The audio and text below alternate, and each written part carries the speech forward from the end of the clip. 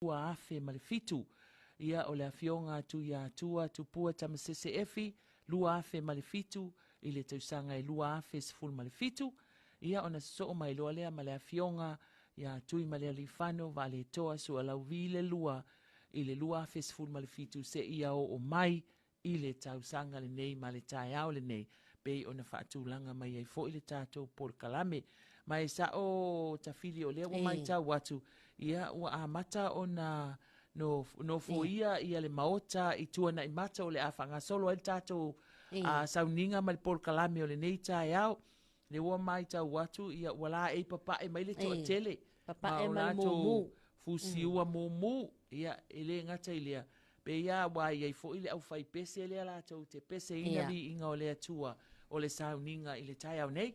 Ia, malo mau i o e sa o le leila wal tūlanga na, ia, ele ngata fo le malo la wala ulia, ia, a ua mai tau ina atu fo i, ia, le se e iai ma le alala mai ai, ia, o sunga i mwhawhianga inga ma la tau faltua, ia, a mai se fo i o lea ua mai tau atu, ia, o to ai tau nuu fo i nisio sui mamalo le pāle mene i te tonu le tātou mota, ia, e pe o na tapu vai tasi ai tātou sauninga le nei tai au, ia, o lo o whaatino ina, ia, e pe o na mai tau atu, i le anga inga i ato le tātou o tunu, o lea fo i lao lo o tiu te ai li i mata mai tai malo le malo, ia, a wale mauti noa e saunga le mu, ia, ina ia uli masao le tātou wha moe moe, ia, e pe o na iai, le tātou wa wha moe moe le nei fo i vaenga o le tai au, ia, a mai sei fo i, ia, ua atofa ina lava i la tau, o le au whai ngā luenga lava, le whailau tusi, le fono au whai tula fono,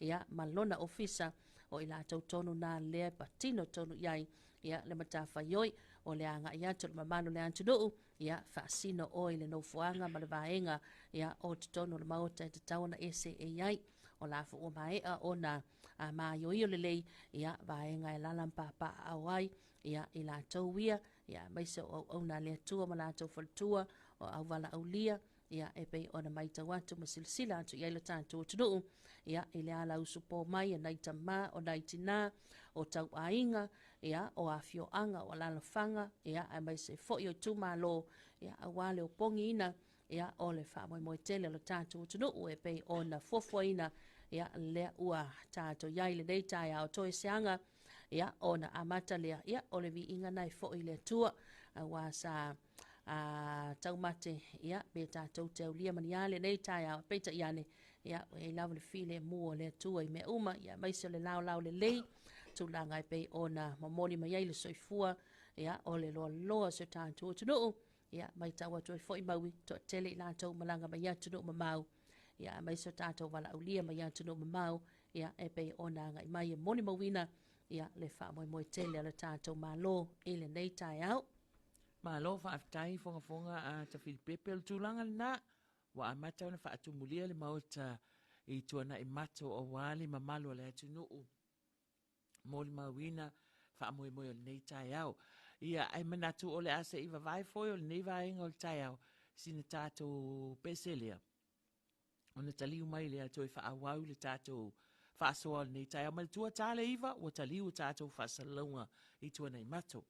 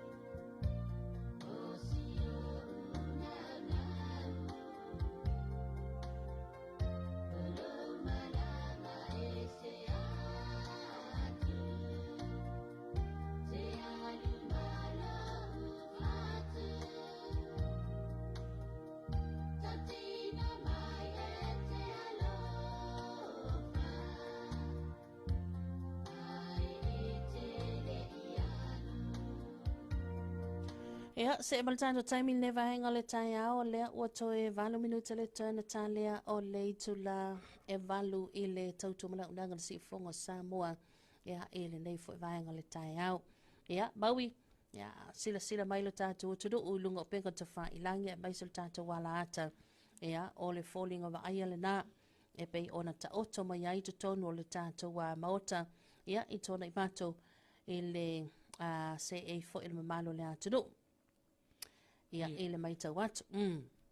Ioi, tūlanga nā le wei nei tai au to tele le mamalo le atu nuu tau nuu i le mauta i tuana i mato ia awa o le awala fo ia leina tuli atu e le mamalo le atu nuu le tai au ina ne ipoloka le awala ia ona tuai e lea ona o alatu a mata le sauninga o le tai au.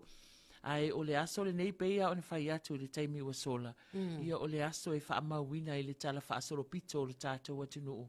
O le aso le nei wha atauto ina ai ia sui mamalu o le pāle mene lona se fulu valu o le tātou malo le pāle mene o Samoa. Le ua mawai atu le paia inga lona se fulu fitu ia ilalo le taita inga le afionga le sao wha pito ia a o le pāle mene la nei lona se fulu valu lea o le a wha atauto ina i le tai au nei ina ua maea le whai ngā filifilinga lo tātou atu nuu sa wha atino ina le aso luas fulu iwa o le masina o au kuso lua fe luas fulu mali lima.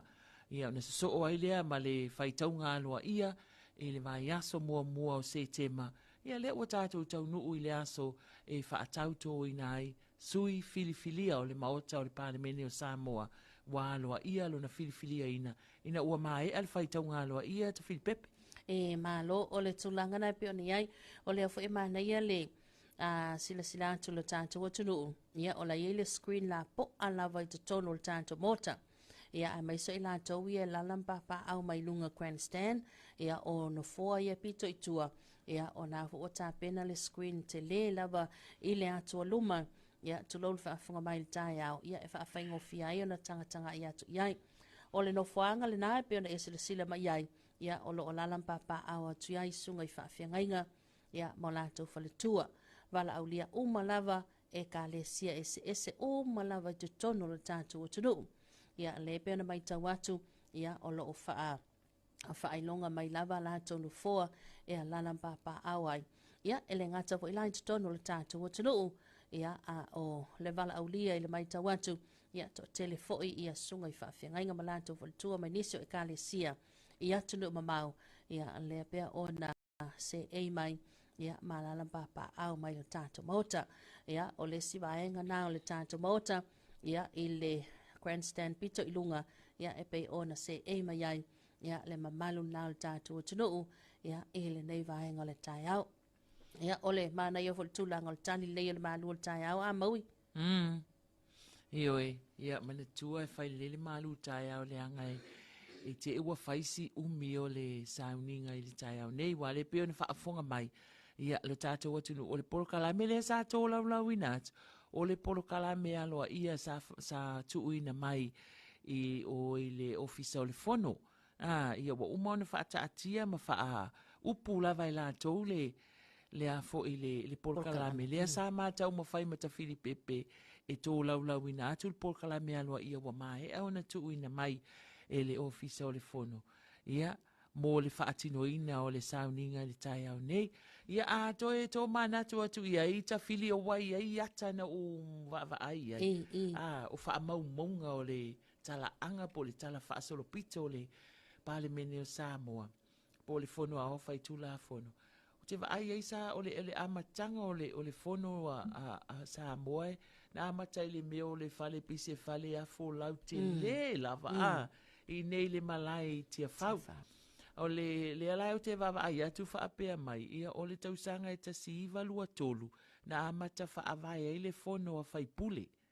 Fono le a whaipule le ana amata whaavai tasi iwa lua tolu, i lalo le toe suinga o le tula fono po le Samoa Amendment Act, tasi iwa lua tolu, le ana whaavai ai loa le fono le a whaipule, i lalo le pūlenga. Le pūlenga le taimi lea o New Zealand. Taimi lea o pūlenga le malo o New Zealand. ia lena amata whaavae mai eile fono a whaipule ia ona saua ia lea se ia o mai lava i le taimi fo i leo te leilua pena e maua mai le taimi a ta Filipepe o le taimi a o pālota na o matai.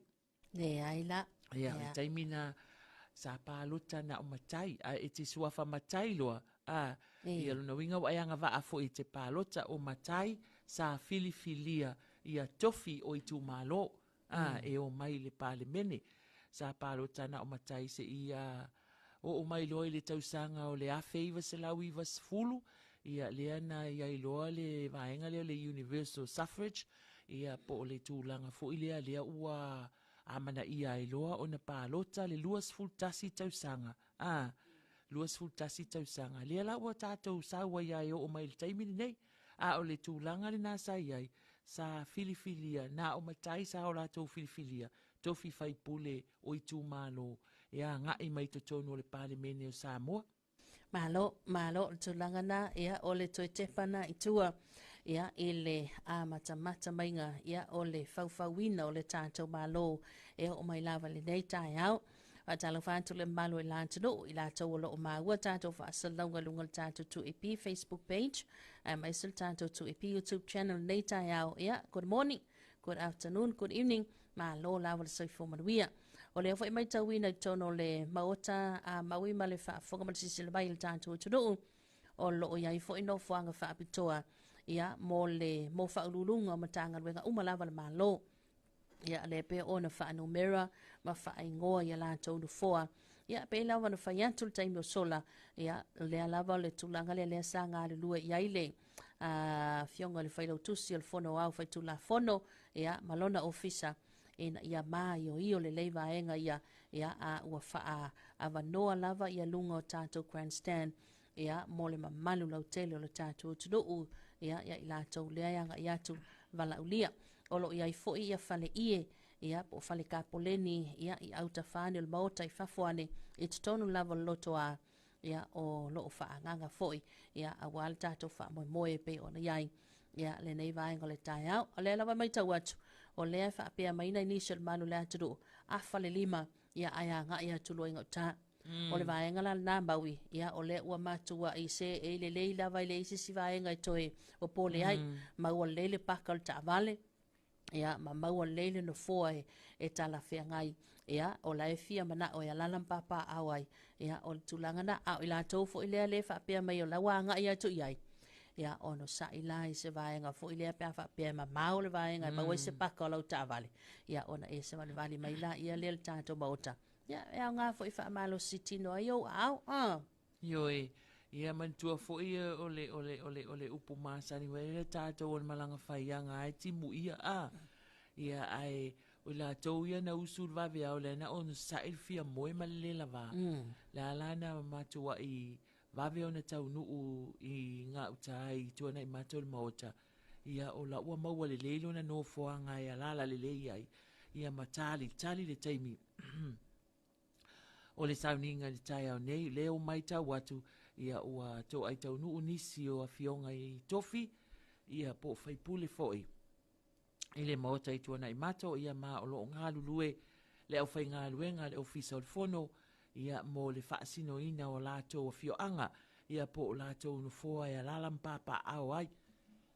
Ia o le sivo i tūlanga maui o fo i le tātou ngā luenga le au whaasal nau le tio TV o nusi pepa ia o lea fo i ua patino tonu fo i ma ua o radio na whaasino tonu iai ia le lātou fo i no fuanga ia e whetau i tonu mai lātou o le vahenga fo i lea o i e tau ona whaatutu ai cameras o le tūlanga na ia o lo anga ia tupea le malu le tātou o tunu ia no fuanga fo ia mai sa suia whaipule ia ua tusi o iai ia a tātou i tū malo tofi o i tū malo ia o lea ua mata fo i ona ngā solo atu ia lātou no fuanga ia e pe ona a tofa ina ia mo le tātou wha moe o lea lava e fōlinga mai ia o lo o to file mu lava mea uma i te tono le tātou mota ia lea i lava ma se mea e so ona ngā se ia ele mai ta watu o le tātou a tuluu ia tulanga e pei ona mole mawina ia e le nei fo'i vaenga o le tai au.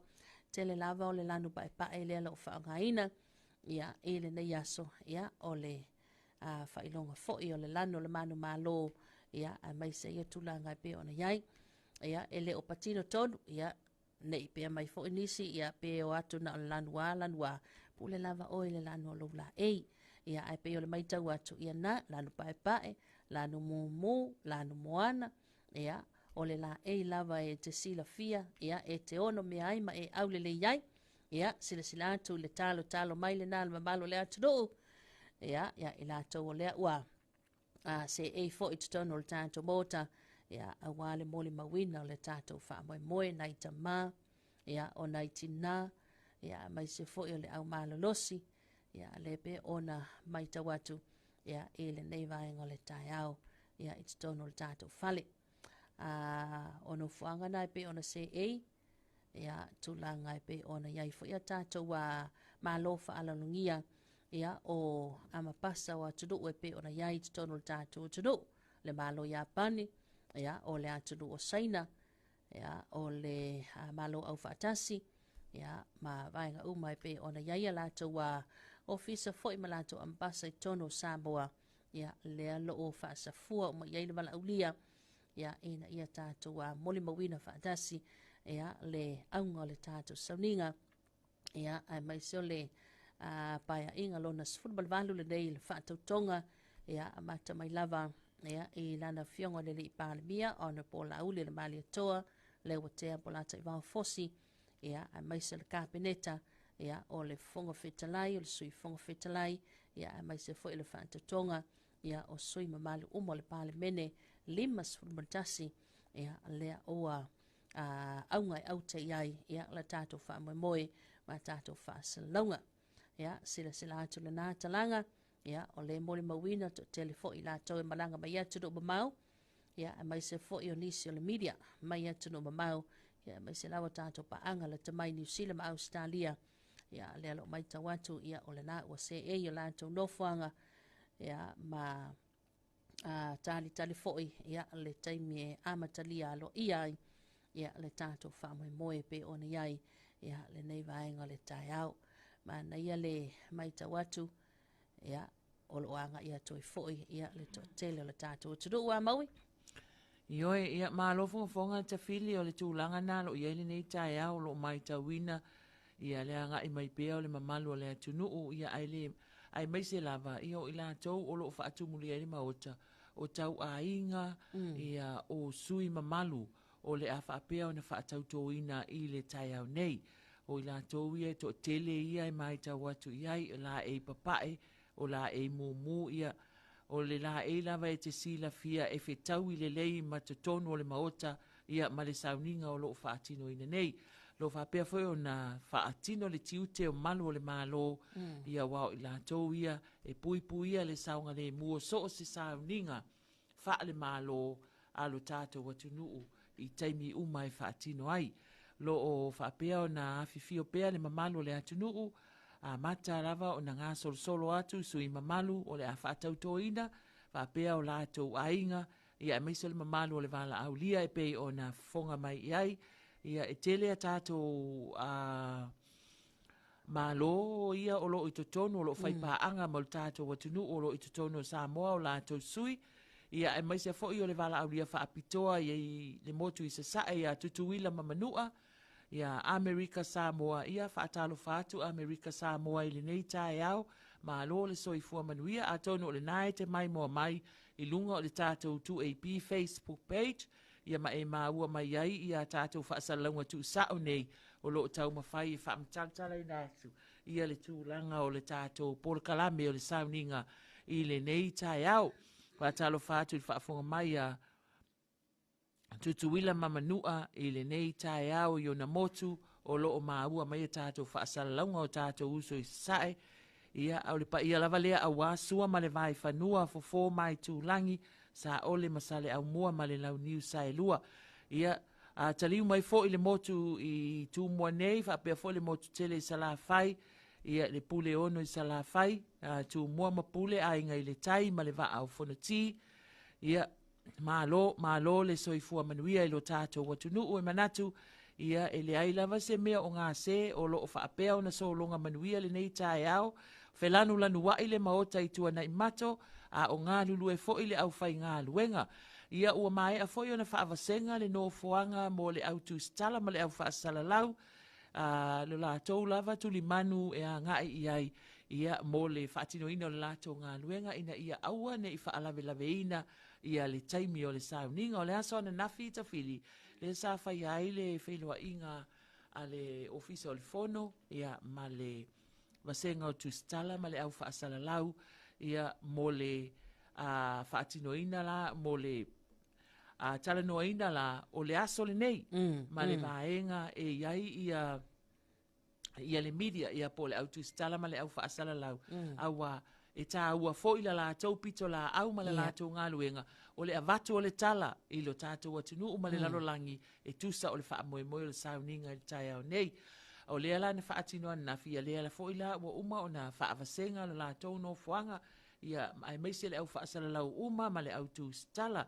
ia whaapea fo ila ma le mamalu o le tātou atunu, ia ua ilonga lava foi ia vaenga o le maota wa uma o na tāpena mo malo whaalalongia ai maise le mamalu o le malo ia malo tātou palemene o le awhaapea o na whaatautoina i le tai au nei le palemene o Samoa lona se fulu ma le valu manatua tā le iwa o na e mai moa ma e whaafonga mai lea ia tātou whaasalaunga tu sao mai tua nei mato. Ia, o le lava ua tātou iai mau i tātou whaasala watu sao e pe ona iai le nei tai au, silsilantul tātou o tunu, ia, o le nā ua se eini se o whaalulunga mtanga luenga titele le tātou malo, ia lātou no fuanga foi e pe ona iai, ia, i le nei vaenga o le tai au, ia, e mai se foi o tulanga e pe ona anga ia tulu tātou o tunu, ia, o le lava i tele nisio o na fualai tu mai lunga grandstand, ia o le ala volo o nafa fo'i ma le au whainga ruenga e tau whaasino atu. A tala watoi fo'i le ofisa le fui mū, ia e la tau fo'i lea lo o mata i tuina, ia lo iai fo'i le la tau a o nanga i ngau tān tātou maota, ia e pe o na iai a tātou whaasalunga. Ia sila atu, ia o le telena o tātou vaenga le media lea lo o se e atu le pito i tua, na i tua te isi mai lava o le no fuanga i pe ona lalampapa au ai sunga i whaafianga inga malato fultua.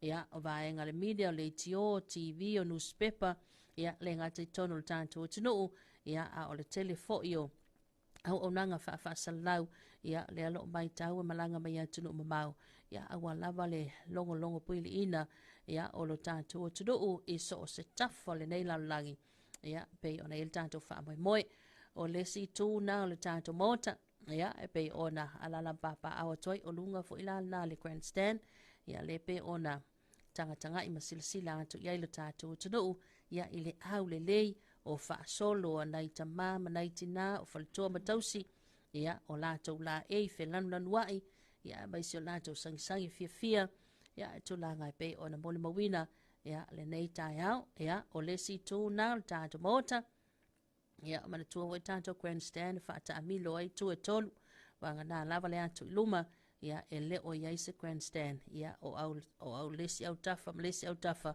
ia ma le vaenga pito i tua le whaapsanga tono tu lava iluma ia e le atu luma o le tātou mota ia nai nisi nao ta mama tutua ia matina fo ia pe ona moni mawatu ia e le latu tala noa fia i le anga le leo le atua le nei tai au ia mai so fia ua maua leile natou nofoanga ia e se e ma lalai ia e tonu o le mota ia mo ia voi natou ia ua e alu nisi tala whaasolopito a maui whaapea to ia nga i mai whaasalaunga le tātou whaatautonga le paia inga lona sifuna manavalu whaapea mui vai ia papala le tu mai lona ata vai ia nala le maua mai lona ata i ole lale sau whai mai nunga vai na usu atu le vavea o ele inua se ti o le te mai tau atu ta fili. Le to a tele o nei tina ma ta mama tutua.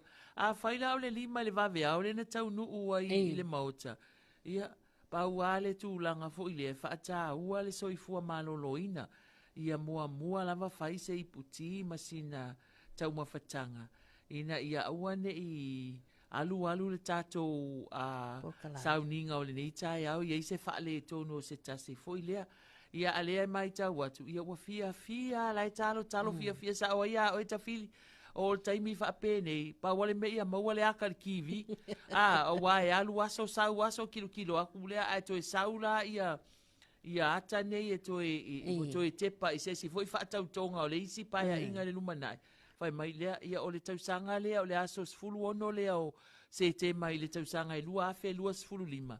Ia lea sa ia o le tepa o stoi tepa na tato watu nuu sa au wai le whaatau to ina o le pale mene lona sfulu ma le valua sa moa.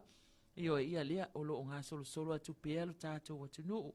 Ia o la ua se eile to atele o sunga i whaafenga inga ma o la to whaletua o lo o whaapea na a wai le sauninga le tai au nei. Ai o le tato watu nuu ia o lo o a ngā ia tupea. Ia matali fo ile to ai tau nuu ia ole o sui mamalu ole a fa ona fa apea ro le ona amatalia le fa moe o le nei tai au o wa ole tau le iva le na fa tu langa mai lava le tato por kalame le ua mai ona tapena ina ia a fifi o ile au wala au lia a taimi le wa yai ole fa to ate ale valu a le o mai tau ina le to tele o le atu nuu ia u fa apea ona se e mai o la to no fuanga ia mo le tali o le taimi o le amtalia ile sauninga. Luas fululima e te eile iva ia ua afifio sui o le fono sui tofia ia ma la fionga le whaamsinsili. Ia afaloa le iva a mata aloa ia le sauninga.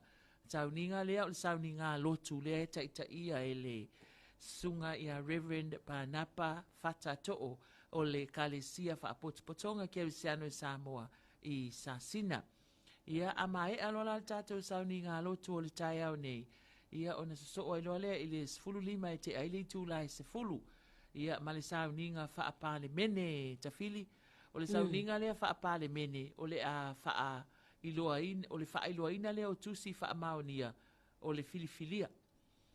O le a whaapela o na ngā wha ma le whailau tusi o le fono au au whaitu la fono. O le saunoanga whaafeiloa i al whailau tusi o le fono au whaitu la fono. Ia ona o le whaamaonia o le fonga whetalai, ma le sui fonga whetalai, ia ma le whaamaonia o le pale mia filifilia o le tātou malo. To e 15 minute le 10 maltasi. Ia o le a whaapea ona tō ai tau nuu ai lana fionga i le au mamalu o le tātou malo, le fionga tui maleli whano, a vale toa suala wile lua. Ia ma tutu la i loa le mamalu o Samoa wa poto i le maota i tuanai mato.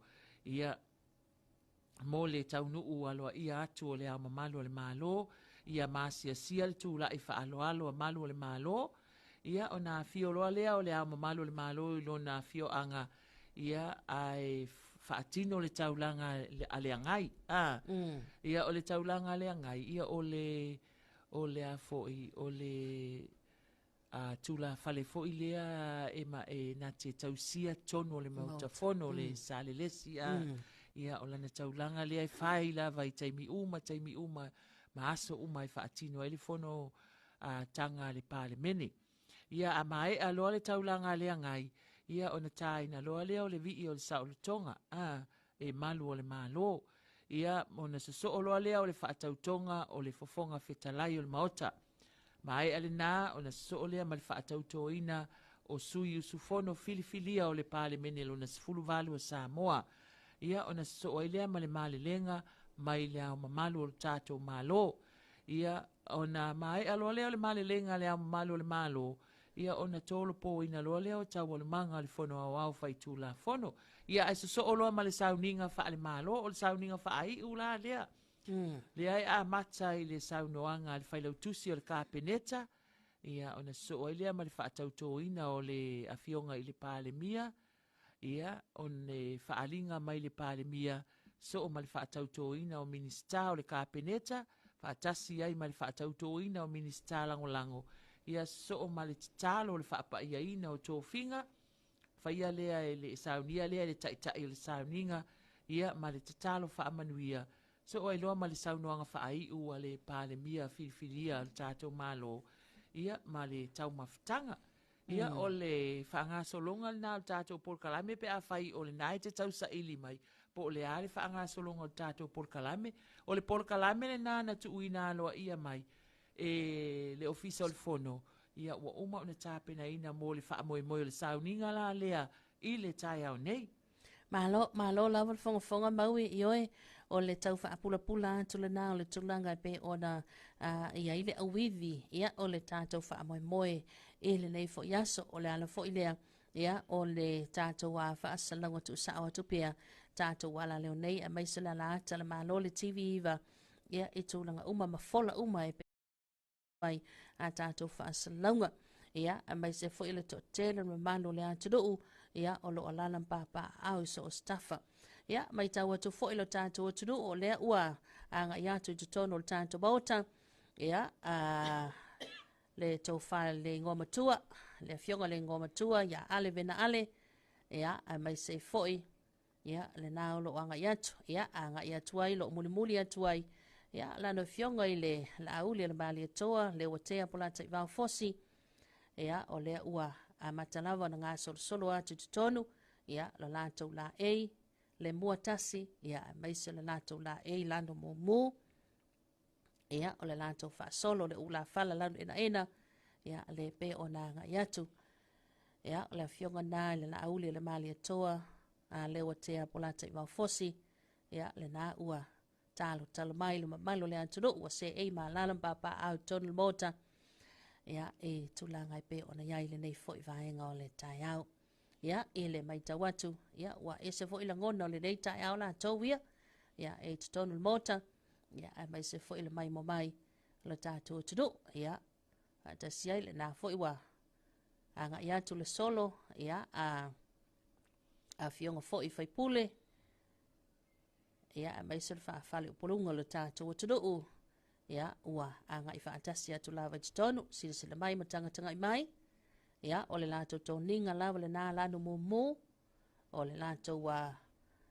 pelau lanu mumu fusiua lanu mumu o le ula fala lanu ena ia i tamali i fo i mafalitua ia i lato fa pena ona aunga iai ia tatu sauninga i le nei tai au tutula i pea ia ali malo le malo le lato wa ngā luenga whaatino foi ia e pe ona iai mauti noa le maluina ia o tūlanga i le se e iai o ta i la tātou o tunu i la tau no tātou filifilia ia i le paia inga lona se fulu ma le walu le nei ia lea ua tātou iai vi iai lava le anga le lei o le atua ia ua tātou wo o ma iai le nei aso ia e pe ona iai le tātou wha moe o le talo mai le nā o lātou au ia i le loa lo tātou o tunu o lo lana papa au tu tono mota ia a mai se fo i talo atu ia i lato uma o le mawhai o na pa au mai ia po o le mau fo i se awa noa ia ngai mai ai tātou malu nei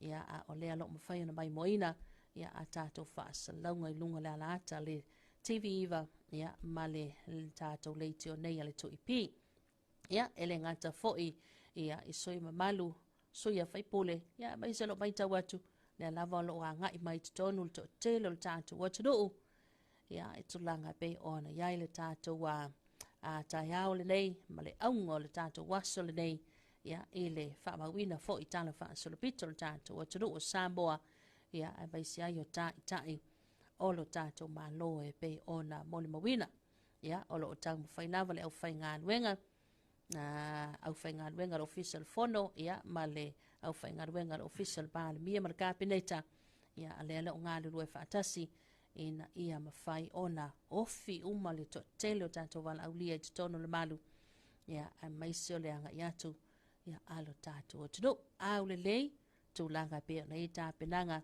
ia a sunga ia li ima tamaita i whaipule ia o tofi o i tu malo sila atu le nā ia i le se e iai ia o tātou taitai ia o ka se au le lei ma le mātang o fie o le sangi fia mai le nei tai au ia a mai se fo i o loo maluina mai tua ma wha malu mai le pito atu i tua ia le no fuanga e pe ona se e iai ia a le i whaipule ma tamaita i whaipule ia i le ma malu fo i la tātou o tunu ia sila mai le tonga le na ia o lo o lautele atu ai le fua ia po le ata le tanga vai le tato malo Samoa ia mai se le faavai le pine le na o lo o pito i luma ia faavai le atua Samoa ia e pe ona mo le mawina o le ata o Yesu ia lalo tu mai le pito i luma ia mai se fo i tanga vai le tato o tunu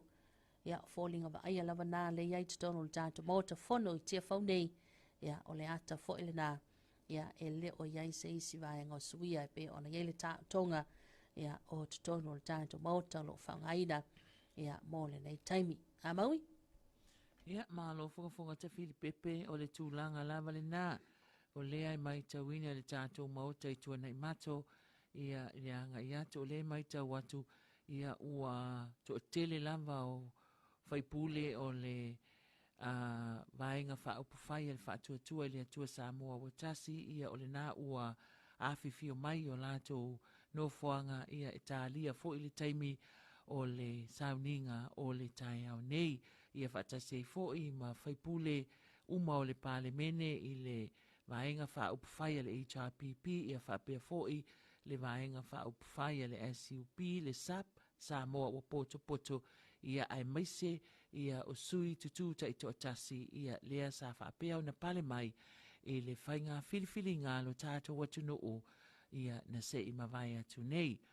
Whaatu mulia lunga i mō meo grandstand ia po lunga o lo o yaino foa ia i le mamalo le atu no o ia a o lo o whapea fo i o na mata alia ia le ofisa o le fono ta Filipepe i le whaasinoina o no foanga o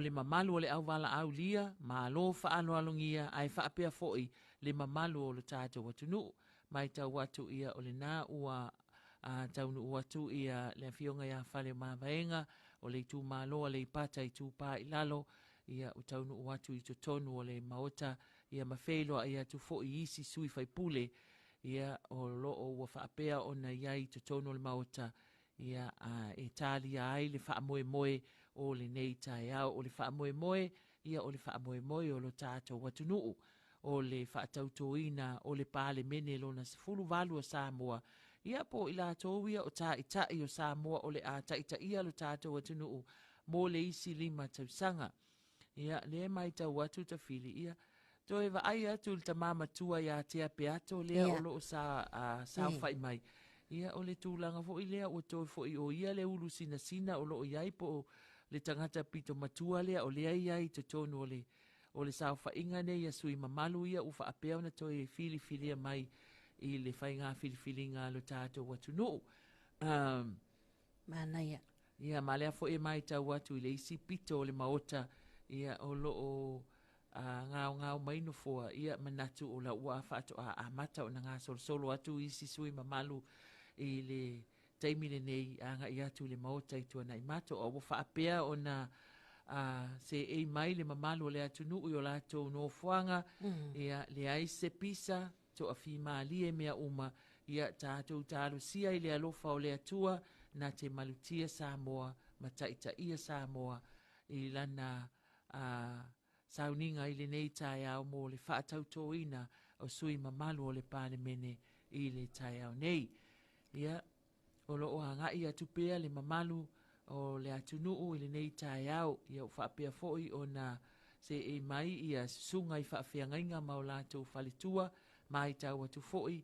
Ia le isi tu o le maota ia o lo o whaapea o na alala ma papa au mai ai ia le mamalu o lo tātou atu nuu. Pei lava o na whai atu le taimi ua sola ia ua uma o na whaavasenga uma ia i tu o le maota ia ngā iai i lātou ia ele ngata o malo whaalolongia o sui mamalu o le pāle mene ia ai whaapea foi ia le autu stala ma le au whaasala lau o lo wai ai lava lo lātou tuli manu ua whaapea o na atofaina ia e no foi ia mō le whaatinoina o le lātou ngā luenga i le tai au nei, awa o tasi fo i lea ngā luenga tā ua o le tātou ngā luenga le au whaasala lau ma le au tūstala.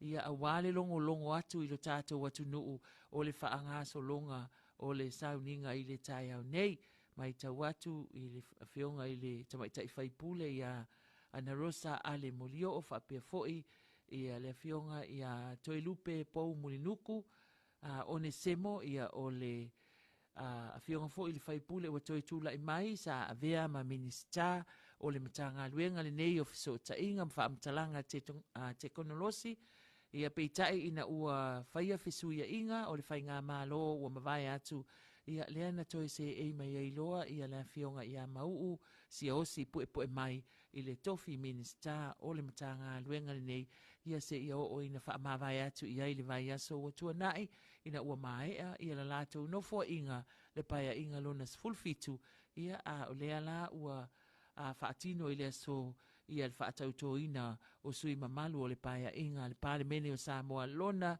se fulu malivalu. Ia i le mai tau mai al tātou wa tunuu, whaafonga mai lunga upenga ta wha ilangi po upenga so ta inga, ia whaapea foi lo tātou wa tunuu i Samoa nei ele o mawhai o na pa au mai le sauninga le nei, ia a o lo tapu i mai i maota malawa, ia whaatalo whaatu ia le si ufafonga o Samoa le 2AP, ia whaapea foi ma le ala ata le TV Iva, i lau mai moa whaafonga i le nei tai au, ia o le a whaapea lava o na tātou whea ngai, ia e longo puia li ilo tau mamalu, a wā ia a porokalame uma o le sauninga o le whaatautonga, sui mamalu o le pāle mene o Samoa i le nei tai au. Mai le maota i tuana i mato e pe o na whaatino i nai. Taimi nei o lo whaanga solo le ngā luenga o le ofisa o le fono au whaitula fono i nei i mulinuu i le malai i tia whau e so o le lei ia male maota fono Samoa i tia whau ia manatu o le tūlanga lea ia pe lava ona sila fia ia e whaata ape lava le pale mene o Samoa ia o se e atu ana fono tanga e whaatino i le maota o le tate na ona taluai o lo whaanga solo le ngā luenga lea i le taimi le nei, ia a mai a fo ia ona whaapea fo i leo na mai a matino mai, ia le tasi na ngā luenga tele a le tātou malo, ia i le ofisa lea o le fono a wau whaitula fono, ia a o lo o lea la ua se e atu wai, ia le whaatino ina o le nei sauninga, i le whalita alo i tuana i mato lea pe o na iai ia le nei tae au, ia a lea mai tauina, ia le tūlanga pe au na whai atu le taimi wa sola,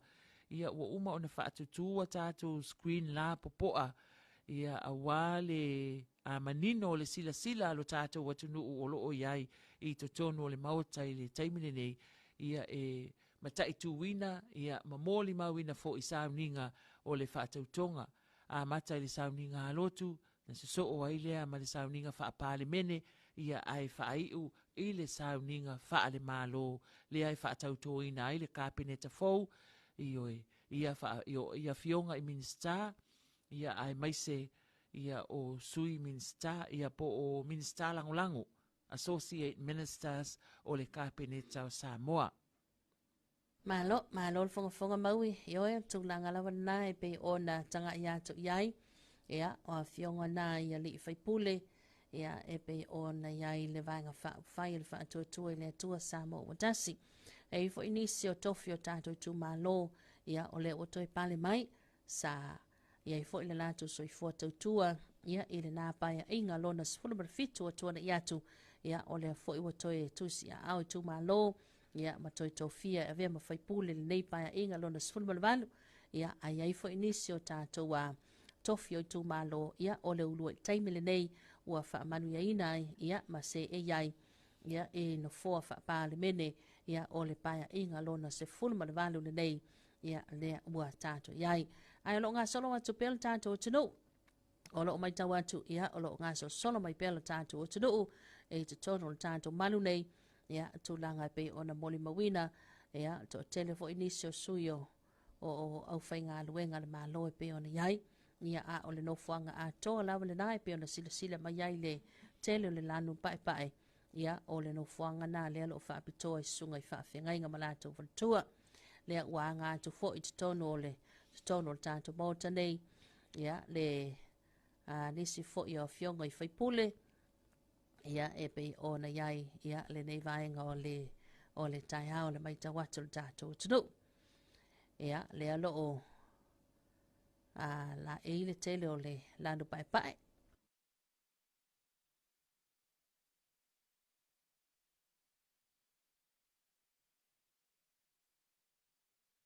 ia lena le ua anga ia tu le afionga na ia vai lua sa mau ia o le ulu i taimi fo ili nei ua se ei mai fo ili ata mali i la tātu utunu ia ele tofi faipule pe o na tusi a au iai ia alo tātou le lātou i tu malo ia ua ese fo ili langona nei tai au ele tilo atu ia ma le mai tau mai i la tātu utunu ma le au mai moa ma le au whaafonga ia i le sangi fia o le totele ia a mai se oli ia faipule ia tulanga e pe ona iai ia o le afionga na ia vai lua ia o lo anga ia tu wheiloa ia tu fo inisi o uso a faipule ma tau sala foi ia e pe ona iai ia e te tono la tātou a maota anga ia tu lona nofuanga e pe ona fasino atu iai ia wheiloa ia tu fo i maltamaitai faipule ia ole i tu malo fa palota fale alupo ia le fionga ia e au tima le avai ia male na fo i talanga o le mota e pe ona se e iai tulanga e pe ona ia le tato fa moe le nei tai au ia o lea lava e ta moe le vai le wati o lea ua toe luas fulu malafitu minuta le toen talo le iwa ia mana tu fo i le o ta mouse taimi o na amatalo ia lea o tato sauninga ia e pe ona ia le tātou sauninga lotu ia le tātou polkalame pe ona tolo no wina ia i le nei fo i vaenga o le tai au ia o no fua uli na sila atu ia i le pito maitua ia o ina le faa nganga ia le vaenga faa sanlau o TV o newspaper na fo sila atu toso le le tātou maya to load faa whangabai ia o le nganga ia awa ni sopo atu i luma atu ia o tātou maya na lo faa tutu mai e ngata ina ia le pito la au fo i o tātou faa sanlaunga lona winga le ise camera mawhai o na o atu i lunga le kapeta mu ma tua mai anu foa e pei o na lalampapa awa i suia whaipule ia o le fo i wa ia o le tau mawhainga le nā le official fono la tau ngā luenga wavalua ma le official fo i o le pāle mia ma le kapeneta ia ina ia mai o i o le lei ia o anga i lawa le tangata ia i le vaenga e pei o na whaasino iai ia lona no fuanga ia mai se fo i o whaanu mera le lei ia matusi le lei le pepa asha le lei ia tūlanga i no fuanga ia o le anganga na whaamalo fo i le fionga le whailau tusi le fono wau whaitula fono ia malata ofisa ia mai se fo i la fionga i le whailau tusi le kapeneta ia le fionga ianga fili malata fo i pito la au ia le tūlanga i pe ona tapena ina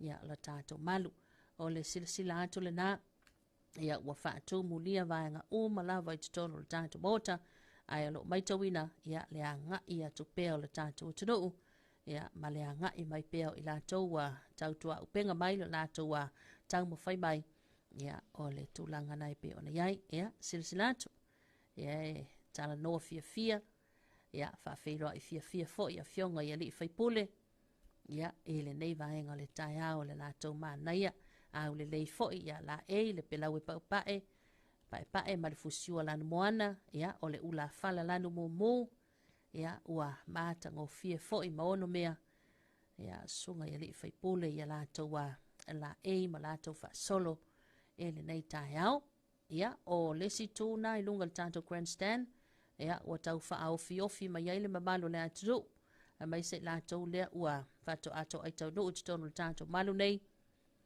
ia o lesi ia pau lava le mea ia maua lava se vaenga pe sau whae luna le fastepu ia ai mea sidia ia maua se vaenga o le fale ia e maua isona no fuanga o le maita wantu tono le tātou maota nei ia e toa tele le au wala ulia ia o nai ta mama nai tina mātutua e le o iai se vasenga fo i leo tupulanga e le o iai fo i ni whanau ia e tonu e na o le au mātutua lava ia mai se tulanga tofi ia sunga i whawhiangai ngā malato whatua whaululunga ma tā ngā luenga taitasi ma ofisa le ma lo whala potonga tuba oti ia e pei ona moli mawatu ia i le nei fo i vaenga le tai au ia a olo wanga i mai pea o lo wanga i mai pea lo tātou o tiro o tātou malu nei ia manatua ia o lātou ia lātou tusi valaulia ia lea loo ia lātou no fuanga i tutono o le tātou bota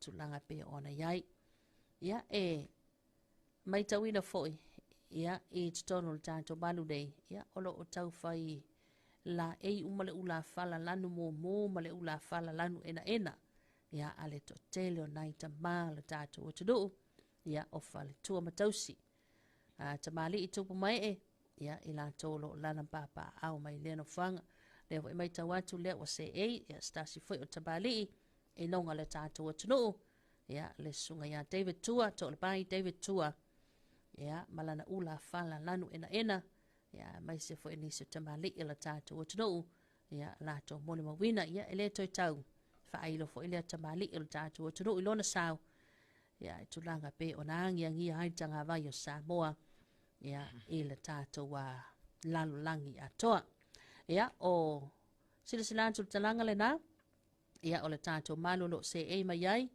ia nesi fo'i o tamali'i o le tātou atunuu sa ia i le tātou fa'alaga maia ia lea na pe na se'i mavai atu nei ia o i lava fo'i ua lē manuia taumafaiga ia ae o loo aga'i atu lava e opogi le tātou fa'amoemoe ia o le afioga i le li'i faipule ia tai o li'i seu fiti ai masu ia e pei ona se'ei fo'i lona nofuaga ia i lenei vaega le taeao ia i lona la'ei lanu pa'epa'e ma lana ula fala lanu mumu manaia ia ua aulelei ai ma ono mea ai ia le tātou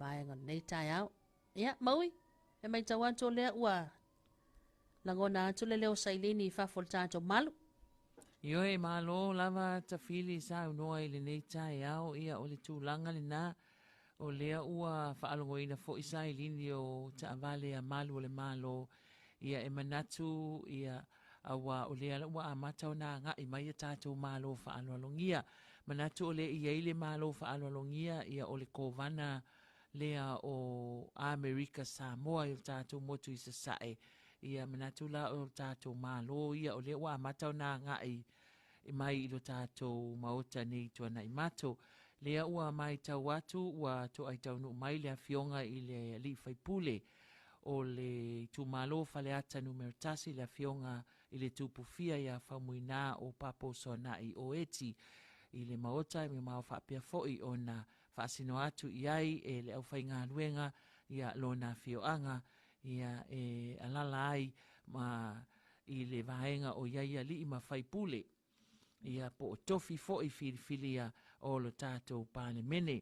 Lea fo e mai tau watu i le tū lea le tūa ngai ia po le vaenga wha upu whai e pui pui ia te tau tangata ia was to ai tau nuu nisi o tofi filia ia pe o le fionga ia va e lua centenary sa mau o le tū malo wha asale le anga numero lua ia wha pia foi ia le fionga ia le fue perenise le levanga o le tū malo sa nganga numero 4 ia ai maise ia o le fionga ia tai o li seu fiti ai masu o le tū malo vai maunga numero 3 ia o tū malo umaia ia whaatasi ai la ma le fionga i le tupufia le fionga ia whamuina o papo ia lea ua to ai taunu watu tono le maota ia ma ua fio mai foi i lona a fioanga tari ai le taimi e amatali ai le sauninga o le ua to e luas fulu minute o na tale o le tu laiva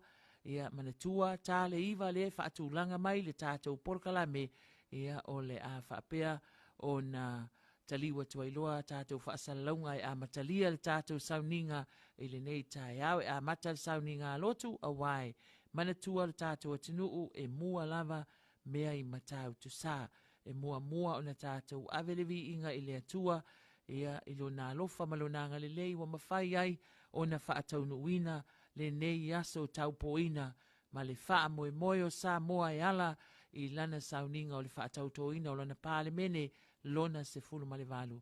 Ia e manatu e mai tau watu ia o le to tele lava o faipule ia o le tu o le vaenga whaupwhai e le whaatuatua i le atua sa moa watasi ua tau nuu i le maota peitai ia o lea lava o lo o tali nisi o faipule ia po tofi filifilia fo i mo le taunu atu. Lea fo i ua mata o na kilingi mai sailingi a malu o le malo anga i atu o tātou malo faalo alongia i lo tātou maota i tua na i mato. Ia ua faisi na faatumulia o to tele lava le mamalu o le atunu pe lava o na faafonga mai tau mawhai lava e tau faamtaltala i nātu ia le tūlanga o iele maota nei i tua na i mato ia o lea e ta ua e nisi ia na taunu uatu i le vave awa na le la ia ona o le sa ilia lava o se no fuanga mautu le lei ia e alala le lei ai ia ma moli mawina ma mai moa ma sila sila i le whaanga solonga o le sauninga o le whaatautonga i le tai au nei. Ia mai manu fo i le nei whale tele tafili ia ua mawhai ai o na to tele wa le whaapea e lua afe le au whai o tangata e mawhai o na ofi to tonu o le whale taalo nei ia po o lea wa avea nei mamaota e whai ai le sauninga o le whaatautonga i le tai au nei. E sa le lava o le to tele na o le au whai e mawhai ona se e malalampa pa au tonu le tanto malu nei ia e pei ona mai tau mai ailo tanto o tunu.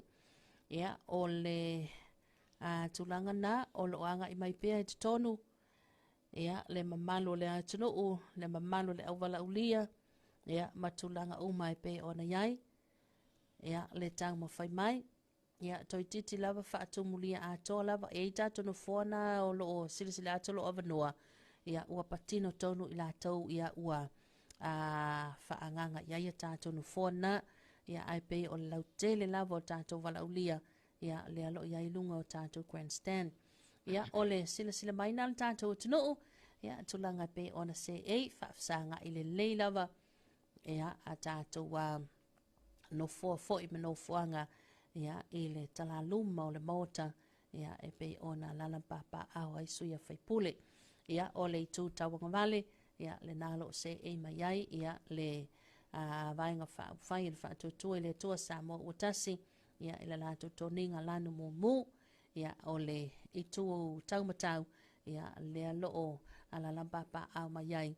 Ia le vaenga whai le tuangai.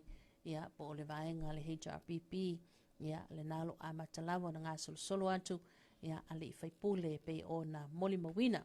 Ia o le nofua ia e u mai pātua tu lolu whaafunga mai. Ia le alo se e atu ai ia sui tuto tasi. Ia pe o le awhionga ia whaalongo ka piliele whaalongo le lua. Ia o le itu malo whaapalota si umu. Ia o le ulua i taimi fo ili nei. Ia whaapena o na se e mai ai le fionga ia ka peli whaalongo ka peli. Ia e le tofi o le itu malo. Ia ua anga ia tu fo i tonu. Ia le stasi fo i whaipule. Ia le a fionga ia tu ia leota. Le toa. Le fionga ia le toa tu ia. Ia ma ia le na ua whino ia tu fo i. Ia e nisi o suia whaipule e tonu le malu. Ia ma se e fo i no whanga i piona iai.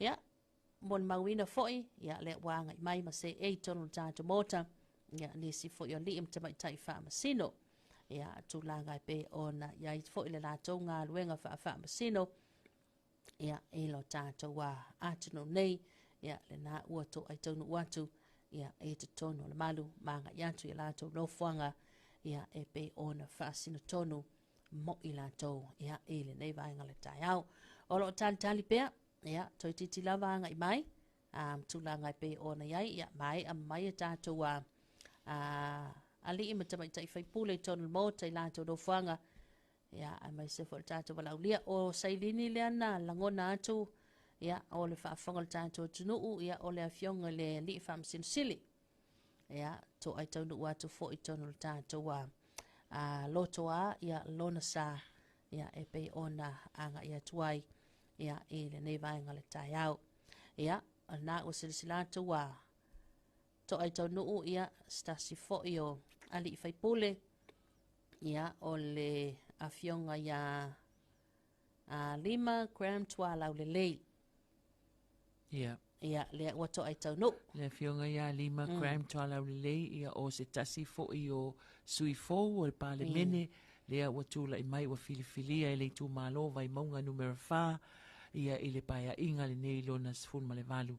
Leo mai tau watu ta fili o lea ua tau no watu i tono le maota ma feilo ai atu foi i isi o na uso a faipule ia o le a whaapea o na whaatau ina i le tai au nei. Lea ua mai tau watu ia ua whaifo isi to tele o nisi o le itu lea a le vaenga whaupwhaia le puipuia ia tau tangata le HRPP ua to ai tau nuu le maota e pe o le fionga ia tu ia le fionga tama al fale tu ia pua le toa o le itu malo sa fata numera lua. Lea ua tula i mai ai i na ua filifilia fo'i le whainga filifilinga le tātou atu nuu mai tau atu fo'i ia ua tau nuu le fionga ia le ati nuu Wayne so ialo ia o le sui o le sui faipule o le itu malo fale ata numera lua ia ma o le fionga fo ia le ati nuu pe on sila fia ia ele i whaia sana palota ele whainga palota tele le atu nuu o na o ia lea ua na o le toatasi o ia na mawhai o na sao mai ina ua whaapea o na le manuia nisi o uso po nisi o sui ia mai le whaai unga fo ia le whaamisinonga ia ua tau nuu fo ia le sui whaipule ia namla ulu Sami Leota ia o le itu malo o whaasale le anga numera tolu ia mo whelo ai atu foi i isi o na uso a whaipule. Ia whaapea lava o na anga i mai ia le mamalu o malo whaalo alongia ia po sui filifilia o le maota o le a whaapea o na whaatauto. Ina lewa mai tau watu wa anga i mai le taitai o le itu ngai ia po o le sui whaipule foi o le itu malo o le pā. Ia le afionga ia tuila epa lupe soli ai ne yoti Dr. Sailele Malia le ngaoi lea wanga i mai totonu o le maota ia awa le talia o le taimi o le whaatautonga o sui mamalu o le palemene. Uwheloa i atu i le fionga ia i le sui whaipule fo o se tasi o sui fou o le sui tuto o tasi ia kape whaalongo kape liele a whaalongo ia o ia lea ua tūla i mai le tu malo si umu ia lea ua suia ai ia lea fionga ia tu u leota ia lea sa tūla i mai le tofi o le tu malo si umu. Taunu mai ia le fionga i le taitai o le vaenga whaupwhai a le HRPP ia po le vaenga whaupwhai puipuia ia tau tangata ia po le tua ngai foi le fionga ia tuila epa sa ilele malia le ngaoi lea ua afio atu ilo na no fuanga ia a whapea foi o na ngā lulu e pea ia le ofisa o le fono ia mo le whaasino sinoina ia no fuanga o sui mamalu o le palemene ia po o sui filifilia lea wanga i mai mo le whaatautonga i le tai au nei. Ia, malo maui so atu ai ma le fionga i le sui taitai o le vanga whaia le HRPP le fionga ia whanatoi la uofo pia ia i le wheloa ia toi foi ia i nisi foi o sui a whaipule ia ua to ai tonu ua tutono le mota ia e le nei vaenga le tai au ia e pei o le i tū lea tau matau ia sila mali mota ia e tongi papae ia mala latou whaasolo lanu mumu ula whala lanu mumu ia e pei ona mai tau atu ia toi titi lava mai ona anga i mai le to tele o ali mentamenta i whaipule le i to ai tonu mai ia o lea lava ngā solo mai ia e tutono le tātou malu nei le nei tai au ia o se aso ia o te loa le ase se le fiangi wali le nei aso ia mai se vo i la tolu to tele le anga i mai ia ma le mai moa mai ia o le langona na e pe ona iai ia le nei fo i vaenga le tai au ia e mai se ai ia o tulanga i pe ona iai ia tātou wa whaamoe moe ia e le nei fo i vaenga le tai au ioe ia o le aso e tasi o mai tātou lo tātou utunuu e pe ona tātou pongi ai ia sa whawau whaupo ma tātou la lafo i le atua lo naanga le lei ia sa tātou whainongo fisili pe tātou te aulia mania ia ai peila wana e tau mawhai atu tātou whaasalunga ia e moli o atu tono lo whalawhainga luenga to tono lo maota ma lau lawa ia to tono lo sa lunga le sami ia po o lunga fo ile ala tele ia po o uta fo ile maumanga vaiane le tai au po o to tono fale le langa ia o teilo fo i la tau lo whenga mga luenga ia paulawa leo le vaenga leo lo iai o lo o anga i o malawa ia tātou whaasalunga ia ina ia mawhai o na sila fia ai tulanga uma pe ona i tau le manga le nei fo i tai au ia o lo o whaavanoa lava ia no fuafoi ia o whaululunga na matanga luenga le malo pe ona sila atu iai ia fionga ia le aso Ronnie ai lupotea ia ole sui office sili ia ale matanga luenga o sota inga whaamtalanga mteko na losi ia se e fo il no fuanga pe ona whaavanoina ia mo whaululunga matanga luenga ia ma ofisa te tele la tātou malo. O lo oanga i mai pēl tātou tunu. Ia, o lea fo ia mai tawatu lea ua. Anga mai tonu la tātou malu nei. Ia, lea fionga le presidente le ekale sia wao me tutisi. Ia, e tonu Samoa. Ia, male faletua. Ia, ua anga ia tu fo ile no fuanga i pei ona whaasino. Ia, e alala papa au iai. Tele wala aulia ia o pa ia le ainga salevi ia o sunga i whaululunga o ekalesia SS ia e tonu le tātou tunu pe ona iai le ekalesia e whakasa ekalesia whaapotoputonga Kirisiano Samoa ia o le ekalesia Metodisi o le ekalesia Assemblies of God ia o le ekalesia Peace Chapel ia o le ekalesia Worship Center ia o le ekalesia le Asofitu o le ekalesia Moli Mau Iova, ia o le ekalesia Portesano, o le ekalesia o le Mamona, ia po o le ekalesia Yesu Karisto la upa ioaso e ngatai, ia o niso ekalesia e pe o na ia i foi, ia e te tono le tātou tunu u lea lo wala ulia umalawa lo ekalesia Nazareta, ia a mai se foi le ekalesia Anglikana, ia ma malu ma le paia ia o le paia la inga salevi so se fata faita ulanga fia ma so stovine fia ia le lo mai tawatu ia o wala au lia na lea ia i tono le tātou wa maota nei ia ai mai se foi ia o ekalesia mai atunu mamau pe ona ia i foi malanga mai ia le sunga le apostolo ma le fatua le ekalesia Hosana ile la langi atoa ia le alo mai tawatu lo se e le no fanga le pa ia le ainga salevi ia e le nei tai au ia e mai tawatu fo ia i fo i la tau ia fa pena ona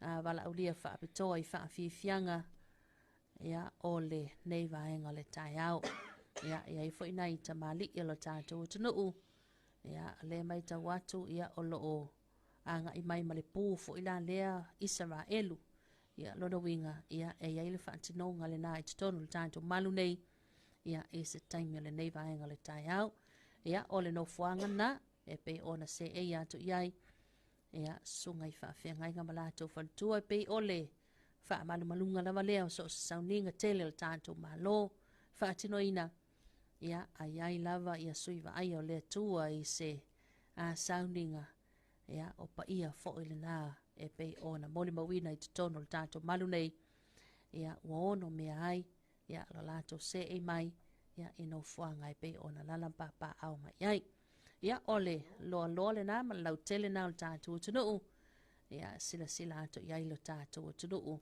i le nei vaenga le tai au o ka se au le lei maui Ioi, mānei a le whelanu lanu ai, fi le mu, ai maisi o le mānei au te unga o le maota, ia sa whenga iei ma le ofisa o le fono, a wāne wha amoe moe o le nei tae au, ia manatua, limas fulu tasi i tū mālo, lea o le a wha atau tōina o lātou suifai pule i le tae au nei.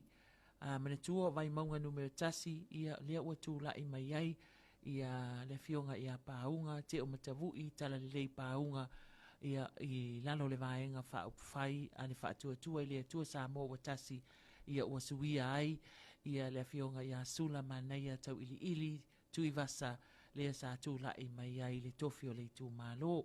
Mai maunga numera lua, ia o le alava o lo tūmau, toi filifili ai le afionga ia le na tai, vita whaafo'i tā māpua, i lalo le whaamalu o le HRPP. O mai maunga numera tolu, ia o tai o li iseu, fiti ai maasu o le HRPP, ia lea ua tula'i mai le tofi o le tūmālo, lea ta fili, ia o se tasi fo i sui fōwol maota. Numera fa, vai maunga numera fa, ia o 5 gram tualau lelei, ia o vai maunga numera o faleata numera tasi le afionga le tupu fia, fau muina o papo soa nai o eti, ia o faleata lua le afionga le atinuu, Wayne so ialo, ia o ia o suina o i tūmālo na vai maunga mawhaleata e pei o na sila mai ilo tātou atunuu. Ia o isi sui whaipule, ia o whaleata numera tolu, ia lea fo'i wa toi tūla i mai ai lea fionga ia lea lele pule, Rimoni Ayafi, ia whaleata numera whao, lea fionga ia ale vena ale, sa nganga numera tasi, ia o lea fionga ia loau sola male malo, kene tisio pea, o lesi whaipule lea, o lesi tofi lea, leo tele i mai tau watu ele i tau no mai a tawhili. O le fionga i a loau. O le tofi whaipule sanganga momua. Ia na. Sanganga lua la, ia leo tūla i mai ai, ia le fionga i a Fata Ryan Schuster. O sanganga numera tolu, ia o le fionga i a Sala Paulo Tuala Peto. Ia o sanganga numera fa, o le fionga i a le fue Pelenise le levanga. Ia lea o loo tūla e mai ai le tofi o le tūmālo lea. Ia o sanga o a ana lofi numero tasi, ia ua filifilia mai ai fesolai a pulu a tusi upu tuinga mala. A ana lofi numero lua ia o ai ono Alec Ekeroma. A ana lofi numero tolu ia o ngasiata tanuvasa Valelio tanuvasa Peto. Ia o ana numera fa o a whamasanga leone i o le tasi leo ta maitai lea fo'i e fau mai le tofi. A whamasanga leone mati va ili masame. Ia o a inga i le tai toi tūla i mai ei fo'i a wapa au mulipola alo i tafua mulipola. Ia o whale la tai masama tau leo ua toi filifilia i ai ia lea fionga ia tolonga tā tile i le tofi o le tūmālo lea. Ia peia lea te mai tau atu tasifo i lea whaipule lea ele i tō ai tau nuu i le maota i tō nai mato. Masalo ele o toi mamau se taimi a wā o loo fua lava i lunga ia o le taimi whaatūlanga ina o le tātou Paul Kalame ta fili. O le whanga mwhale ase e la o toi filifilia mai ai Masina Lupe le atua vau makesi Masina Lupe ia o sa whatatasi le o tūla i mai fo i le tasi ta mai tai ia o le afionga lea ia fui maono ia seve te i fui maono ia o sa fata numera lua lea ua tūla i mai ai le afionga i le tama alfale ia tu ia pua fuatongi le toa o le isi tu malo ia o le su o si umu la si umu leo tūla i mai ai le afionga ia whaalongo asuao kapeliele whaalongo ia ma o le fionga ia asuao o ia whaalongo ia e fau i le tūla i mai le tofi mana tua i le whainga pālota la i titi a le tū malo si umu le fo i sa tau vai ia le fionga ia whaalongo peitai e le imanuia ia lea la umanuia mai le whainga whiliwhilinga tele ne ia le atunu ia ma le tū malo whale alilitasi lea uto e tūla i mai ai le fionga ia toi lupe maui au tele paumulinuku o ne semo ia ma le fale a lili numera lua ia o le fionga ia fui maono maiava tito a safo o le tumalo o loto fanga ia o toi filifilia mai fo i le fionga le sa apito ia fia me na o mi mata afa o le tumalo le pa ia o le fionga ia tula epa lupe soli aisa ilele malia le ngaoi ia o le taitai o le vaenga wha upwhai le HRPP. A le pata i tūpā i lunga o filifili ai taufua Edmund taufua o a le pata i tu pa ilalo o toi filifilia iai fale o mavaenga titi mai a tafua o le vaa o fono ti ia le afo o toi filifilia mai iai mau ati fale si a osi poe mai o ano a maa numero tasi mo e faa wo Julius a kui tafunai ia le o toi filifilia mai ia ano a maa numero tasi. O ina lea sa se e mai ai le fionga i lele sa. Ala ia sa se pulona ia o le tofi o ano a maa numero lua le uto e filifilia iai ia la fionga suita itai o le HRPP ia la wofo fono toe nua fesili pia la wofo fa asale le anga numero tasi u filifilia iai le atinganga matafai la wina i inga ia o fa asale le anga numero lua o le fionga ia va ai lua centenary sa mau ia ma o fa asale le anga tasi ma fa asale le anga lua tafili ia e fou ma foi sui ia lo tu la i mai ai le na filifilia mai tato fai nga filifilinga o le fionga ia na mula ulu pali i le ota sami le ota fa asale le anga numero tolu ia le o filifilia mai ai wa toi filifilia mai ai wa sa filifilia mai i le isi paia inga ia le o toi tu la i mai o fa asale le anga numero fa ia wa toi tu la i mai ele tamama tua ia le fionga ia tea to o ala peato ia fa asale le anga numero 5 ia ua fa pe fo na tu la i mai ai vui inga sione inga o le tasi fo ile o sui fo ia o le paia inga le nei o le afa tauto ina i le tai au le nei ia ma o atato sui filifilia na o i tu malo e limas fultasi ia o le afa apea o na fa tauto ina i le tai au nei a tafili ia o le tulanga na e pe ona ia e tato fa salonga ia na sina vaenga lava lea i le maluman pa ia o tato wa paanga whafonga ma tato paanga mai moa ia o le te talo atu ma le anganga whaaloalo mai le pulenga le tato wala leo nei ia le tu epi ma le alata le malo TV iwa ia o tato whasalonga ia tautuana le ngangana whaangaina ia tato wa comments ia i lunga fo i le tato wa page tato 2AP Facebook page ma le tato 2AP YouTube channel ia i le nei vaenga le taia o le aso le nei ia i le toi mo mia hai tulanga e pe ona iai ia mana mia lawa le tato wa ia whaatasi iai ma tato pante patia ia ma tato tap wa ia ina ia uli ma sao le tato wha moe moe ia o le talo atu le nā le tato wa pulenga ia e pe ona iai a tato wha salanga tu sao ia i le nei vaenga le tai au ia ai whaaftai tele loto wa moli mawina ia o tātou whaasalanga o nanga tanga mawhai ia le tātou wala ata le malol TV iwa ia ma le tātou tu epi ia o fōlinga fia na le malo le atadoo ia ma na ia le sila atu ia maua mai latou ata ilunga le screen ia fionga na ia toi lupe ia o le suia whaipule le tu malo whapalota whalealili numero mua ia e pei ona mai moa tu ia le tātou atadoo ia a mai se fo'i o le fionga le na ia Sami Leota ia namla ulu Sami Leota ia male fionga ia ngalu male mana tile ia e pe ona moli mawatu ia le na o nisi fo'i le na o malu le atudo i lesi vaenga o tātou grandstand ia mai tawatu faisito o tele fo'i le mamalu le atudo ule a ngai mai ia mai atudo mao le alo ia itono tātou wha moe ia ua malanga mau mai e moli mawina o le fionga na tofia a le tu malo fa palota fa palauli numero lua ia le fionga ia fiu fa altane poni fa siovasa ia stasi fo o sui tuto tasi ia i lalo le fa malua le ala e pe e lalo le fa malua le fa tutu le tua sa mo tasi mana tua fo e ta fili o fiu poni fa siovasa ia o le tasi lea sui fou lea ua sui ai lea fionga ia leota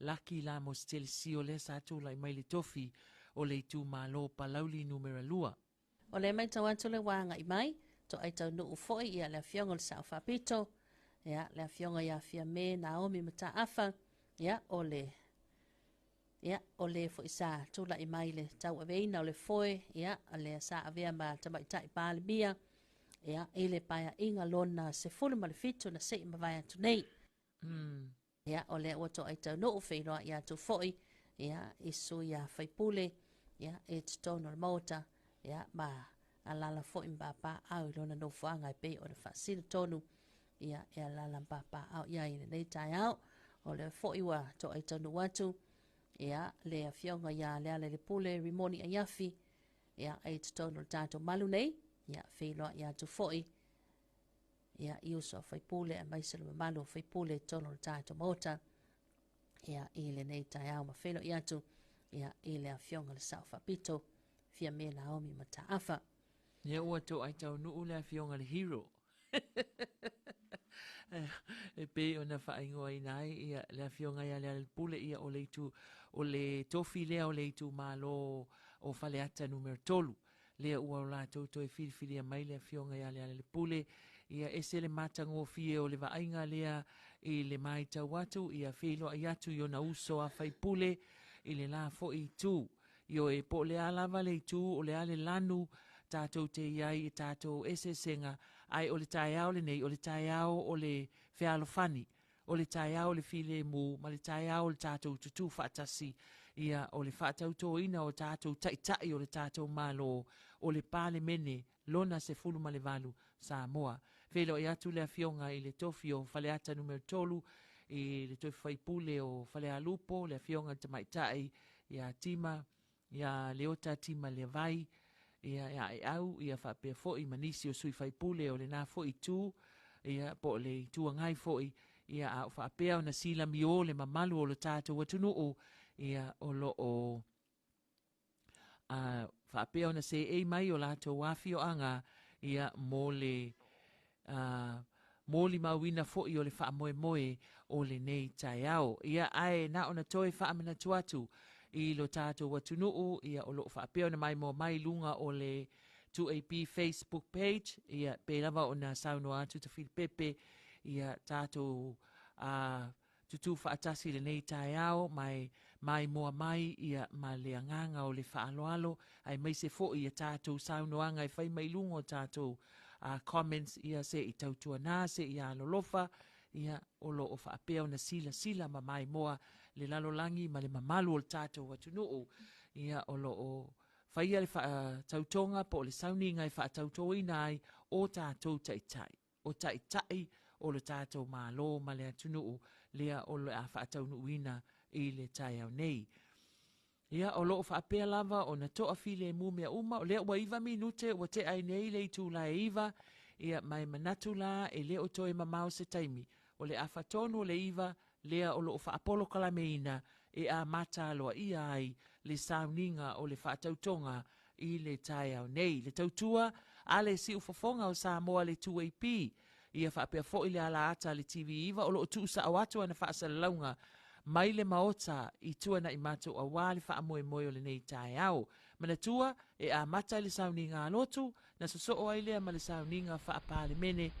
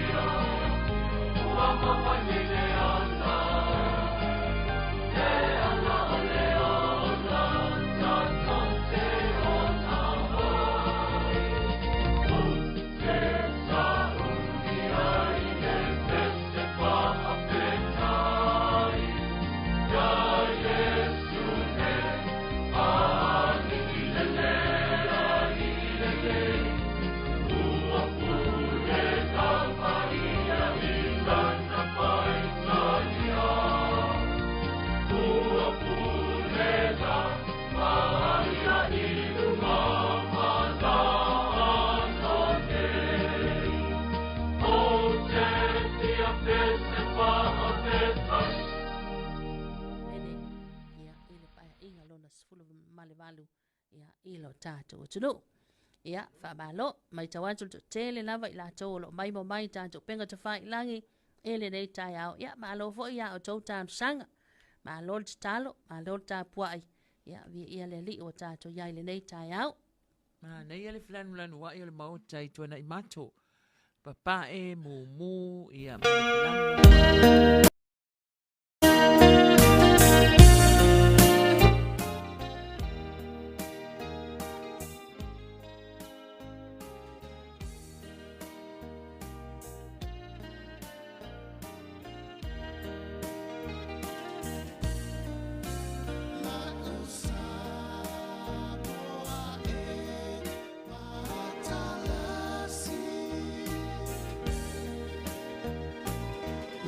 See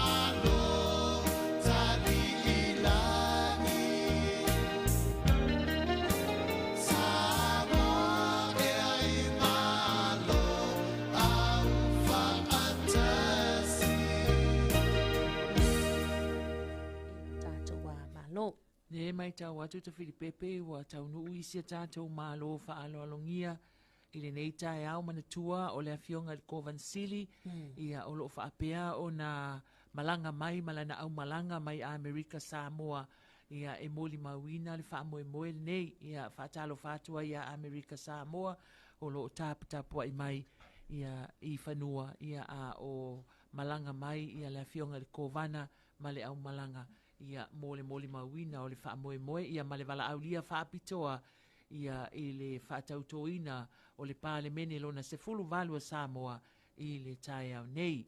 Ia lea mai tau watu ua whaatumulia i tū e fia o le maota, ia i le mamalu o le au wala au lia, le mamalu o le tātou watunuu, ia ai mai se foi, ia o sui mamalu o le a whaapea o na whaatautoina i le tae au nei. Ai le ngata i lea, ia o le whaatautoina o le taitai o le tātou malo po le afionga i le pāle mia filifilia o le tātou malo le afionga ia la aulia le mali toa po la tai vau Fosi Schmidt lea o le a whaatautoina i le aso i le sauninga le nei whaatautoina umai fo i masui mamalu o le pāle mene lona se fulu ma le valu o Samoa o se tala whaasolopito o se aso ua whaamawina i le tala whaasolopito o lo tātou watunuu le a tae au le nei ma le aso le nei se fulu ono o se te malua afe lua se fulu ma le lima ia whaaftai atu fo il tātou watunuu ia o lo whaapea o na whaaftai mai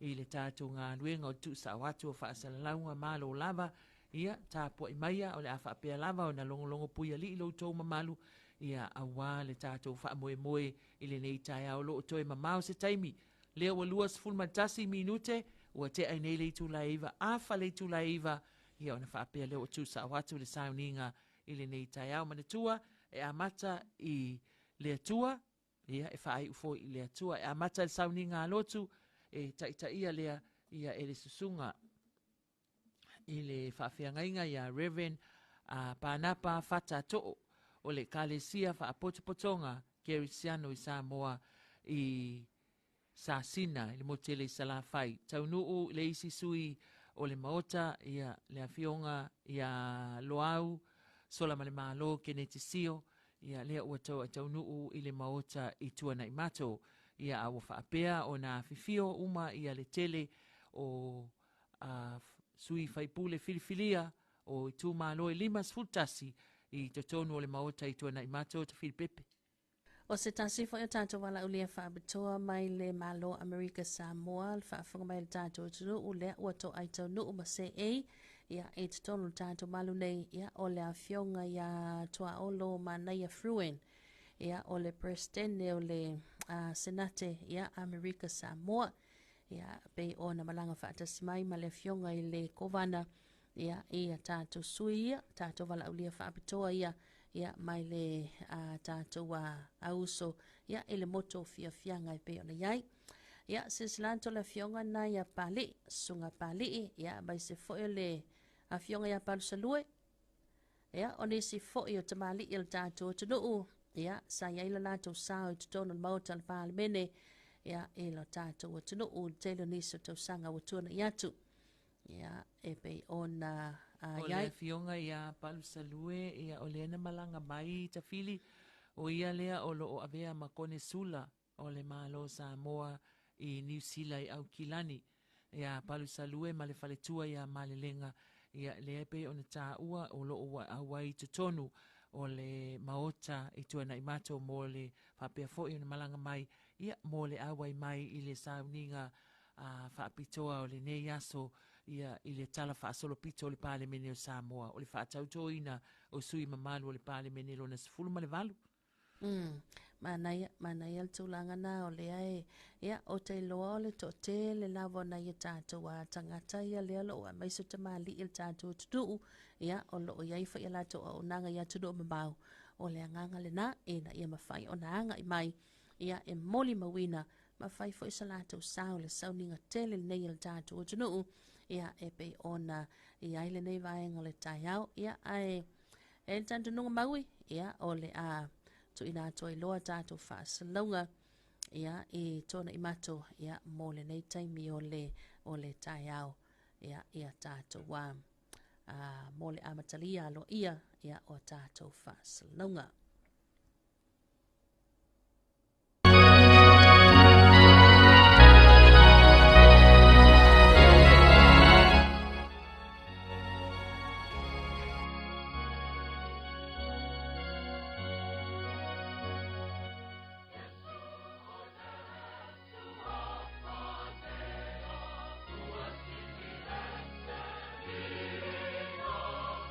It's so far away.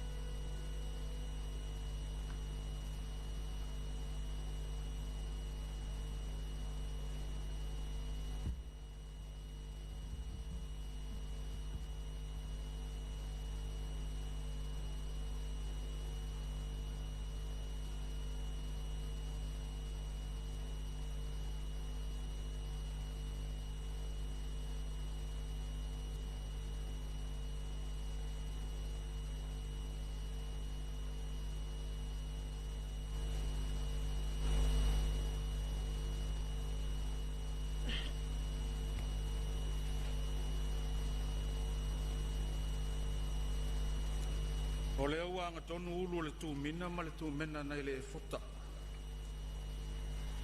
Via le tu o le ao le kalesia. O ia fo lo fava ai Samoa. A muli se taimi. Pa ule ma le lenga ma le nofoale. E anga tonu ai le pa o le mautanga. E tau io sa mātunga ngana i le avatele. Tau ina whātu lima ma whawhelo ia lo ia. Pa ma lo le soi fōmanu ia ma le langi mama. A whiwhio maia ma tala mai o ao. Greetings in the name of our Lord Jesus Christ. Talofa and welcome to this special ceremony. E tu sai ma le tātou por kalame o te tāpai ma le whālolo lau sunga le tai o le sauning. Lau sunga Reverend Panapa Fata to mo le amatali o le tātou sauninga. Lau sunga i le tai o le sauninga.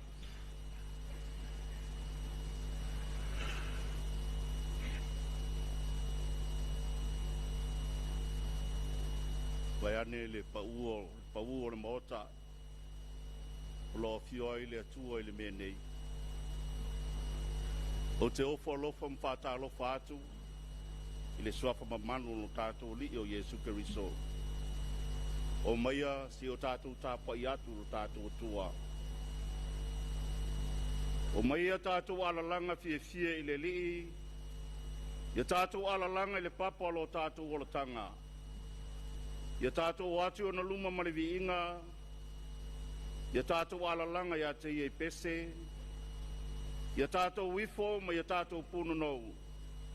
Ia tātou to atutuli i lumo le li. O le na whaia i tātou.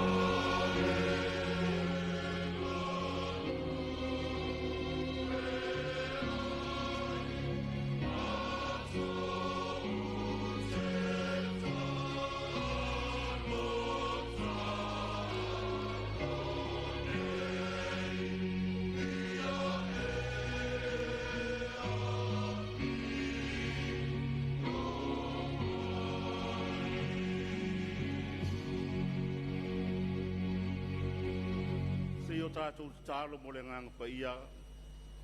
Nganga pa ia e lo mātou fisoasoan sili. O le tonu ma le lei ai le tāpua inga wa whaia nei. O mātou mai wala awa fio mai. E te amai o le file mui o mātou loto. Mātou te mawhai o na whaia le nei tāpua inga. I le nganga ma le whamaoni lava. Ye i watu lo lava vi inga. Ai tu mau le whatau wa o le tangata ang sala. Yesu Keriso faolo mātou mai te tālo atoe nei lava.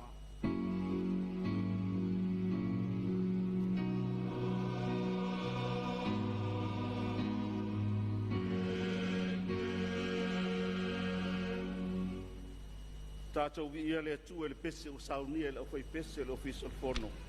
Suma le iwa le vi inga o le pese le kalesia metis.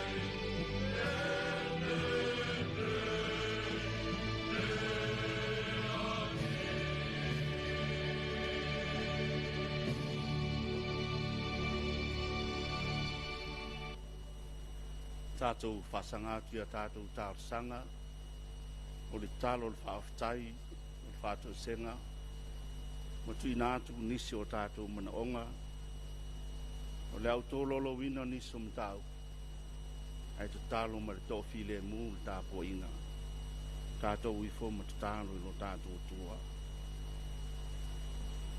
Ia tātou whaaftai le atua le tamā o le ona le malosi malawa, I lona anga le lei ma lona lofa pale pale.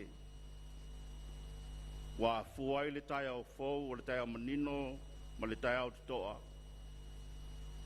Ina wa tau nuu manuia le whamoe moe o lo tātou wa tunu.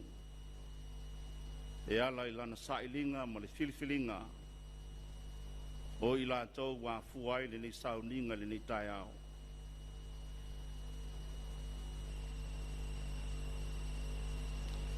Tātou whaaftai I le atua, ono le tua lalo pea o le nganga pa ia, o lo whaipele ma fisoa swani o tātou tangata. Ina I awane I manu malo le li o le lalolangi, mana whao songa. Ai a whātu mau pea o na tū māti e Samoa.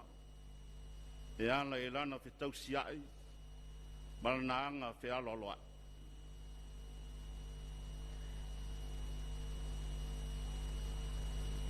Ia tātou whaaftai I le atua no Samoa lo tātou tofi, o lena fo ina mai mo I tātou. Tātou te tali alofa tuai lo nang le lei, malona wha maoni I le taimi ma le itu asu, a o tātou iai le nei lalolangi.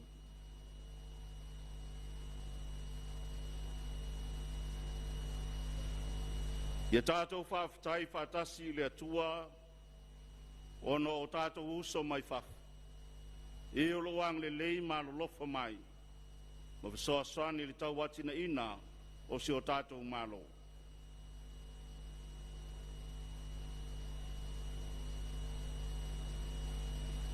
Ia tātou whaafutai le tuolo na tuspa I o le taiala. Whai lea masuli o tātou vai ma mana malama I o tātou wala. E taita ina I tātou I le ala o le whaolatanga. Ai au alawa le alo le malaia ma le whawhanonga.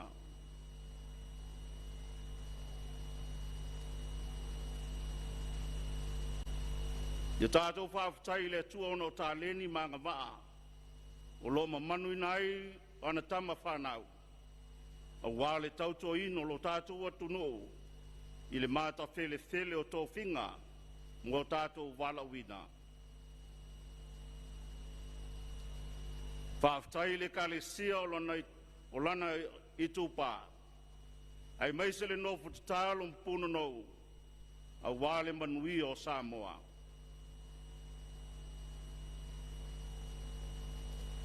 Ia ta tālo le tangatalawa ia.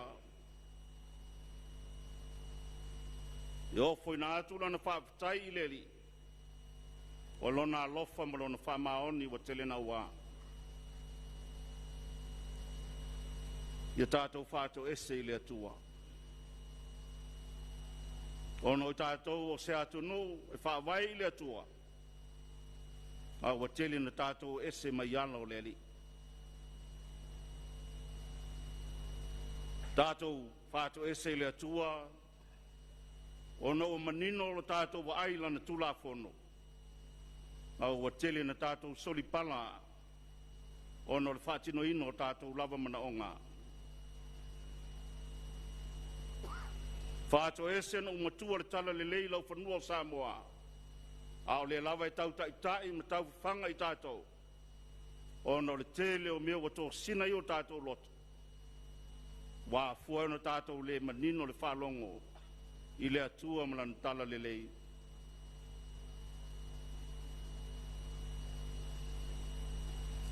Tātou whāto ese I le atua. Ina ia whamangalo lo tātou atunu. Whamangalo tātou taitai, taitai whanmalo, taitai whare kalesia, taitai o no, ai mai se lava o tātou ainga.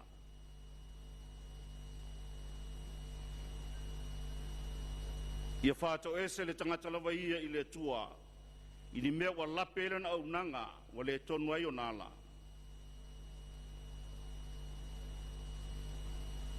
Ia tātou tālo whaatasi le atua o manuia.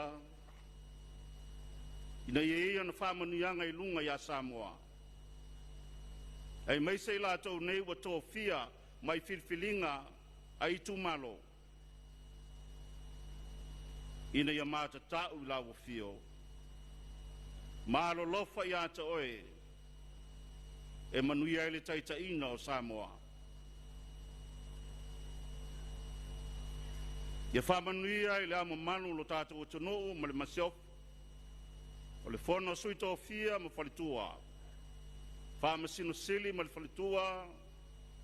Ai maiso tūlanga tofi lo tātou malo. Tai nane le tāpo inga te tālo. Tai tai o kālesia. O lo nono manu mo le manui o lo tātou atunu. Ia tātou le tālo ina ia vele nei paya inga fōu.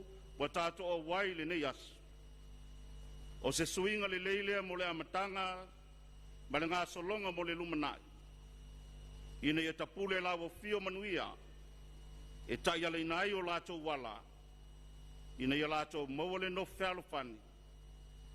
Tau soa ila venga. Ma soa le pule, a wale manuia o Samoa mo a tai au.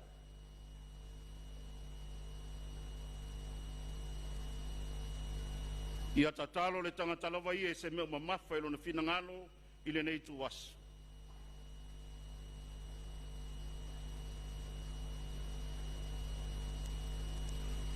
O mātou tatalo i wa folo sia le atua mamana.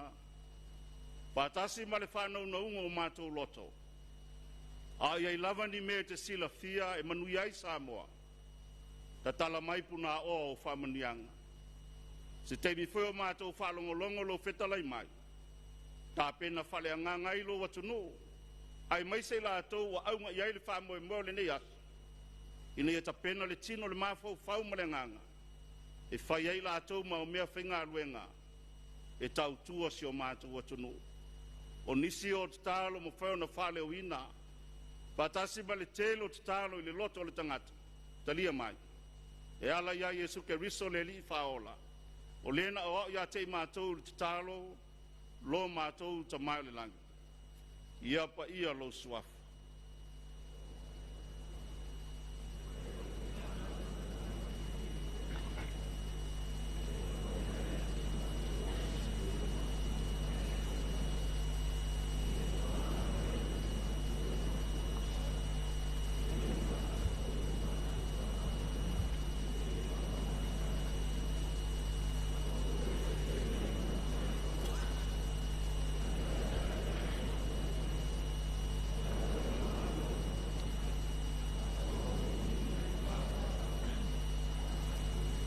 Tātou pese le pese usaunia le official phone.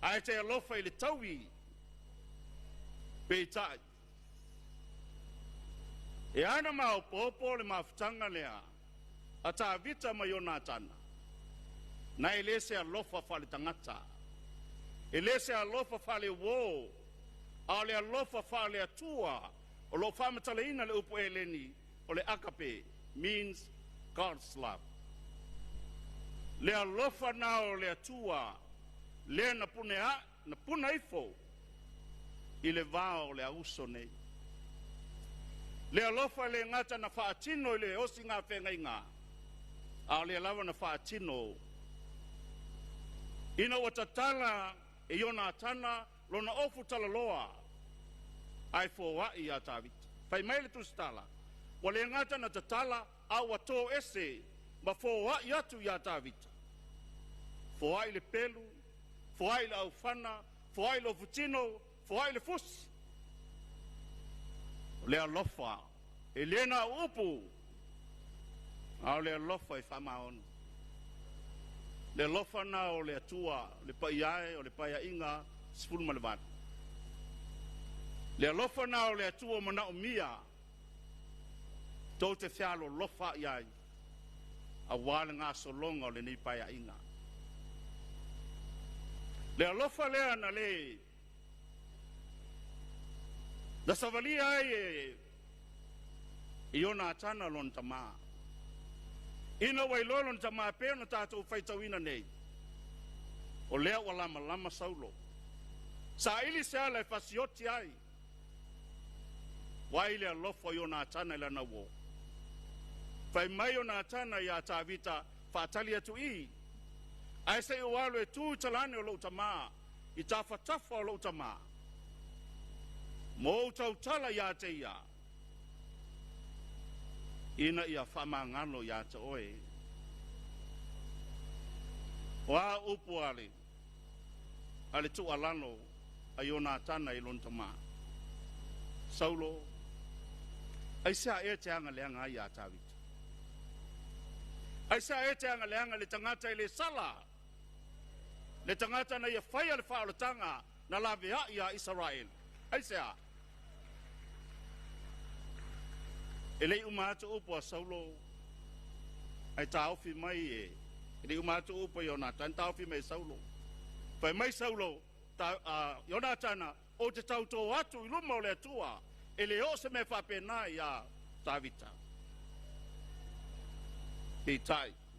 Pai mai wa ami e Ionatana Tavita. Wo le mota. A leale me na tupu le mota. Pai mai o lai taa.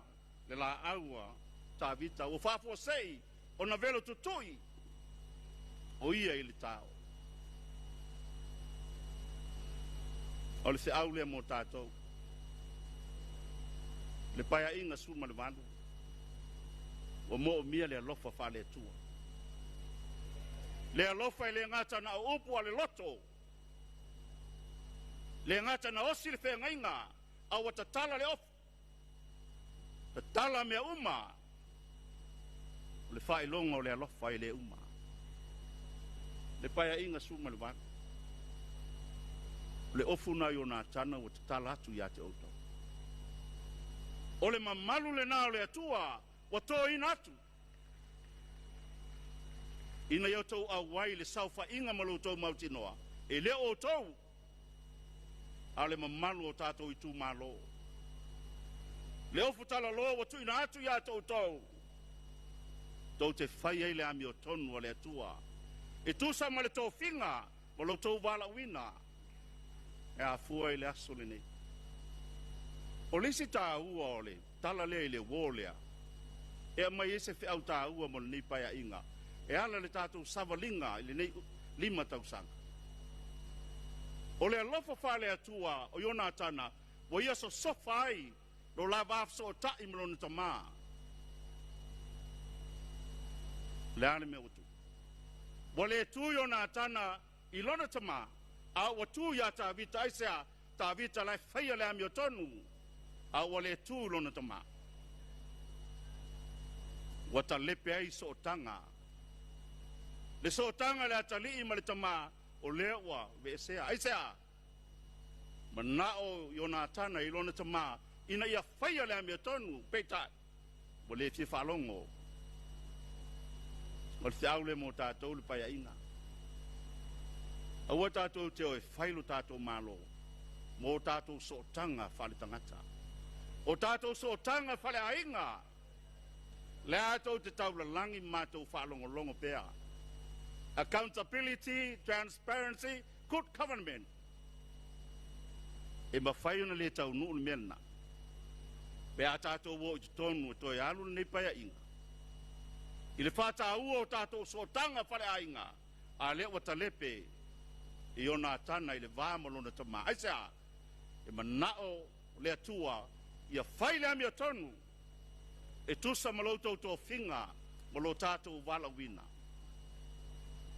whai mai Yesu e le so tamai le so tina se vanga na i lātou uma o e whaia le whinangalo ma le amio tonu o le atua. Nei stasi o whai pule na alu vesili stasi o whai thiau o lona sootanga le lei o lona ainga o alu vesili le whai thiau o whea li te tū waili le whai ngā whiwhilinga le whai nei o whea le pāti na te tū wai e se le mānai o le tali o le whai thiau whai mai le whai thiau o te le o tū se vaianga whau whai a o te tū le meolo iai le ami o tonu o le atua whamoe moe nā le pa iai o lo tau sau whainga whai mai mika le perfecta le atua ia whai le ami o tonu nau le alofa i o tau whio ai ma le loto mawalana i le ia se wingo ni tapo inga i whaia nei pe a whaia mai atu foile ni tapo inga ai whai tō velo ngā tau a mata atu foile nā nei matai au e leo toi mo mia ni velo ngā tau wa mo mia le sile mu a le se au nea le atua whai mai lau ngā wha mi foile a Yesu na whai lungo le mau amu ia i ngā tau e wha tupu ina le sile mu a wai whai la tau ma whawhine ma tali o le atua amu ia e loto mama a wai tau te ilo atu le pa ia o le atua le wha vai ei Samoa an wha moe moe na wa iai o lo tātou watunu le alofa na wha le atua e wha vai ei lau tau pai a inga tau te maua ai le whialo whani ma le te oi oi ai ma ngā lulue whatasi tau soa le avenga, soa le pule. E le whaingo fia ngā luenga. Leo o tau tūlai mai, mo te tofi o tau, leo o te talo atu leo, te tala atu leo, tala loa. O i tū mālo tai tasi a tau tau. O le whamoe moe, ia awane i whaia o tau loto, a ia whaia le whina ngālo le atua. O le whiau leo le tala le lei, mo tātou le nei aso e tusa ma le whaasino aso le tāu o le mawhitanga a tā vita mai o Ionatana e ana umi ma le leil mawhitanga lea na lai whaavai le lofa o le tua le lofa na o le tua na fua i mailo na tali pele tō tasi le tāu e le Ioane tolu lon pai upe suma le ono a wau whaape lavo na lofa mai le tua e mana ia pe atau loto umai tātou le pai upe le sulono se tau loto fatas a wā o whape lava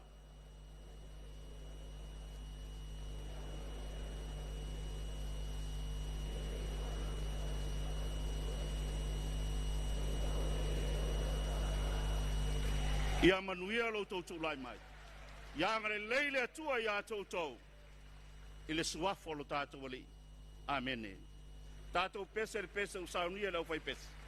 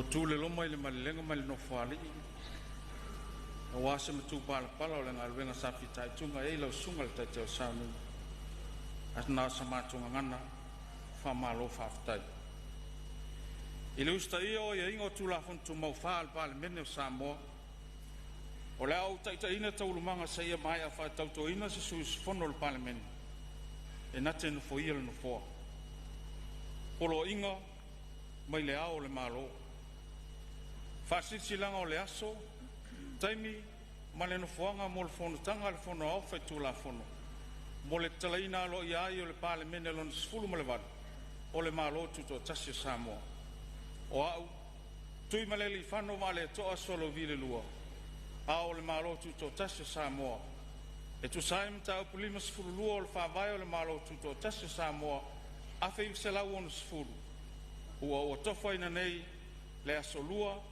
se fulu ono se tema lua fe lo sfulu lima ile tu la e iva tol sfulu il taiao ile tu na imato multi-purpose complex e avea maleaso taimi male no fonga e tau o fia ile fontanga mua le pale menelon sfulu malevat o le malo tu to tasio Samoa ile mai ai o le fainga palo tau tu inatu i lalo lo ne lima ile asovalu o se tema lua afe lua sfulu lima tu i male fano vale to asolo vile lua o le ao le malo tu si fa maonia o le filfilia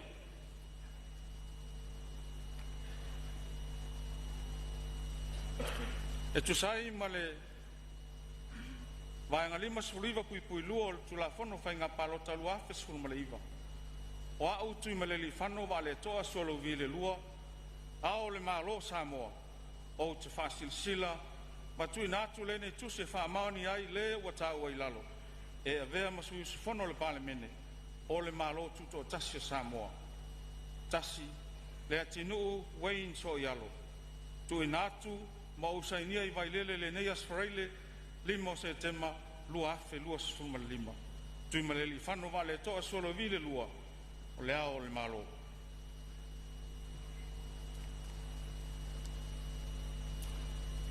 e tu sai mal vai valu sufa pui lua tu la fono fai nga palota lua afe sfuma lima o ao tui maleli fano vale to solo vile lua ao le malo Samoa o te fasisila ma tu natu le ne tu se fa maoni ai la tou tau ai lalo e avea masu fono le parliament o le malo tu to tasio Samoa vai monga tasi paunga te o matavui tala le lei paunga vai monga lua le na tai victa fa fo i tamapua vai monga tolu tai oli seu fiti ai mas vai monga fa lima crime tualo le lei fale tasi faumuina o papo soanai o eti faleta tolu le ale le pule rimoni ayafi faleta fa ale vena ale sanga ngatasi lo au sol malemalo kenete sio sanga ngalua fata Ryan Sister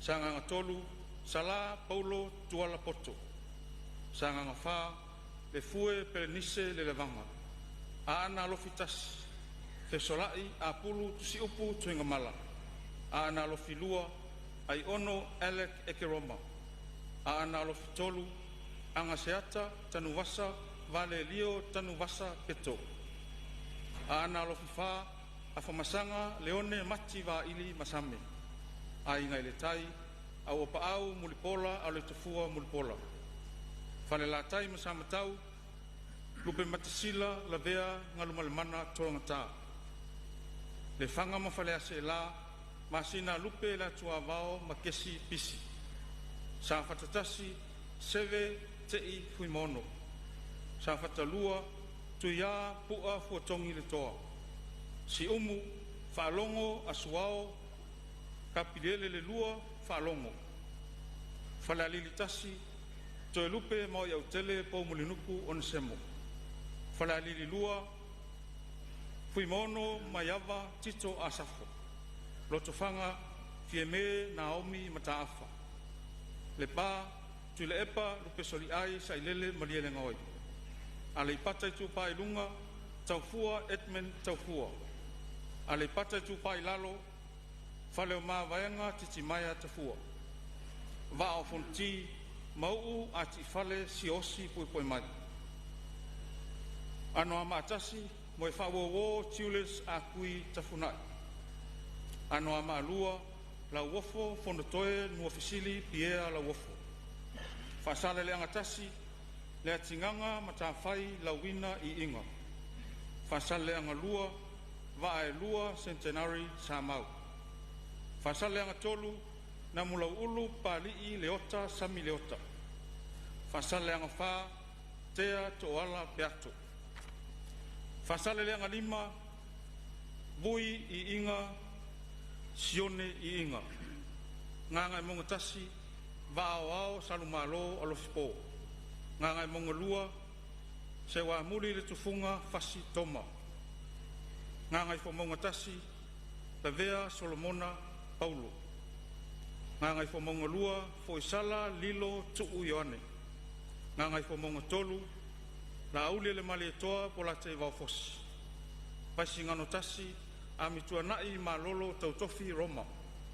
Paisi ngano lua motopua seve heni afereti pali. Fale alupo ae au tima le vaiseta. Ala tawa sifo taitu ave la faitele valoanga ta titi Yona. Salenga tasi tila fono David Hunter. Salenga lua le lua sangato karene. Palau di tasi bulipola ana rosa ale morio. Palau li lua fiu faaletane Bonifacio Vasa. Satu paitea asiata tavui tafu salevao. Ma palau li tolu ayolupotea misa Tony ayolupo. Tuinatu mo sainia I vailele ni Australia 5 Septemba. Luafe 25 tui maleli whano vale toa suolo vile lua. O le ao le malo. E tu sai mai a inga o tu la fon tu mau. O le fata tia I lungo le laulawa whono le whasolonga suafo suis whono le palemene. E pei on tu ina mai le tusi whamaunia o le whiwhiria.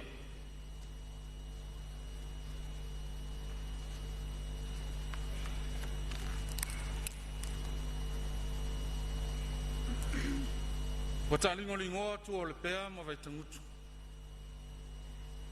E pea le mua fitalai le malangata po le taulo le tui atua. A wao leo o popo le mautanga. Le tau fisa maunga ma tolo tolo. E ui e mota tau ave tia whau. A e pa ia le malai o le whau tunga tangi e Samoa. Tulona la le malu ma le malai.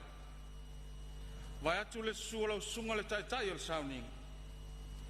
O lea wa fio sui whiwhiria o le palemene lon sifulu ma le vatu. O le malo tuto tasi o Samoa. Tulona le tapua inga le ama malu le malo. A fio ngai sui le fono sui tofia. A fio lau fionga le whamsin sili ma le pa ia o le tutino le whamsinonga. Pa ia ia inga malato tama. O le tama malona ai. Leo songa tu mua mapule. Itu au malataua. Ai ngai le tai ma le vao fonti. A fio lau fionga I le convansili. Presidente o le senate. Ai ale fonfitalai o le moto sui. Pa ia fai funta o fai ngā malo tuila manua. O le tapua inga lava le asua ma le vai whanua fo mai tulanga. Sa ole msale au mua ma le lau niu na sai lua. Le la au nā motasi. Tō le whale ula. Ma upu ia te oele manua tele. Tulona le sua tai o e kale sia kirsiana uma e Samoa. Pa pele pa ia au na whauina. Ale atua mo lan tala le. O lo tau puno no e whano no manu. A wase manuia o Samoa. A fifia foi pa anga totino. A Samoa sui o malo mai fafu. Tulona le tapo inga tangatanu umo Samoa. I Samoa nei. Maso se tafo le laurolanga. O te tūlai ma le whaloa. E ngā ngana foi ma le avatele. I le suafa manu malo Yesu Keriso lo tato li imo lo tato whaolo. Whailo u leo. E ofo alofa mpata alofa atuai. I le mamalu o sui whirwhiri o le palemene o Samoa. Mo le paia inga lo na sifuru ma le vana. A fifio maia. susu mai tala mai au o matou momoonga whaupenga ma whataleni mai le langi so tō whinangalo e tango au iai lo tō walawina ia au whatasi le nganga o le tua ia o tō whainga whitwhiringa ia manu e tele lau tōno whainga whitwhiringa o le whongtalai ma le sui whongtalai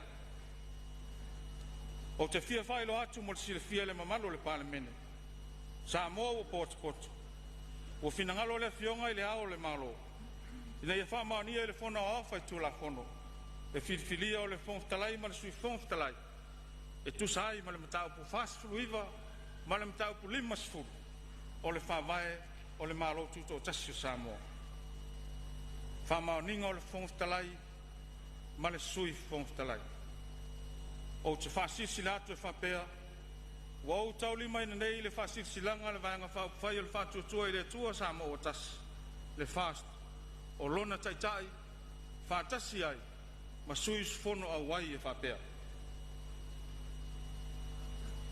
mo le whailau tusi o le fono au whai tūla fono vaianga whai o le whatuatua i le tua Samoa o tasi tusi whamaoni o le whitwhilia o le whongtalai ma le sui whongtalai mo le paia inga lona sifulu walu le pale mene o le malotu tō tasi o Samoa i le awa ma le whaaloalo ma te tui nā tuai le malilienga au tasi le vaianga whai e le whatuatua i le tua Samoa o tasi ua mai asai nia sui sifono e tō tolu sifulu ma le tasi ua mafuli ai le tō tele o le whai numero le pale mene fau lona sifulu ma le vada o le malotu tō tasi o Samoa e ma tō te whiri ai tō whinga nei e whaamauni ei e tusa ma le mataupu whasfulu iwa ma le mataupu lima sifulu o le tūla fono whawai o le marotu tō tasi o Samoa whonga whetalai tō whau a pāu mulipola a le tufua mulipola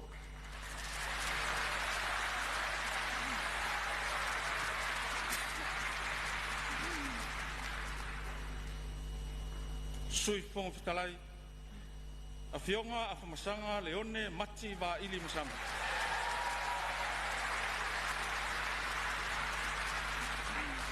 ia whai am whamaoninga o lene i tusi e sani ngā lima o tasi e sui sfono e tolu sfulu mal tasi e mo le whasolonga o le whamaoni o le whongtalai ma le sui whongtalai o le au tō laulauina suafa o saini i le tusi a le vaenga whauwhai e pei o na o lauina whamole mole a tā uolo suafa o na e tūlae e lea e whamaoni ai le tusi ua tuina mai la uli le mali toa pola te vau fosi whaktai Pulpola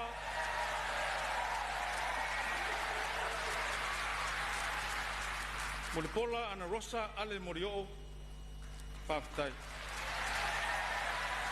Toe lupe mau iau tele po munuku o nesemo whaktai Paunga te o matavui tala lelei paunga whaktai Ale, vena ale, whaftai. Fata, Ryan Schuster, whaftai. Sala Paulo, Tualapoto, whaftai. Fesolai, Apulu, Tusiupu, Tuingamala, whaftai. Ai ono, Elek Ekeroma, ai ono, Elek Ekeroma, whaftai. Anga seata tanu vasa vale lio tanu vasa peto whaktai. Afa masanga leone mati va ili masame whaktai. Au pau mulipola le tafua mulipola whaktai. Masina lupe le atua vao makesi pisi whaktai. Seve tei fuimono whaktai. Fuimono maiava tito asafo whaktai. Taufua, Edmund Taufua, whaktai. Moi whaua wō, Tulis, a kui, tawhnai, whaktai. Lea tinganga ma tā whai la wina I inga, whaktai. Tea to ala peato, whaktai.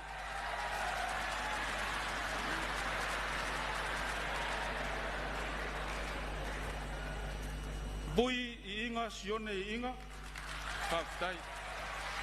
Maao salumalo alofipo. Whaafitai. Sewa muli fasi toma. Whaafitai. Lavea Solomona Paulo. Whaafitai. Hoisala Lilo Tu Ioane. Whaafitai. Amtuanai malolo tautofi Roma. Whaafitai. Taitu ave la faitele valoanga taititiona. Whaafitai. Tilafono David Hunter.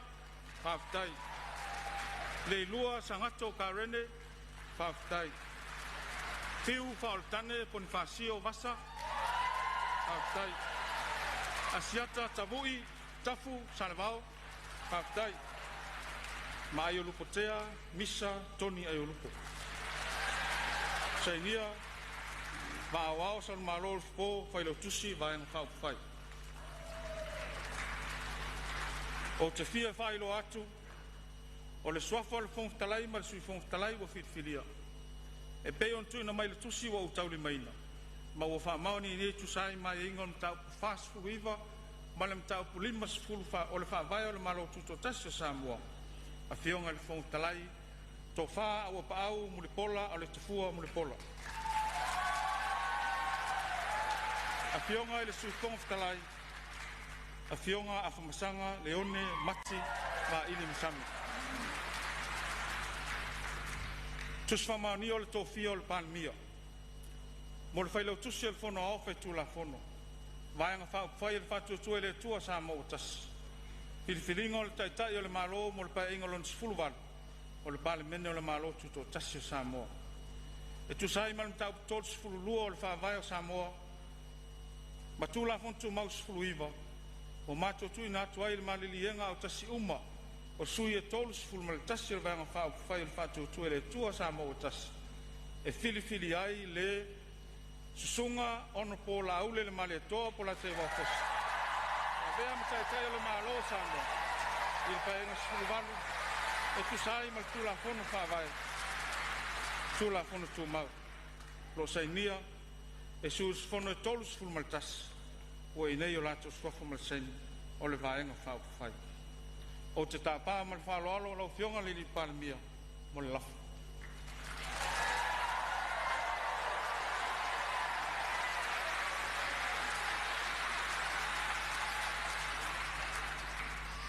O te tūlai i le ava ma le whaaloa le tele i lau fionga le whailau tusi o le whono ofa i tūla whono e whātū le lafo e whapea. I nei e whātati e ese tau lumanga le whono ofa i tūla whono e tātou tālia le pio mai o le nā fionga i le au mamalu o le malo. Mo le tatala alo ia o le pāle mene se furu ma le valu alo tātou watunu. I whaaloa. Whalua.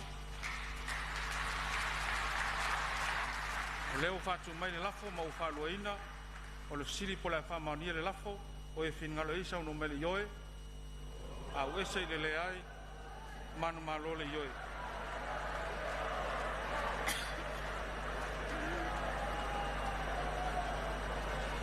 O te whaasisi latu, o whatatia e se nei taulumanga le whono ofa i tūla whono. Mo le tālia o le whio mai, o le whionga i le au mamalu o le malo.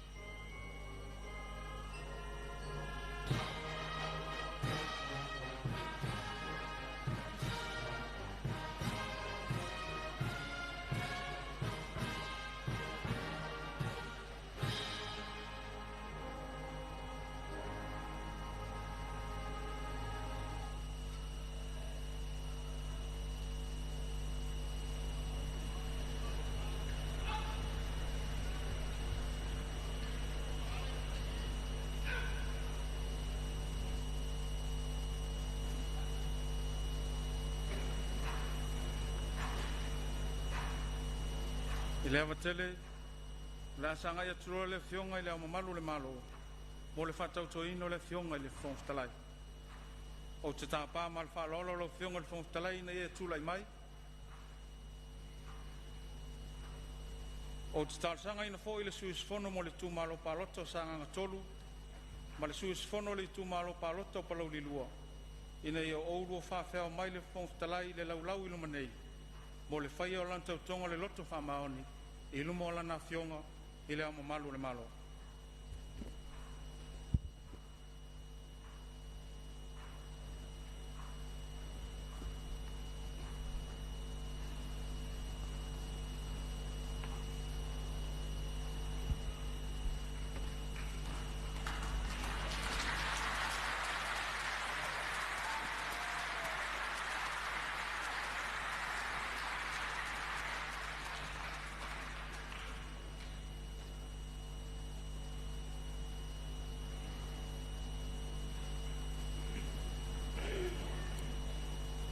Mo le whaatinoina, o le tautonga lau fionga i le whonga whitalai, tā pāina ia tūlo ao tau mtau i lunga o le tuspa ia, whai tau upu o lau tautonga.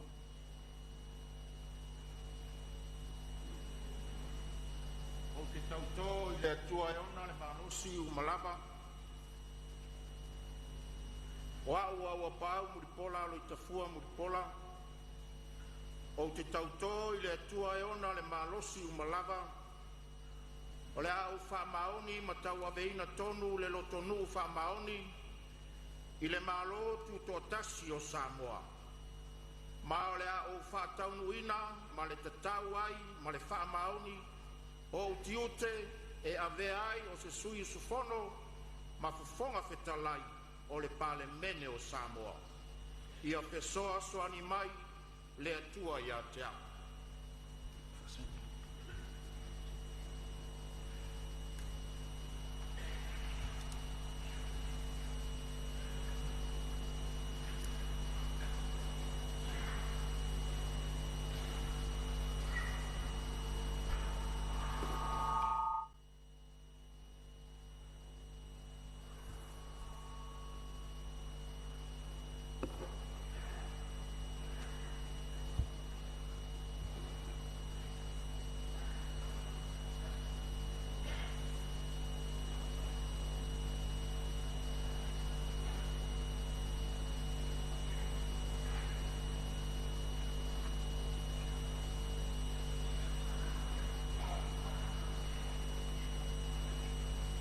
O te whasisila atu li mamalu au pia nei, lo matua pia fia talia ma whamaonia, le pilipilia lo fionga i le whonga whitalai, le tusai ma le whai unga le whono au au whaitu la whono. O te whamano atu mo lo tō fia i le tofi o le whonga whitalai, o le whai longa vaia lea, o le talitunuina oe e le whono au au whaitu la whono, i lo tō mai, ma lo le whaitu au. Lawa fionga i le au le malo i le loto mau lalo lava o te tuina atu ai se whawhitai lo finangalo wa whaamani ai lo filifilia e pei ona whaia le whono au au whai tūla whono. I le nei taimi e ave ai au masui o le whono au au whai tūla whono o te talo sanga ina ai le tuina mai o ai a uma whapare mene. Ai mai se o le saurotonga o fe lafo a inga, ma le avanoa tu sa o laua fionga, i so se taimi e mana o mi ai. O te tuina atu, ato atoa lo malosi, e pui pui ai, ma whao ngā te tau arumanga uma le whono au au whai tula whono. O te whamaonia, ma langolango ina pule ma ia uma le whono au au whai tula whono. E pei o tuonga o le whawai, mai a inga o tūla whono.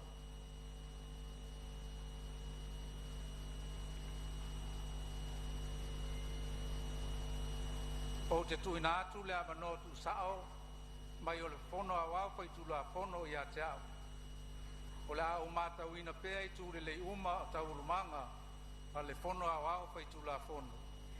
Ia fesoso ne atu le atua i lau a fionga i le whonga petalai, ma sui usfono mamalu o le palemene.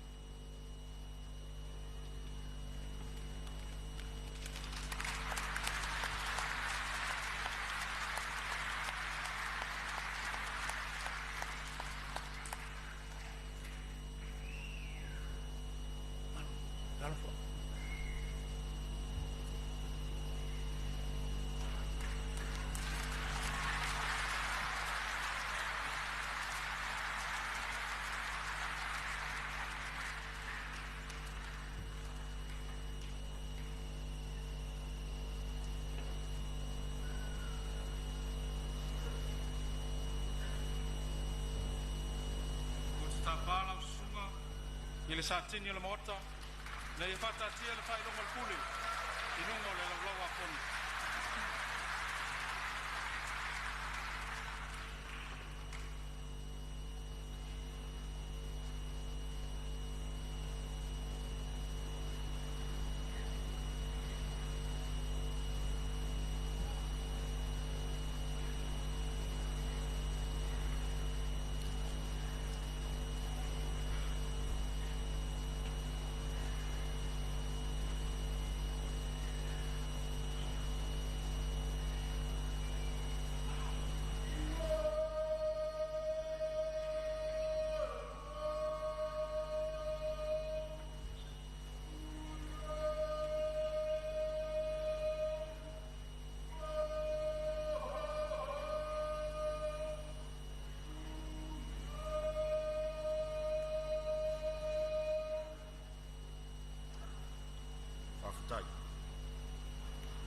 Fatautoina o suius fono. Ao le iafio mai suius fono o le palemene lumo le laulau mo tautonga. O te vala watu na ia tutulai lunga a o faitauina le tula fono lai titi. O a mio taualoa fa palemene.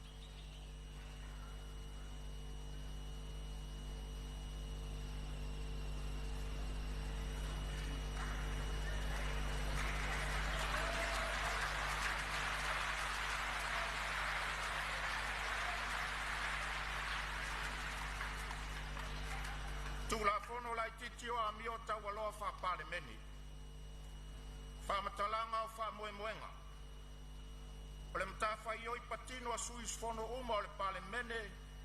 O le tau sisia leo tulanga o pito i sili o na maualunga. O winga taualoa. E pui puia ma fatu mawina ile mamalu o le palemene. Ma fai ai tau ma fainga uma e fatu mawina ai inga au tu o le fawai. O ai inga au tu wa ta ua, wa fa moe moe tu ina tu ai ni ta iala, i mani tulanga e suius fono tai tasi o le palemene. E te tau ona whatina o la tau tiute, ma matafa i oi se tulanga to atasi, po o i le au te lenga. O ai inga au tu, mua mua, fa maoni le atunu uma ona tangata, o sui usufono uma e te tau o na tau sia ma ta upo le tau tonga o le loto wha maoni. I taimi uma ma tau sia le mamalu ma le aloa ia o le malo tuto a tasi o Samoa.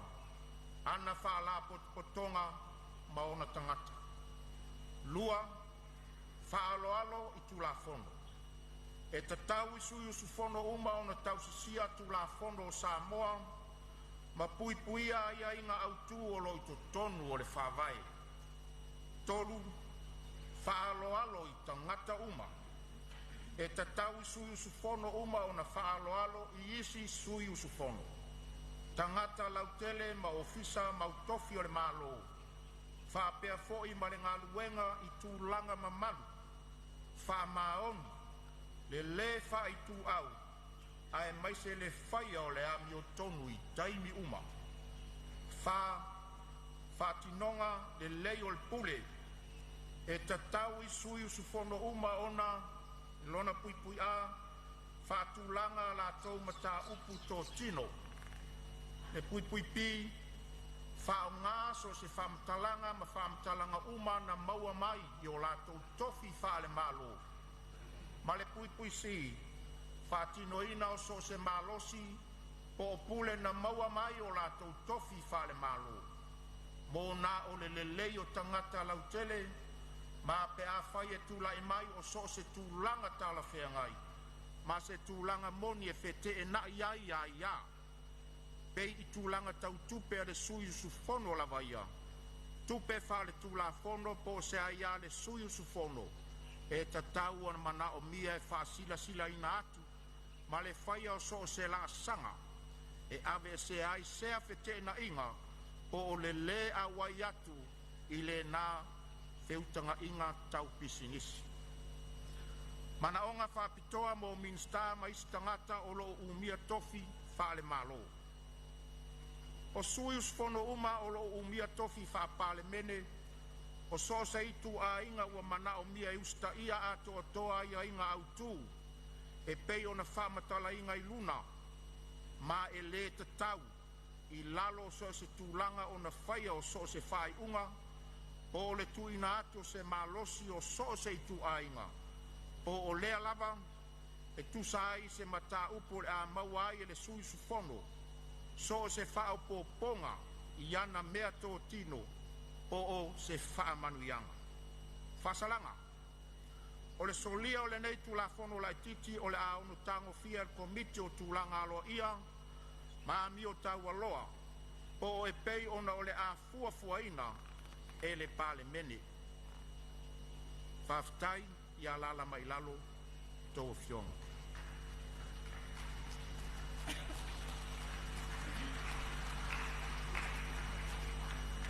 O le a whanga solo le whatino ina o tautonga a fionga i sui mamanu filifilia. E mo le whatino ina o tautonga o te wala au atu le mamanu o sui sfono, ina ia afi fio mai le laulau i luma nei. E tai toa ono e amata atu i lo i tū tau matau, a whaanga solo ai se ia mai a sui sfono. Afi mai a.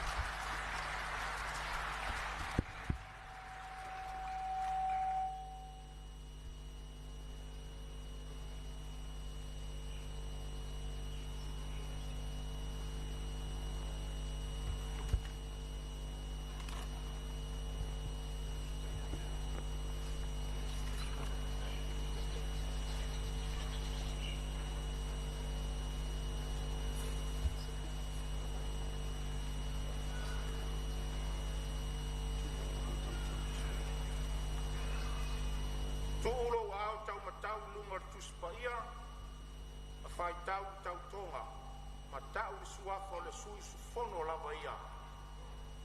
Whai tau.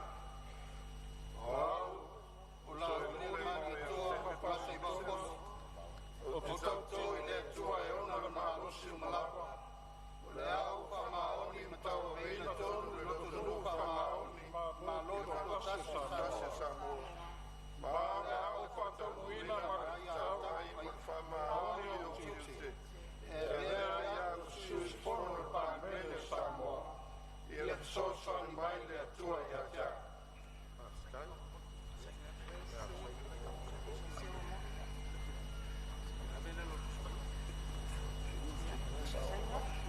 Ao sai ia tau toha o tua fionga ia o tau ao atu o le fiso pono, fionga pa ia le tortus pa ia ka fai tawai.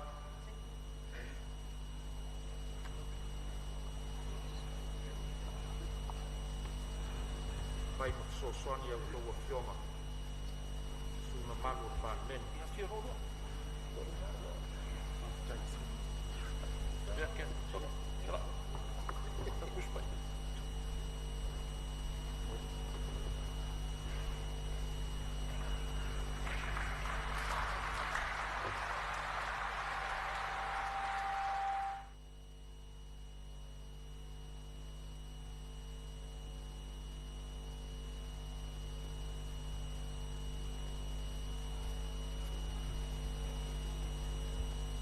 Pala watu mare whaaloalo i su fono to ono, a fio mai mo le laulau mo tau tau toa.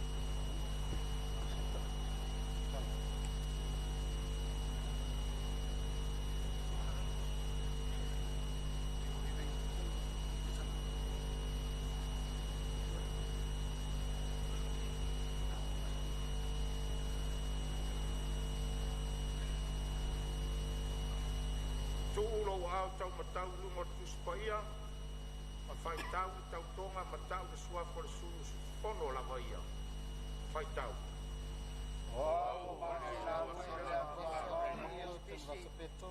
O te tato i le atua e ona na osu marava. O le au whamaoni matawa e ina tonu le totoru whamaoni. I le marotu o tasi o Samoa. Ma le au whatau uila ma le katawai. Ma le whamaoni o tiute. Ia le aia o sui uspono le parmene o Samoa. Ia soso al mai le atua e aia. Whaftai. Saini tau tonga tō whionga. Ia, watu ina tu whotu spaia, mo au tō whionga suna mago pārmen. Ia e whai tau iai. Ia oa o, ma oa iai au tō whionga. Ia e meisa whanga. Malawina.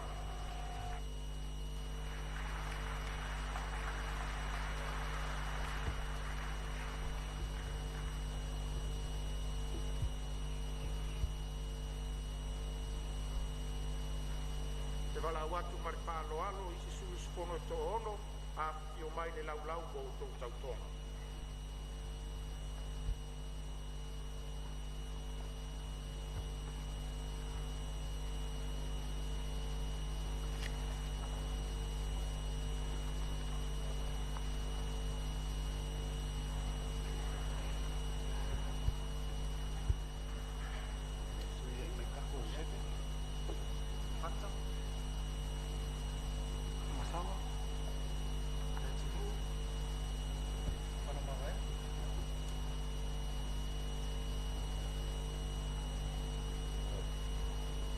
Lo au i lunga tuspaia lo au tau matau lunga tuspaia mawhai tau tau tonga matau mai le sua for sui su fono la vaia whai tau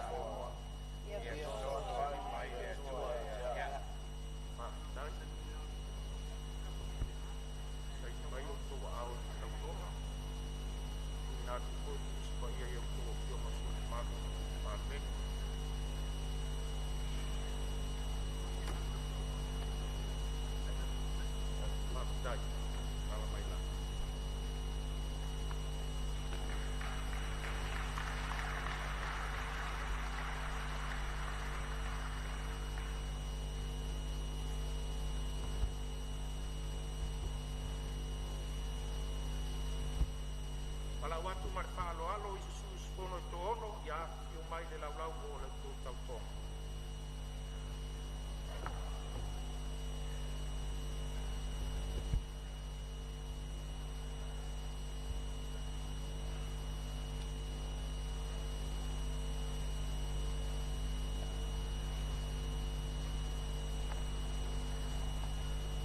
Ai au. Tunya.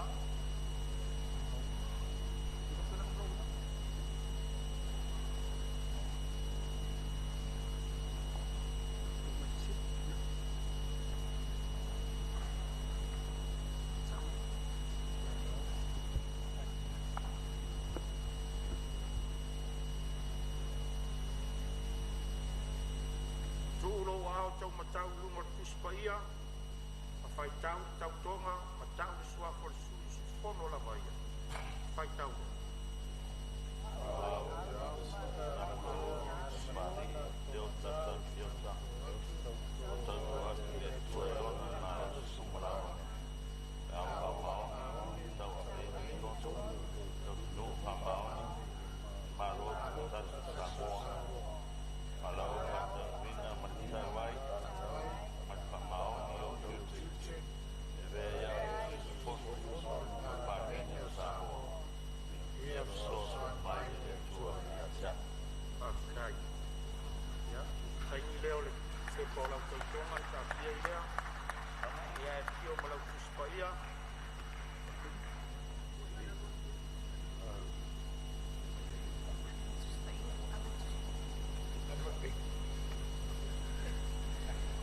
Whaftai.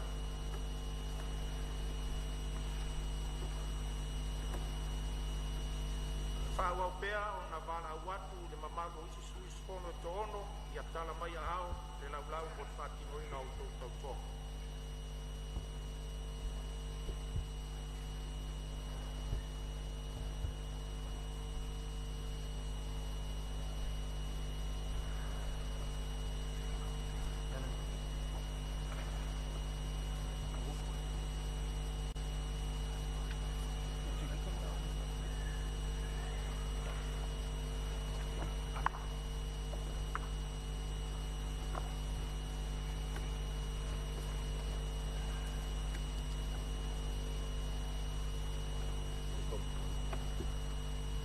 Tulo au tau lunga tuspaia, ma fai tau tonga ma tau sua por sus fono la baia.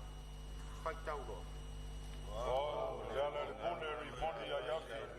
O tau tino le tua e ona palosi lava. E au famaoni le tau tua. Ina, tonu, lo tu no famaoni, malo tu to tasi Samoa. Ala au fa, tau nuina, ma tau. Ai ma famaoni o tuti. E ai o sus fono fa mene Samoa. So san mai le tua ya ta. Tai, ya, sai ni lo au le vaenga o lo iaile. Sai ni, sus fono. Ya, ma fio pala tuspaia. Fai tau e tele ai ni fa manga longa bo mana.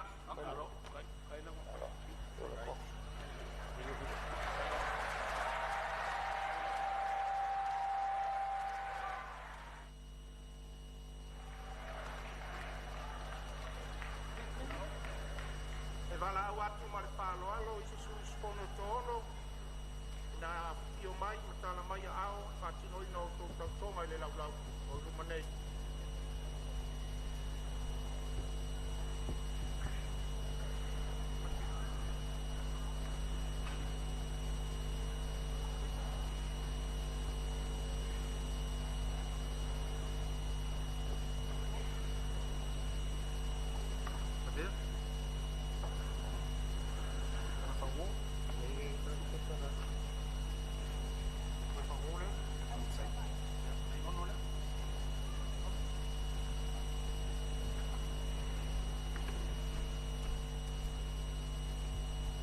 Tūlo au tau matau lunga tuspaia, whai tau lau tau tonga, matau le sua fo le sui su fono la vaia, whai tau roa.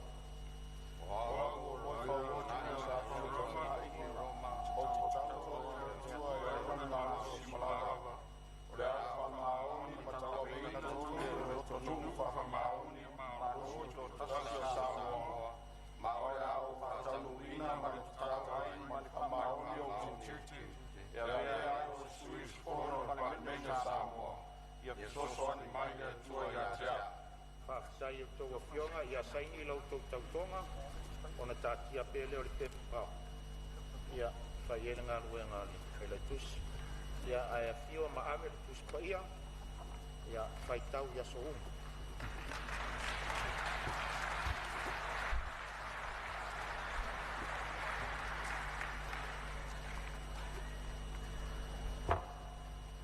Wala au whāloalo atu i se sui usfono tō ono, tala mai o ao, le laulau nei, mo le whaatinoina o tō tautonga.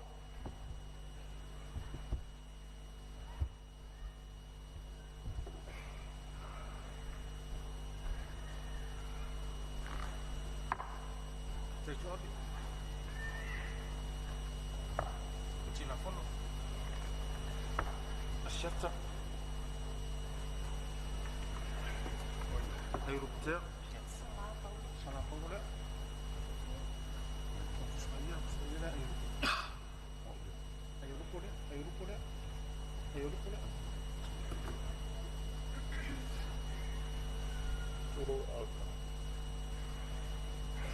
Tulo au tau matau lunga tuspaia, whai tau tautonga matau le sua for su fono la vaia, i nā whai tau ia.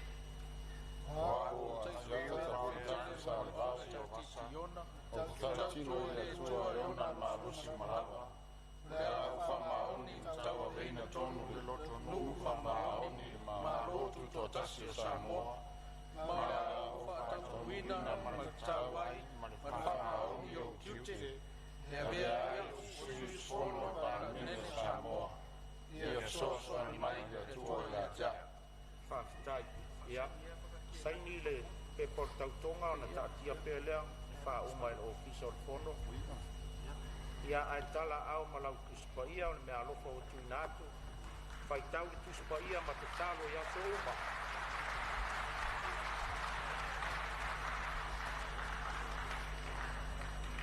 Wha wau pea o na wala watu pa ia, suyu su fono to ono, na ia tala mai au, patino ina lau tau tautonga.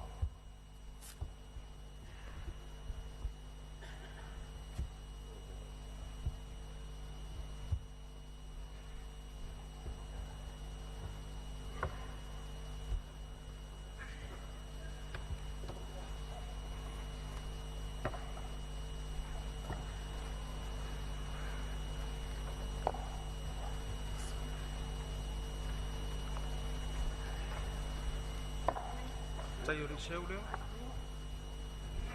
Moto kua leo? Mau leo? Mau leo? Ele kua leo seu pelo uri leo? Oi? Leo? Kana? Ele vai suir leo? Vai leo? Iti? Oi nasa? Imana vai leo? Ia oi? Tai ori? Ia, leo sa suir?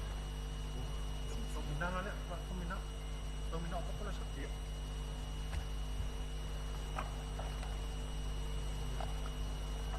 Cici lah, apa cici?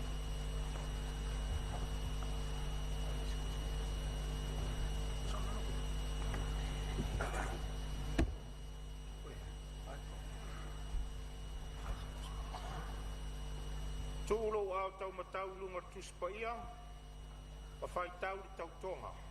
Matau suafa le suyu su fono lava ia. Fai tauro. Wa o whaia ka te ala o tautou le tuai ona na malo simalawa. La o wha maoli ma tawa veina tonu le loto nuku wha maoli le malo ma kotasi Samoa. Maole o wha taunuina ma le tawai ma wha maoli o tiute. E avea ia suyu su fono le paramene o Samoa. Ia ke soso ni mai le tua ia tea. Whaafitai o tau whionga. Ia, saini o tau whionga o te taki ai lea. Whai ere ngā luenga le ofisa o te whono. Ia, a whio ma tau ao o tau tuspa ia, e rei asa isi mea alofa, nā i lo le tātou whai tau ia whionga pa ia o le tātou wali. Mawhato tonga ai o tau whionga.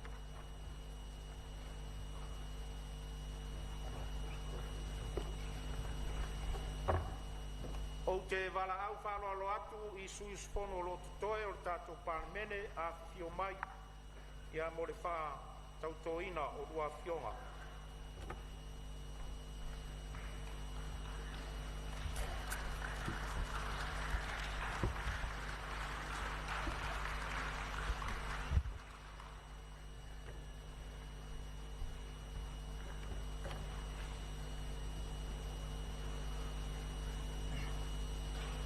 Tuo lua au tau matau lunga tuspaia,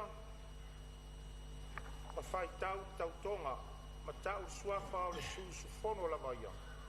Whai tau loa. Wow, mo te pā seve Henry Mafeti pai. O te tautou atu, le tua e ona na marosi malama. O la au wha maoni, ma tau e veina tonu, le roto nu wha maoni. I le malotu tau Samoa. O la au whataunuina, ma le tau ai, wha maoni o kiute. E vai ai o susu fono o parimene o Samoa. Ia soso ni mai le tua ia tea. Whaftai e lua whionga ia saini tautonga, e por tautonga tati ai leina. Ai a whio ma tau au lua tuspa ia, le mea lo fasilia nā mo so se susu fono o parimene.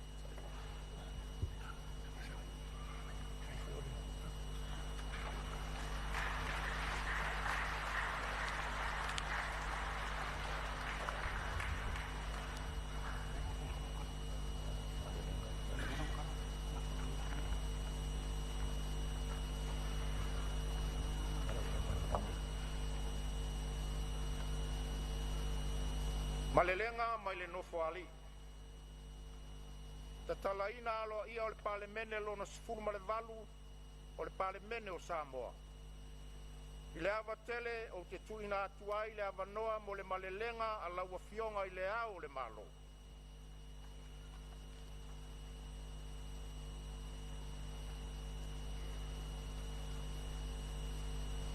Patano fatu i lau sunga le taitai il sauninga, lau sunga Reverend Panapa Fatato. Au tō fionga i sui o le fono o sui tōfia, lau fionga i le li palemia ma le kapeneta, pa pēr minsta langolango, lau fionga i le fonga fetalai, ma sui malu uma o le fono au au fai tula fono. Lau fionga i le pamisinusili ma le basenga o le pamisinonga, o maulunga ma matango fie ho ile nei tai ao ile masi mai o le fala si ngata ile o fionga le po vansili o le malo Amerika Samoa pa pele o fionga il presidente o le senate ma la o fionga le fon fetalai o le maoto sui pa talo fa foi sui o malo mai fafo members of the diplomatic corps pa ulunga matanga luenga ma fa la po tonga le malo Pisinisi ma le vaenga tu maoti. Ai me se le paia le au whainga luenga tutofia le tua i whata whaitauranga e fia i le tunu. Pa pea le mamaru maurungo o Samoa wa e ma papa au i le nei tae au e mori mawina le nei sauninga. I le whangaluina fo i le paia o le tunu o lo whafonga tapo i mai maota malawa i Samoa nei pa pea matunu mamao. O le paia lama lea ua ainga matama, o tama ma ainga, tu mua mapule i tu au ma la taua, ainga i le tai ma le waa o fonti. Ai taina ni fo i sua ma le vai panua, fo mai tu langi, sa ole ma le lau niu sa e lua, a fio fatui, kalala tai to to, ma upu i le manua tele. Wa tu mai langi le langa ali e tama whai ngā. Ina ua maku i whale mua whaiva o le tama seu o le langi. Ua maalo fo ili u ofe o le tala le lei. A wa o lea ua maea o na wha ilo whaiva wa e mau. O fotu maala mai nei a tata o matanga o fie. Ina ua la foia i atutia ma si u whanua a tata o tau le lei. Ua longo i nei tino matangi le lei. Wa olea ua tau mai le leile ngwa ipu ai tape sila fai le la au le tamai tai i le nei tai au manino ma le tai au tutoa i le tatalaina aloa ia o le pale mene lo na sepunu ma le valu o le malo tutotasi o Samoa o le whailonga lea o le alofa tuno o le atua lo na file mu ma lo na mana o lo malutia i pea Samoa le atunu pele ai o se whamana tu foi o lea tu lama lea o lo mausali ma maua ai le tātou whainga malo ma pō lea ma whafoina e nai o tātou lama tangata e whaftai ai le nofo te talo ma no ngā manu o le au whainga luenga tu tofia le atua ai meise le tāpua inga le atunu o tau ai manu le saidi ngā malo e pe o na tātou poto ai i le nei tae au matango fie. Ho iai pēle vi inga i le atua, ma wha manuina lona suaku pa ia e wha mamau.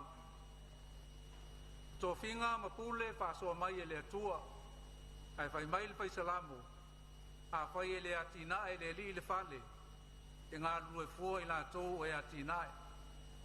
A whai e le leoina e le li i le ai, e mata ala fua o e leoina. O lea watu na iatu le atu wasa o le whainga whilwhilinga. O whaalia fo i le whinangalo o le atunu. Ia saa ngai ane loa ai o le tai. E whau ma wha maa popo lo tātou malo. Ina ia maua le nofo whalawhani ma le ngā lulu e whātasi. Ia manui ai le whainga malo ma o tātou tangata. A wā o le palemene ma le malo Samoa e mō tangata uma.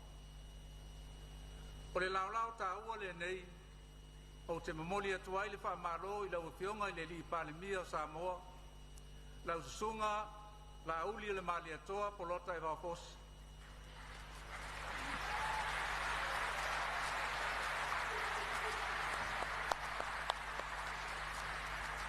Tu sai mo lo tula i mai e tai le sao Samoa i le 5 tausaga o le paeaʻiga lona 18 le nei al palemene e le taumate o le amamafa o le avega o le afeagai ma lauafioga ae faamoemoe pea i le mana o le agaga paia na te tautoʻaluaina lou faafoeina o le mālō Samoa auā seʻai mo le atunuu ma lana tapuaʻiga pa mai le faamalosiʻau a le perefeta o mika sole ua faali atu e le atua iā te oe le mea lelei sa foʻi se mea finagalo ai le alii iā te oe pe a lē o ia mea ia fai le amiotonu ia naunau i le alofa ma ia feoaʻi ma lou atua ma le loto faamaulalo ia faamanuia tele le atua i lou valauina e avea ma palemia o le mālō tutoʻatasi o Samoa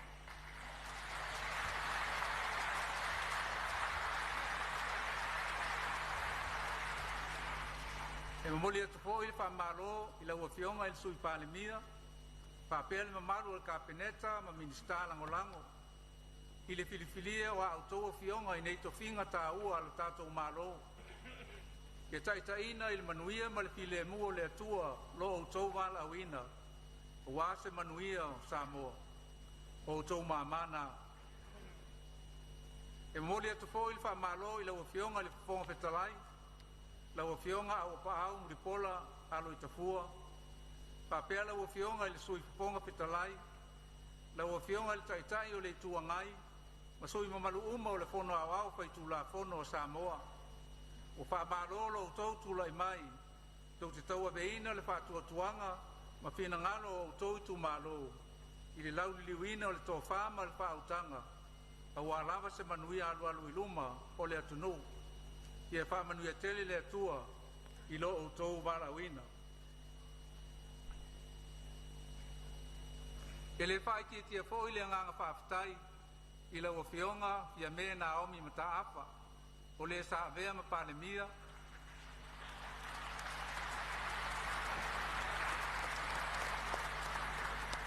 faapea le kapeneta le fofoga fetalai le taʻitaʻi o le ituagai ma sui mamaluʻuma o le paeaʻiga lona 17 o le palemene ua mavae atu nei ua faamālō le faatoatoa ma le fai o le faiva ua faafetai le pale ia faamanuia le atua ia outou afioga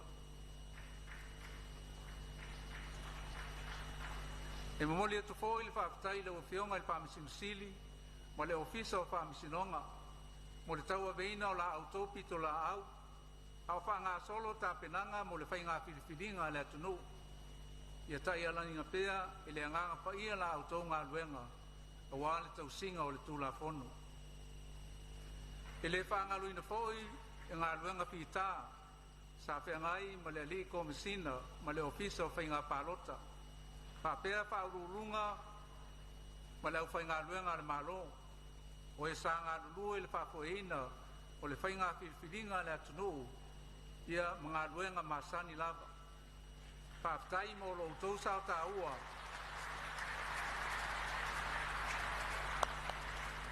ma ia faamanuia le atua i la outou auaunaga i le tatou mālō ma le atunuu e muliaʻi le faafetai ma le faamālō i le mamalu lautele o le atunuu i lo outou lava papale ma le lagolagosua ua faaiʻuina ai ma le filemu le faigā filifiliga i lenei tausaga o loutou leo ua fausia ai nei le palemene lona 18 o le tatou mālō tutoʻatasi o le tatalo ia maua pea Samoa le nofa filemu ma faamanuiaga mai le atua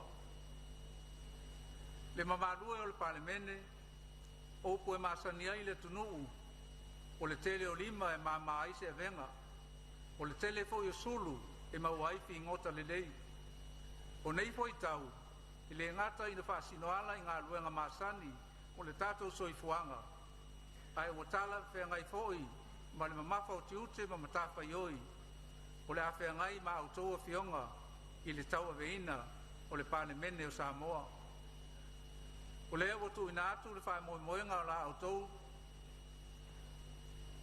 tau tai ia le malo Samoa i le alofa ma le loto ngā te stasi.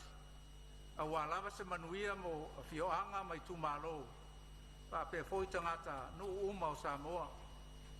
O le tatalo, ia sanga whaapulu mai le langi le tōwha ma le whautanga. E tai ala inai pe tu na inga o muniao i upawhai o malo. Ma pe lafo inga i le palemene. Ia o tō whaalangolango, whaatuatua ma whaamoemoe. I le taita inga mamana le atua siri ese. Le atua le tamaa, le alo ma le nganga paia. Lo whaavai ai le tātou malo tūtou tasi. Ia whaamanuia o tō i le lii, ma ia tausi i ate o tō. Ia whaamalamla maina le lii on whafonga i lunga i ate o tō.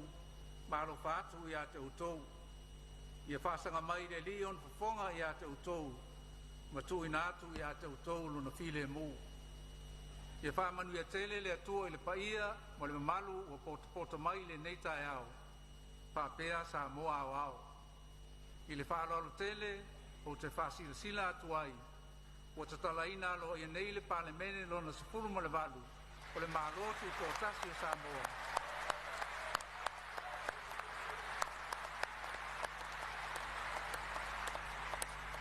Soifua ma ia manuia. We give thanks to Almighty God for His grace and mercy that have carried our nation safely through the recent general elections. As we assemble today to witness this momentous occasion, the official opening of the 18th Parliament of the Independent State of Samoa, we acknowledge that all authority comes from God, and without His blessing, our work is in vain. As the psalmist declares, unless the Lord builds the house, the builders labor in vain. The campaign season is now behind us, and our people have spoken through the results of our general elections. Differences may remain, but should not continue to cause division and non-cooperation among individuals, families, villages, districts, and government. It is time to heal wounds, forgive, reconcile, and march forward and serve together in the spirit of unity, because the Parliament and the government of Samoa belongs to the nation, to all citizens of our country, young and old, rich and poor, and all of us. Our canoe cannot move forward if each person or faction paddles in a different direction. It is imperative that we paddle together for the good of our country and people, and for the glory of our God. As we inaugurate our new Parliament today, I congratulate our new Prime Minister, the Right Honourable Laulial Malietoa Polotai Vaufosi. You are now entrusted with the solemn responsibility of leading Samoa throughout the forthcoming 5-year parliamentary term. May your leadership be abundantly blessed with wisdom, discernment and favour from our Heavenly Father. Please remember these words of the Prophet Micah as you stand at the helm of Samoa's voyage, and I quote, God has shown you what is good, and what does the Lord require of you? To act justly, love mercy, and walk humbly with your God. I extend congratulations to the Honourable Deputy Prime Minister, members of Cabinet, and Associate Ministers on your appointments to these vital offices within the government. May the Holy Spirit provide you with guidance and strength to carry out the work entrusted to you. I take this opportunity to congratulate the Speaker, Honourable Awapa'au Mulipola Aloitafua, for your distinguished role to preside over the Legislative Assembly of Samoa. I acknowledge the Deputy Speaker, the Leader of the Opposition, and all members of the Legislative Assembly. Your respective roles in representing your constituencies is of profound importance, and may your collective wisdom and deliberations advance our nation in the pursuit of progress and stability. I also acknowledge the former Prime Minister, Honourable Fiamena Naomi Mataafa, Cabinet Ministers, and all parliamentarians who served our government in the 17th Parliament. Thank you for your leadership and service for Samoa. I commend His Honour the Chief Justice and the Judiciary for their role in upholding the rule of law throughout the election process. I acknowledge with appreciation the diligent work of the Electoral Commissioner and staff, government officials and all who participated in ensuring that the electoral process was conducted with integrity and fairness. I extend my sincere gratitude to the clergy of all denominations, prayer warriors and all our people for your dedication in entrusting Samoa to God through prayers, devotion and fasting. Honourable leaders and members of Parliament, a well-known Samoan saying reminds us, many hands make the work lighter, and by shining many lights, the finest of the sea's creatures are brought into view. These sayings do not merely refer to the ordinary tasks of our daily life, they are even more relevant to the difficult tasks and solemn duties that lie before this Parliament. Upon your shoulders rest the trust and hopes of our nation, as you are called to lead our government with love, unity and purpose, not only for the benefit of villages and districts, but for the success of the entire country. Let us humbly seek the gracious guidance of our God, so that wisdom, courage and steadfast resolve may be abundantly bestowed upon this Parliament. May your deliberations be conducted with clarity, integrity and purpose, ensuring that every decision strengthens the welfare, stability and stewardship of our nation. May you continue unwaveringly in your duties and responsibilities as leaders of government and members of Parliament, diligently serving for the success and enduring well-being of our people. Above all, may every undertaking be guided and sustained under the sovereign authority of God the Father, the Son and the Holy Spirit, upon whom our independent state of Samoa is founded.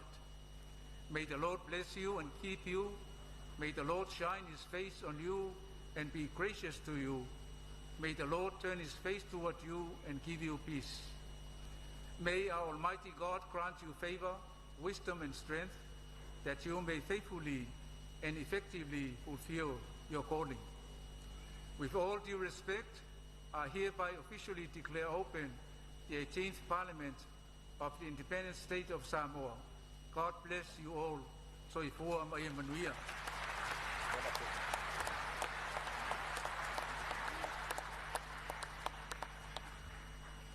E momoli tele atu le whaafitai la wafionga le au le malo, e tusa o le malelenga matanga o fie. Lafo le pare mia. O te tapa ma le whaaloalo la wafionga le pare mia mo le lafo. Lau fionga le fong fitalai, pa pēr la fio le fionga le au mamalu le malo, o te tula i atu e whaatu le lafo. Na e whatatia le malelenga me no whaali i le lau a whono le Parlemene. Whalua e re sui mai whare alilitasi i a whapea foi pe palau tasi. O le fisili, po le a whamaunia le lafo e finangalo iai sau no male ioe.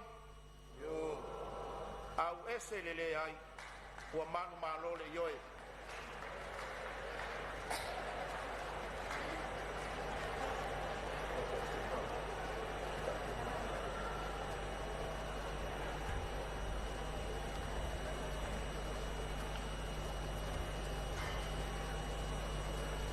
Isi fasilsilanga le fonga fitalai.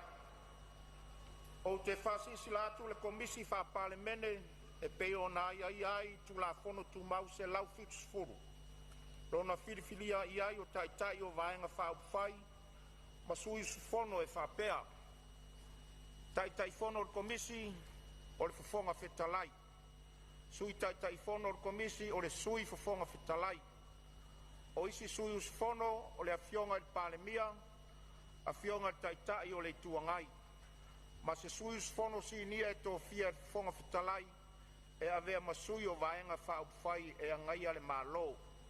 Ona o lea, ua auto fia ai lea fionga i a fia me Naomi mata afa i te tonu o komisi lea. ma le whāloalo.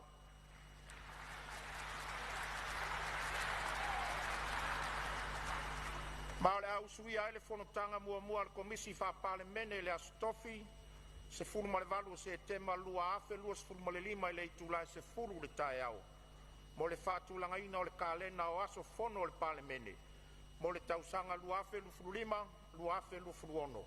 A to ai manisi ngā luenga ai maise o le tau ave ina o tiu te whātula fono ina o le komisi. Lafo mo le tolopo ina. Tulai mai lo fionga il palmia.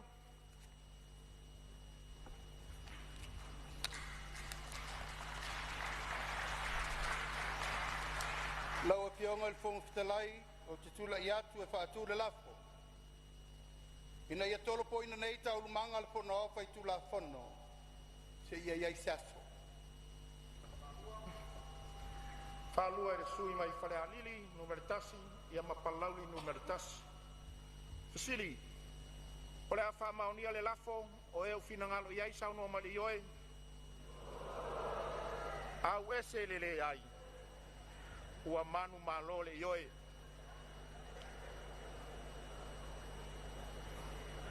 Au lei tolpo ina tau lumanga al fono au fai tu la fono, e tu sa le lafo ua whamaunia, o te taru sangatu. A mai au na tolpo ngā luenga al fono au fai tu la fono. Ia tātou tari mau mai pēa le maota, mo le whātautonga o le fionga i le palemia, ma lana ka peneta. O te whasiri sila atu a tolopo nei tau rumanga le fono au fai tu la fono, se ia se asu.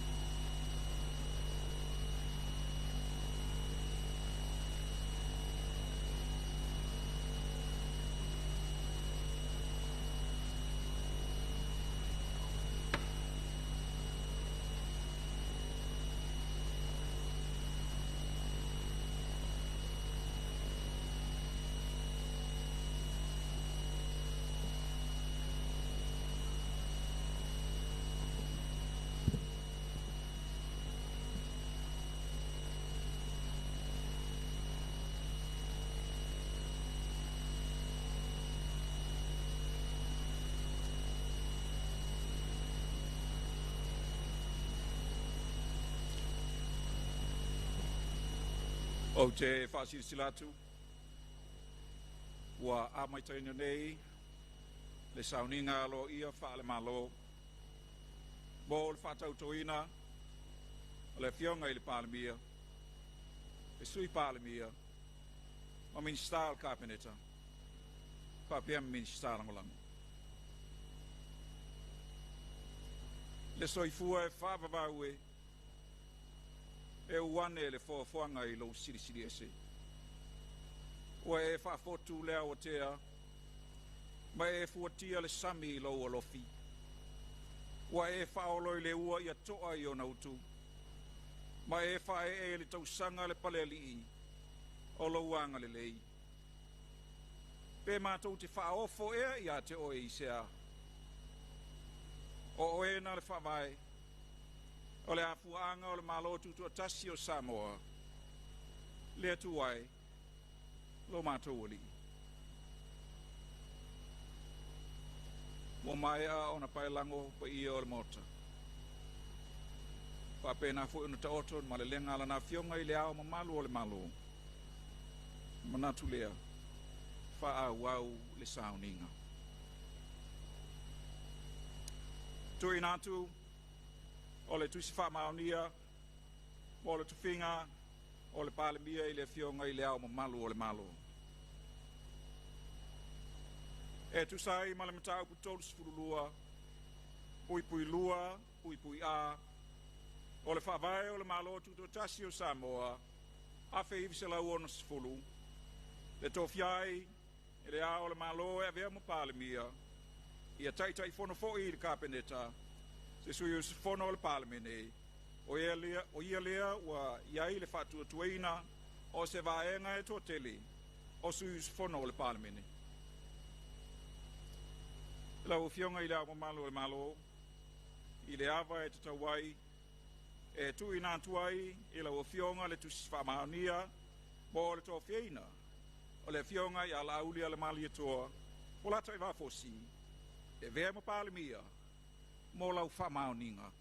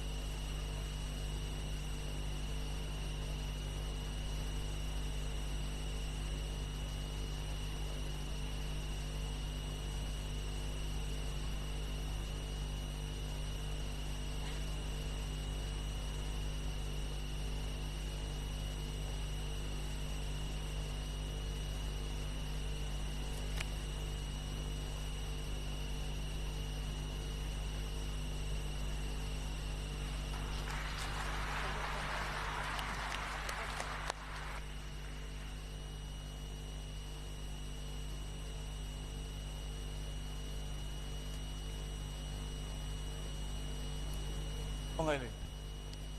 Tanga fa manuele tu ele ufionga le palmia, le ufionga la uli le mali toa pola ta vai posi. O mamana manuele no fo inga.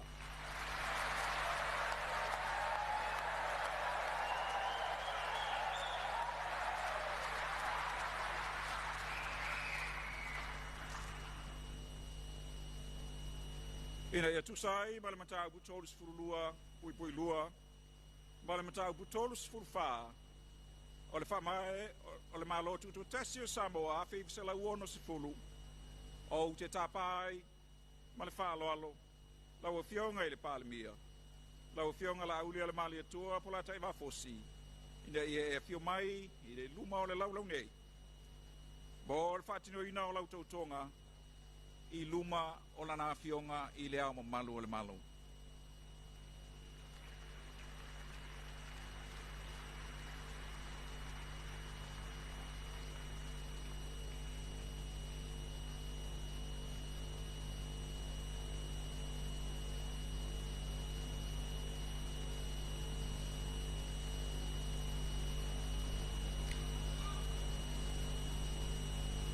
O O le whaavae o le malo tuto tasi o Samoa, ma tā upu tolu sifu malwha.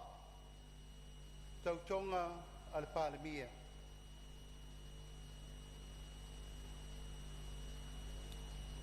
Pau, o la uli e le mali atoa, o la taiva fosi.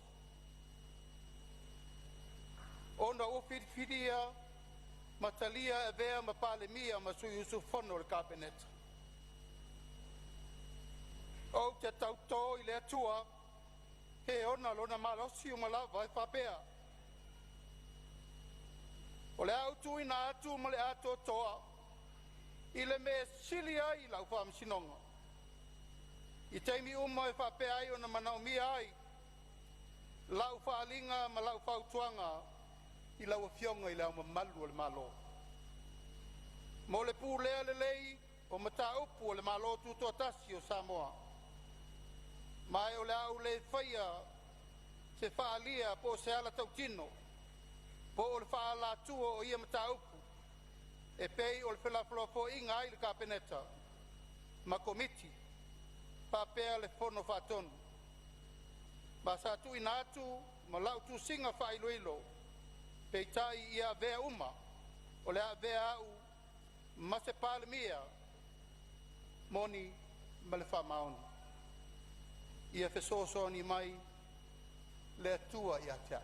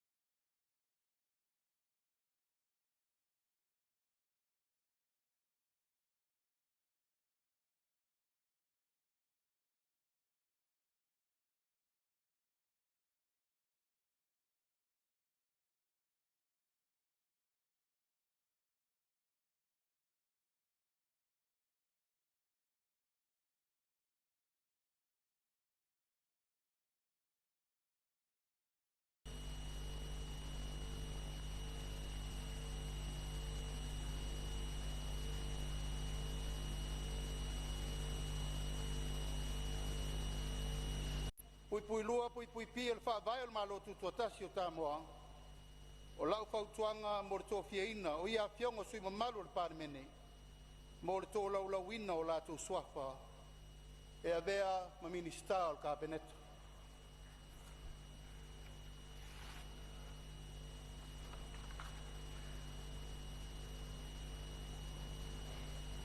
O au nei o le ua tōwhia e vea ma palemia o le tātou malo mo le nei lima tausanga. Matafa yoi tau ave o le angafa, ma le taitaina o le tātou whainga malo. I lalo o le vaavainga a le palemia. Matanga luenga o le palemia ma le kapeneta. Tanga luenga o le vai fafo ma whaktawainga. Tanga luenga o leo leo ma le toe fuataina. O fiso le loia sili.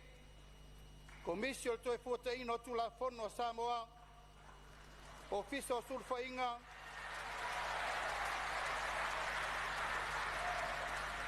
Komisi o whainga luenga le malo.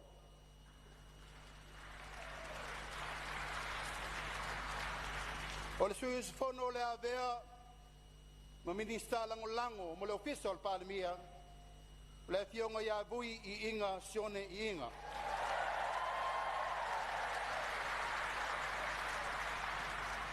Lona lua. O le fionga ia toe lupe Pau ia o tele o ni semo. O le sui palemia.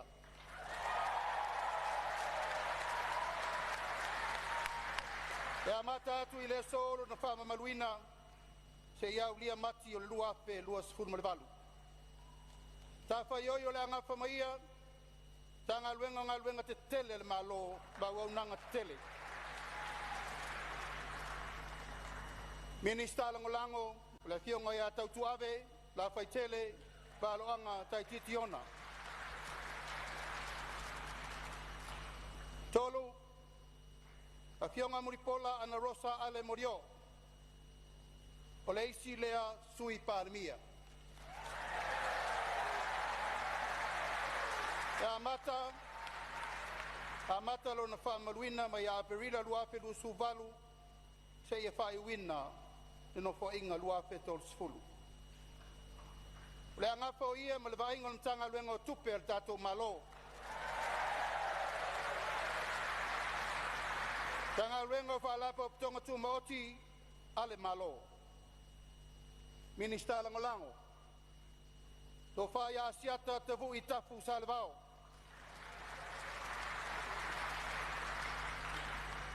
Numele wha. E fionga ia I ono aleki e keroma. Tanga luenga wa onga talonga. Tanga luenga wa onga manganu.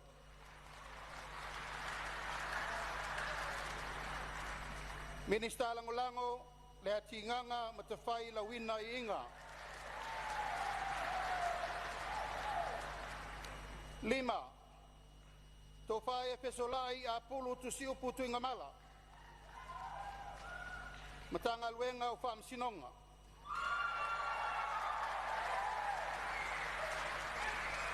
Minista langolango Sala Paulo Tualapoto. Lona ono. Anga seata tanuvasa Valelio tanuvasa Peto. Tanga luenga o sota inga mateko nolosi.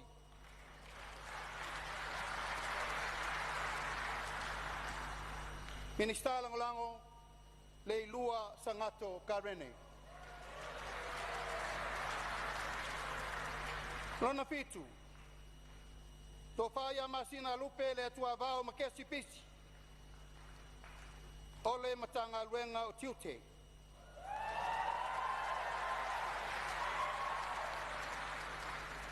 Minista langolango Tofaya Lavea Solomona Paulo.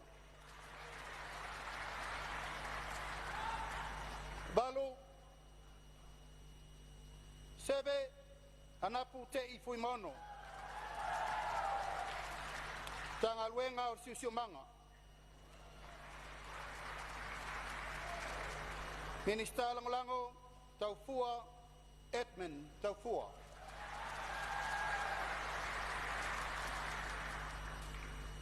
Iva fuimono maiava Tito Asafo. Tanga luenga whatoanga mawhainga whaiva.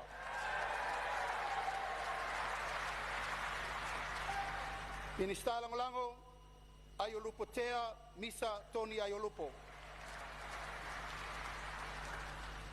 Sefulu Foisala Lilo Tu Ioane. Tanga luengo whanua mala oa whanatula. Minista langolango tea to ala peato.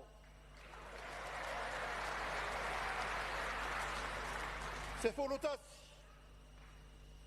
se wamuli le tufunga fasitoma, matanga luenga o ta longa, mamalolonga. Minista langolango, fiu faulatane Bonifacio Bassa. Se fululua, matanga luenga tinam tamaitai, nu mang apsotai, nu melefa mamawina, moefa wo Julius akui tafunai. Minista langolango, tilafono David Hunter. Se fulutolu, Hata Ryan Schuster. Salangwenga pisinisi alamanuia Maleipa. Minista Langolango, Amituanai, Malolo Tautofi Roma. Va'ao lo fipo. Matanga luenga soifua Maloloina.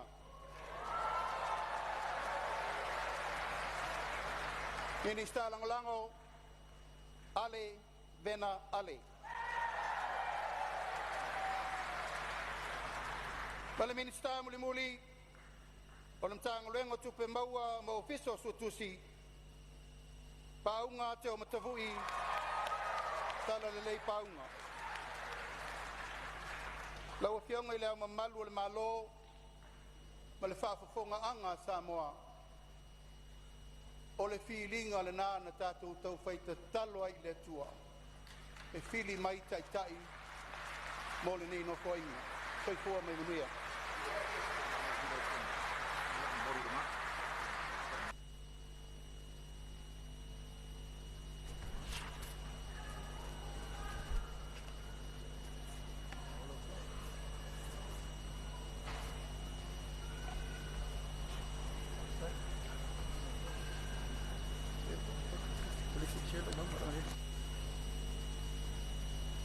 Paftai atu e le saunoanga lau fionga i le Palemia.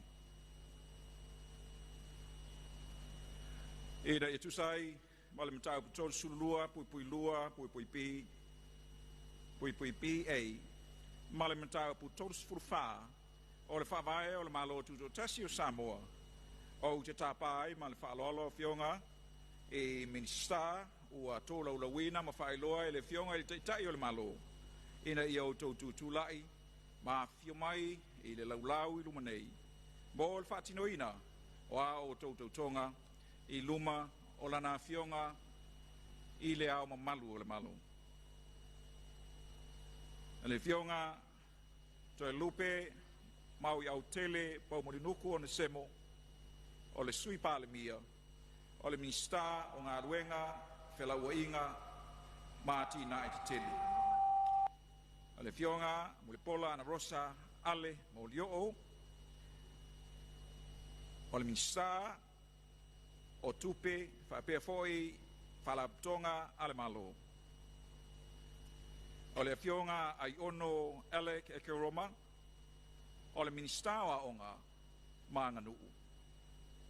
Le fionga, fesolai a pulu, tusi upu tuinga mala, o le minista o whaamisinonga, matu langa tau whaamisinonga.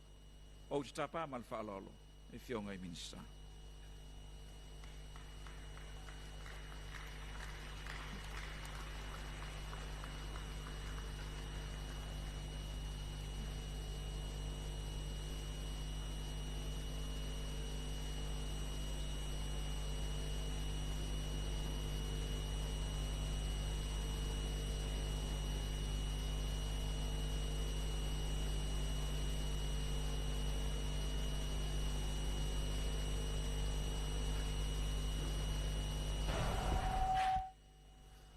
O tau ao i le tau matau i le fionga le tua o na sao noa lea o tau fionga i a tau tau tonga.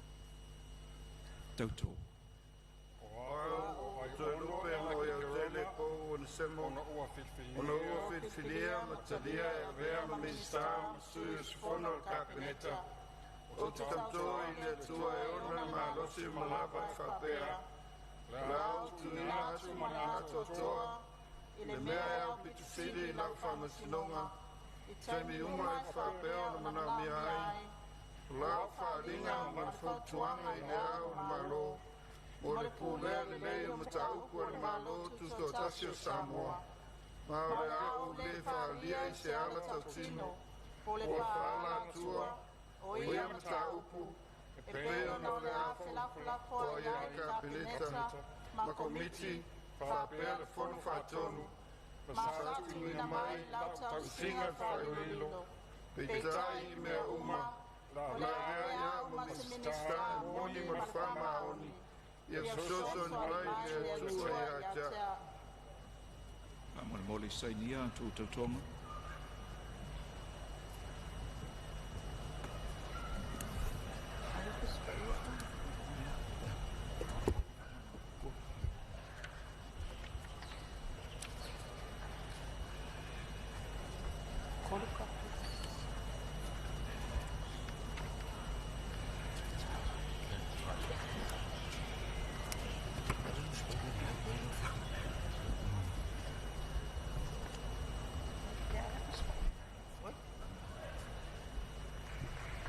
Half tight, half your my told film.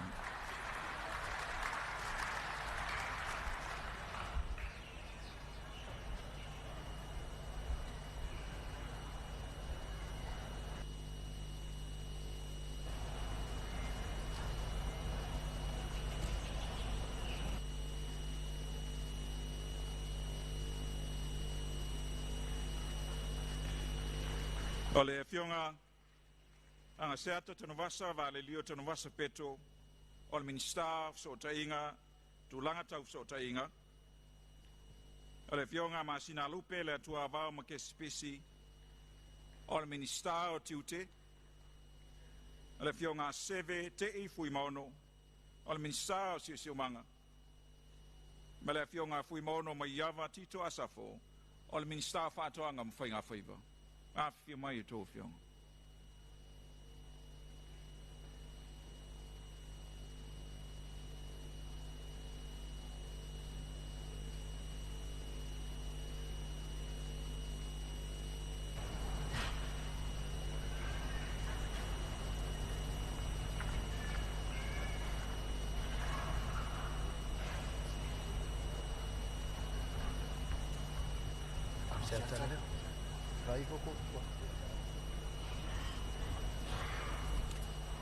O lau tau au I le afionga le atua I le 5 taumatau ona sa no le lau tau tau tonga.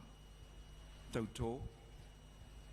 O masina pele atua ka ke spesi o no fifiria mataria pe ma misa ma sui fono ka peneta. O te tauto I le atua e ona ma losi uma lava e whapea. O le au tuina atu mai ato toa. I le mea o pito siri I lau whamasinonga. I taimi uma e whapea o na malau mi ai. O lau wharinga ma le whautuanga I le au le malo. Mo le pūrea le lei o mata upo le malo tuto tasio Samoa. Ma o le au le wharia I se ala tautino. O le whaala atua. O ia mata upo. E peo le la whai ai ka peneta. Ma komiti whapea le fono whatonu. Ma sa tuina mai la tausinga whailo lilo. Peitai mea uma. O le avea uma se minister moni ma le whamaoni. Ia soso ni mai le atua ia tea. Sainia tau tau tonga.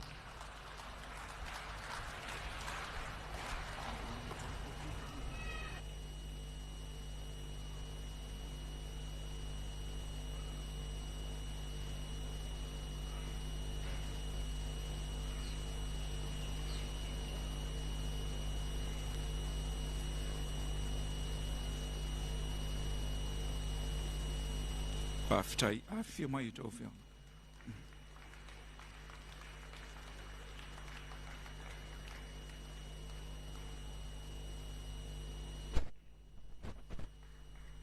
Ole fionga foi sala lilo tu Ioane. Ole ministao ele puna o fanaturo. O le fionga sewa muli le tuunga fasitoma o le minista o Ta'alonga ma malolonga. O le fionga moe whaawawo Julius Akui tapunai o le minista o tina a tina e manuia no uma fioanga fa maise le ofiso whainu mera whamawina. Ma le fionga whata Ryan Schuster o le minista pisinisi ala manuia maleipa. A fio mai tō fionga.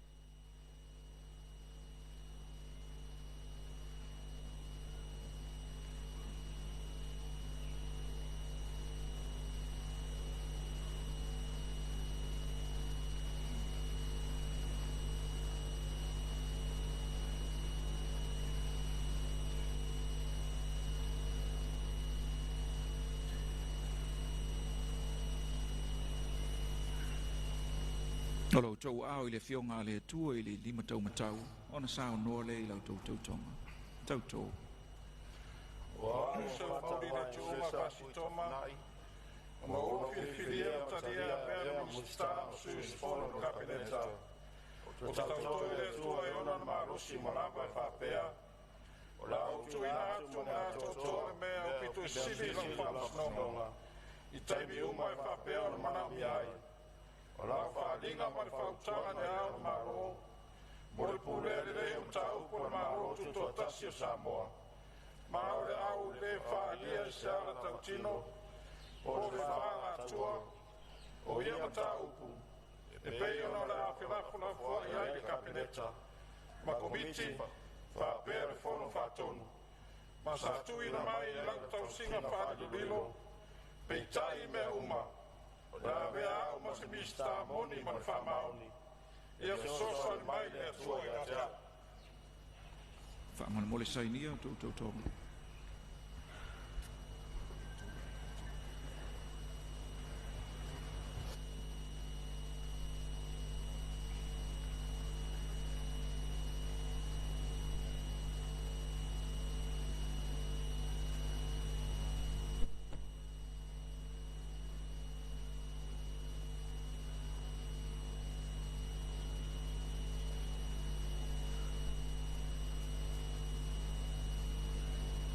Aftai, a fio mai tō fio.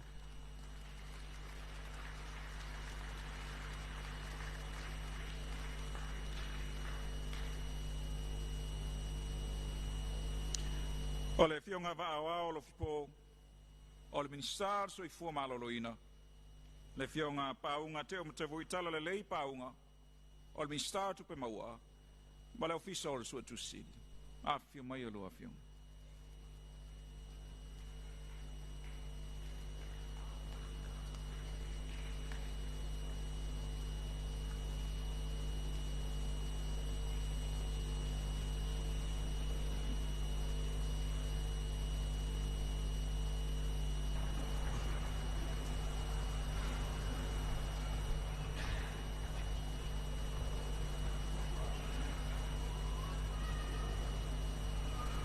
O lua au i le au tamatau i le fionga le atua sao noa i la rua tautonga.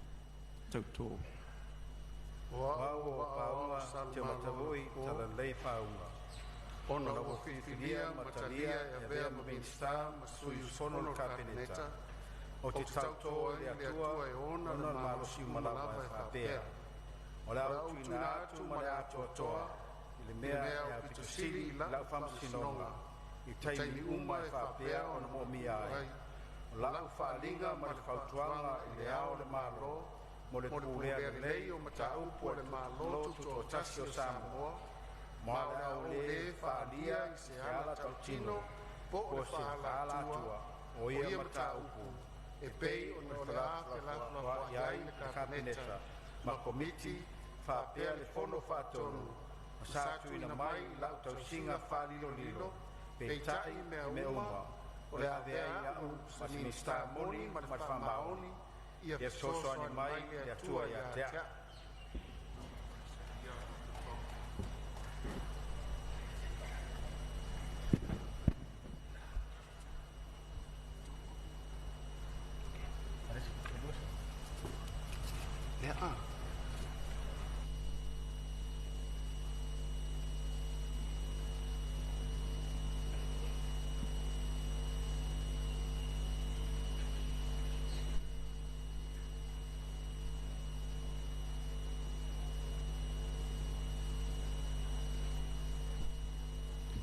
Whaftai a whio mai o lua whio.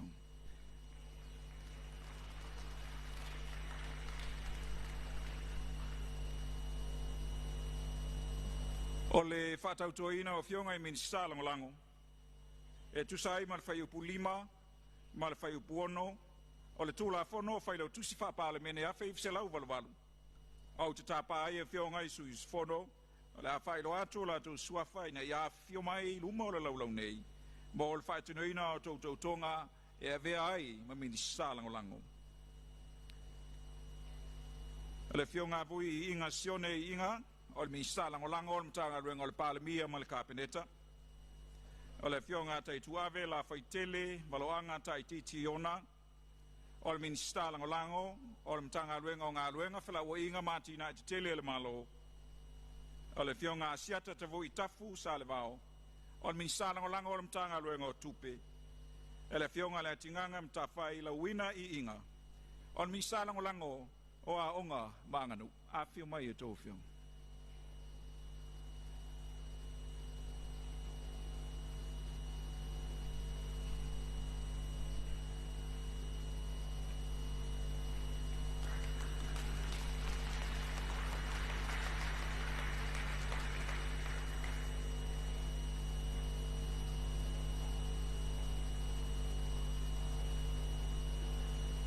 Lo tō au taumatau I le whionga le tua o na saunoa le I lau tau tonga. Tau tō.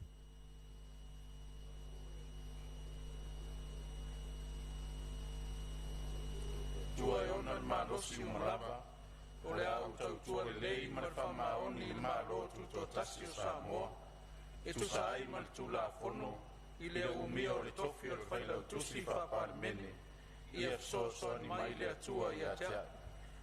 Whaftai saunia tō tonga.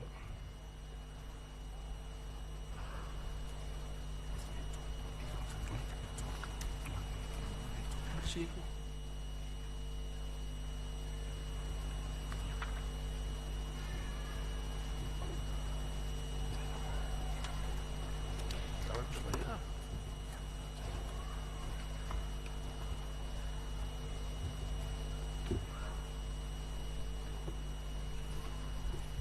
Whaftai.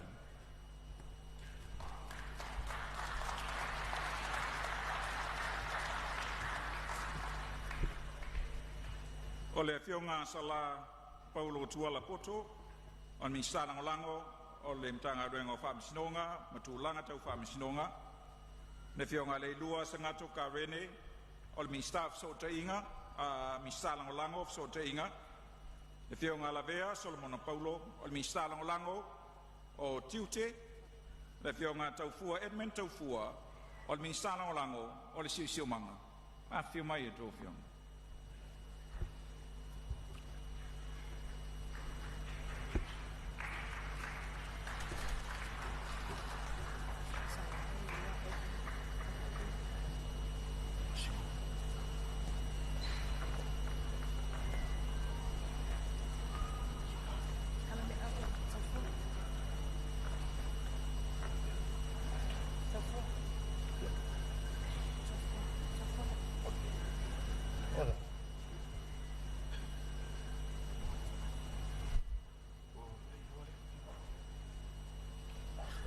O lo wao taumatau I le whionga le tua o na saunoa lea I lau tautonga. Tautō. Wao sala tolo tau o tau le tua o na la simala. Ora tau le me fa ma malo to tasio Samoa. E tu sai ma tu la fono. Il est au milieu de tout qui fait le plus il s'en parle. Il so mai le tua ia. Aftai sainia o tō tautonga.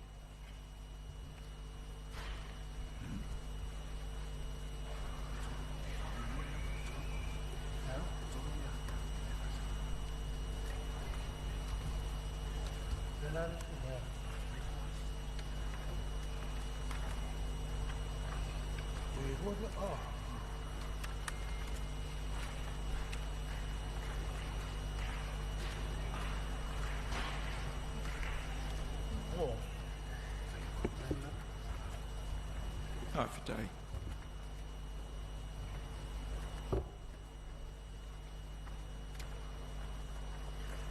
O le fionga ai o le tea misa toni ai o lupo.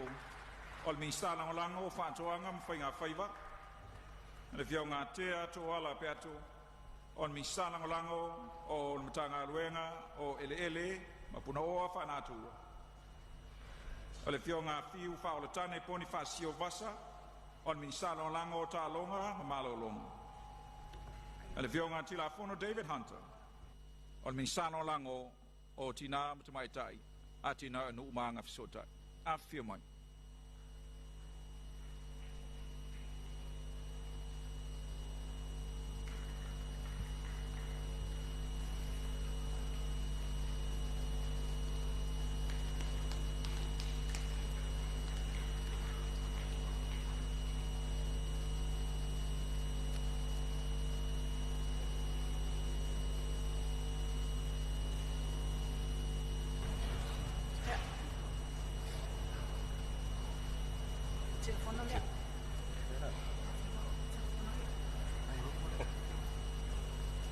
Lo tau ao I le tau matau le fionga le tua o na sau no le I lau tau tonga.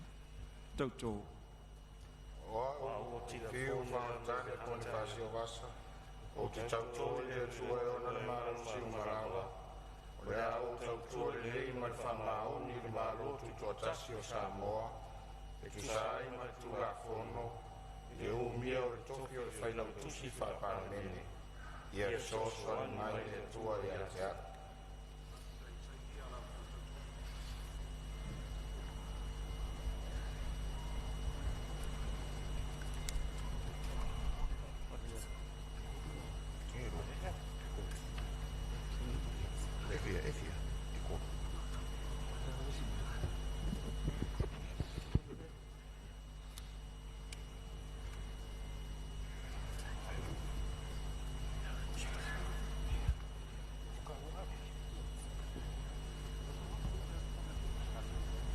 Taftai.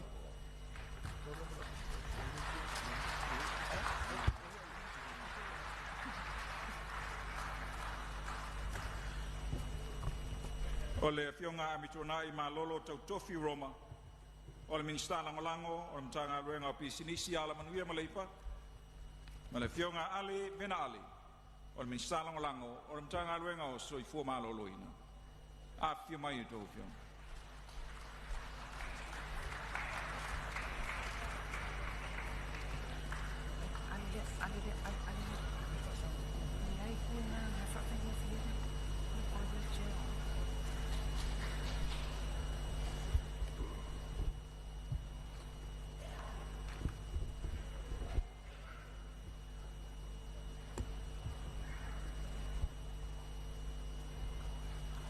O lua o tau matau I le fionga le tua.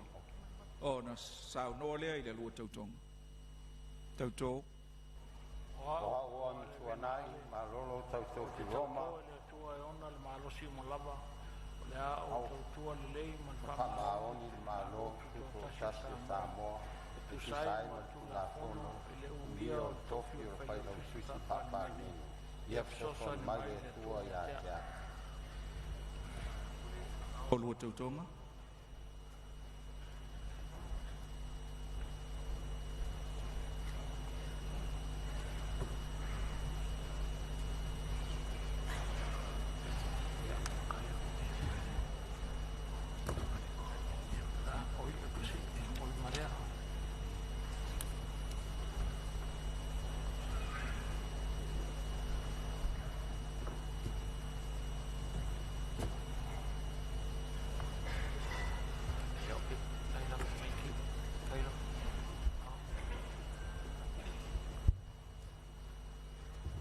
Pai ai o sauninga se tu mai spantele o le ua pa maea o tonga fionga I minsta.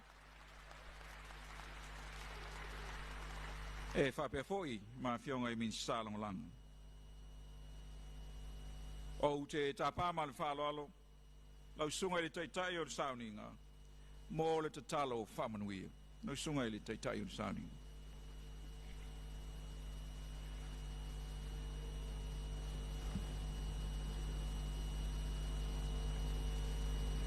Tātou wifo matano I le tua.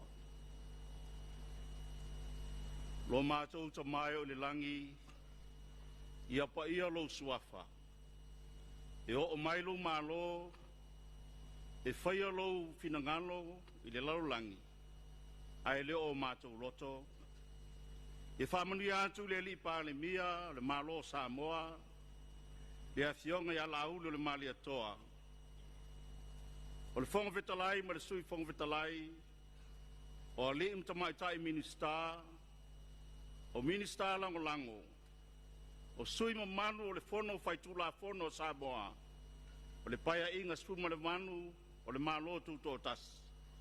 Ia whapula atu, fonga alo fole atu e lunga ia tau tau, banglele atu ia tau tau, matausi atu ia tau tau. Lingi atu e le li lunga ia tau tau lon manuia, ma watu ia tau tau lon file mu. Ma iau tau tu mau iau tau tonga, iau tau tonga, o le loto atu nu i le lofa ma le whamaoni. Ma ia visosani atu le tua ia tau tau, a o le manuia ma le file mu. O lawa fio le tua le tama, le lofa silsile se isu ke riso le li ma le whaola. I le maftanga le mwaimlo wanganga pa ia ilunga leo le nei maftanga ma Samoa atoa, nei se yo i le whavavau lava. Amen.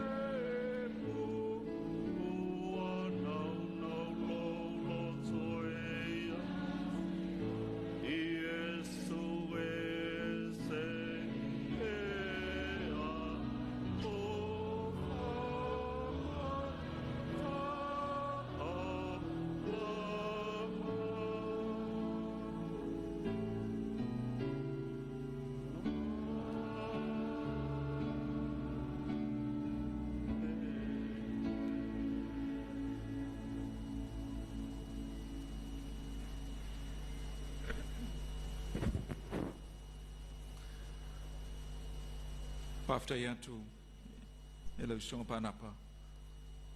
Lau songa i le taitai o sauni ngā mō le whamunia. E a te ule awa tele e te tawai o te tapai ma le whaaloalo lau fionga i le li palmia mō lau saunanga.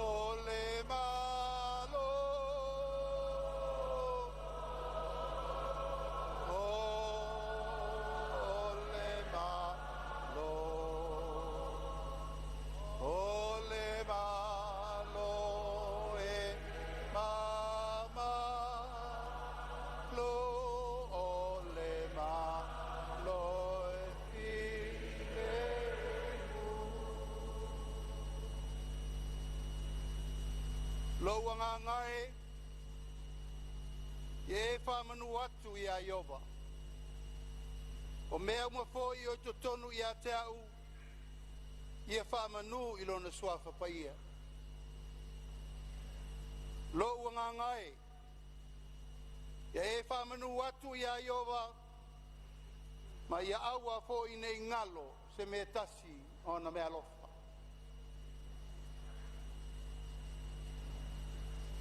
O lea ua maea o na sausau le fuesina, na ua whaaloalo fue apa. O whelelei foi manusina ma ua sa manuvale. Ai se a, o lea ua mai le malelenga mai le langi, sauno iai le taitai o le sauninga. Ngongo sina foi e le soina, tala na pasina e le fatu saina. Le malelenga o lea ua mamoli mai ai, le saunoanga, a le fionga I le au mamalu o le malo.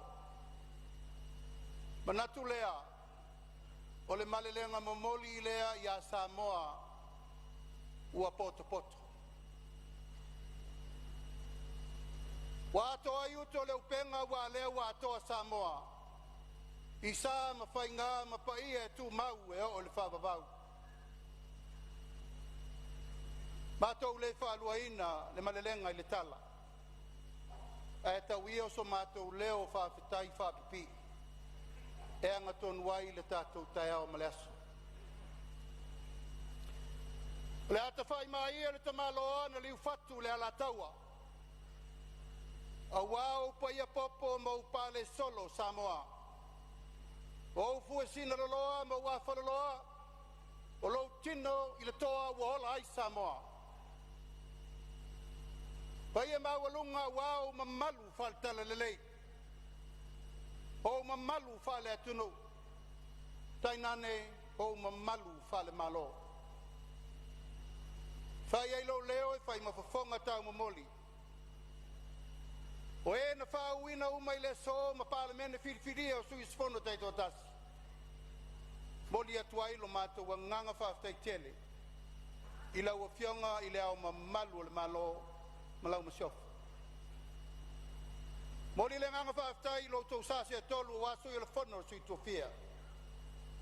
Lau susunga I le mali atoa. Lau a fionga le tui atua tu puata msese. Ma lau a fionga le papa la ulu mapsone. Moli le nganga whaftai le so o wa lea wa so ula le whala o le pa ia la valea o Samoa I ona tulanga whalupe. Mai le mata sau e oso ai le la le mea ngase ai le na tamisanga. O le paia watu mua mapule I tuau ma la taua ai ngai le tai ma le vaa o fonti. Malu tau e foi le fio la wa fionga le whamasino sili. E nane la wa fionga le pedestene ali matamaitai o le whamasino nga sili e Samoa. Whawhetai le fio mai matala mai ao le so. O le vaa nofo tonu lea wale tau singo le nofo whea fani. Le wha temo kalasimoni, tau sia le file mu ma le manuia o Samoa. Fe tau sia, vaa whea loa ai le fe vaa ia. O le tai ma le aso, o lea waso ula wale fio mai o tato uso mai le motu sai. Wa toa ai Samoa a wale tatou fesilo whainga I le so. Te fio mai o lau fionga le kovan sili. Lau fionga Pulali Nikolao Pula Malefartua. Io lau fionga le presidente del Senate. Lau fionga tuaolo manaya Fruen Malefartua. Lau fionga le fofonga vetalai. Lau fionga Savali Talabawale Malefaletua tainane la uto o malanga. Pai ala balea wasua male vai fanua. O fo mai tulangi sa ole masale au mua. Male lau niu na sa lua. Tamal manua tele fale na fulu le motu to o fale ula. Male la au na motasi. Sa mo le na wa uma na fatatia o tato matua le tato fa ba papa. Tasi ma tasi le tina a inga tātou. Mori atu le nganga whaaftei tele, lo tau wapi fia mai, matala mai ao e wha manu malu, le tau mawhainga po le wha wina o le palemene, se fulu ma le valu, a Samoa i sifo. O mori le nganga whaaftei tele, i lau tāpua inga a Samoa i le nei tū lao le aso. I tū malo umai lima sifulu ma le tasi o le tātou aturu. Mai le matale I pata sa ia pa ia fili ma pule tū. Na tau wilo ai malo. Ai sea.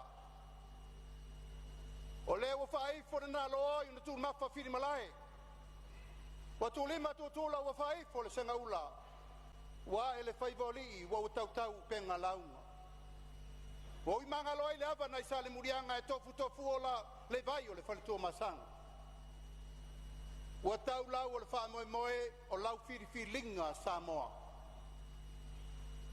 O lau tau wha, ma lau wha tau tanga, o lau moe wha alu, o lau mauta o whimau, Samoa, o lea wa lai le so.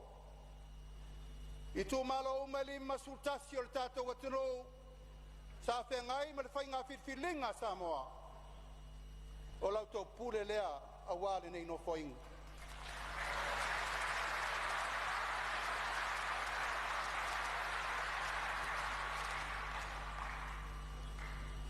Ele mawhai o na whanga loa fia I si o na wao.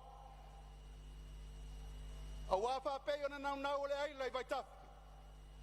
E lele la toloa e mau le vai. Te pa ia o Samoa I tafa e fia o le lalolangi. O e vea lava sa au tau wha le malu ai. Mo ai tau tau malele. Mo tau tua apa ma tau tua mamao. O leo toi nā tia ifo lo tau fatu mo le tunu ur whainga whiwhiringa nei.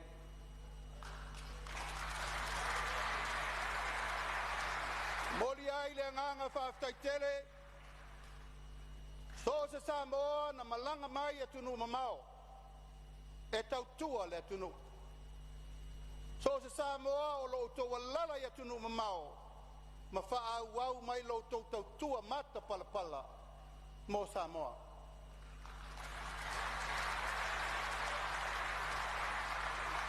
O le tatalo, alo fangia I o tau malo losi pea, e lafo mai tupea ti na e le tunu.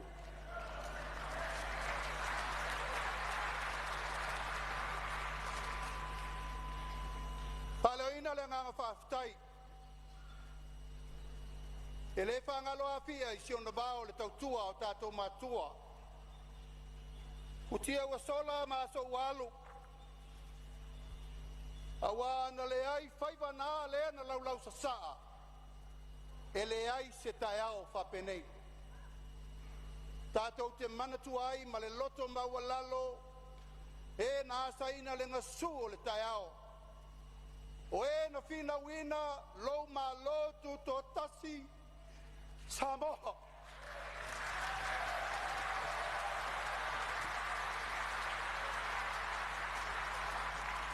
Tātou te manatua ma le loto ma walalo.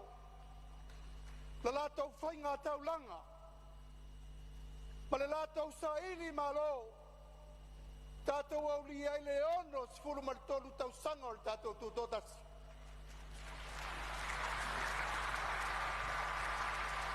E le ma whaina ngalo. Sa lātou turi vai le tua. Matatalo I le tua I a whao le whasino ala ma le whasino manga. Wanei, o tātou waia I ata o tau leleia. Pei tai o le tai au sili.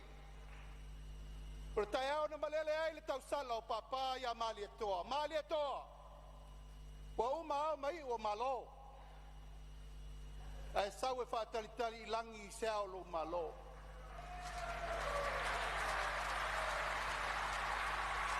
Samoa o le tai au ula le nā. Ia aua ne ngalo yola. Le tai au nai matangi u whengai maleata.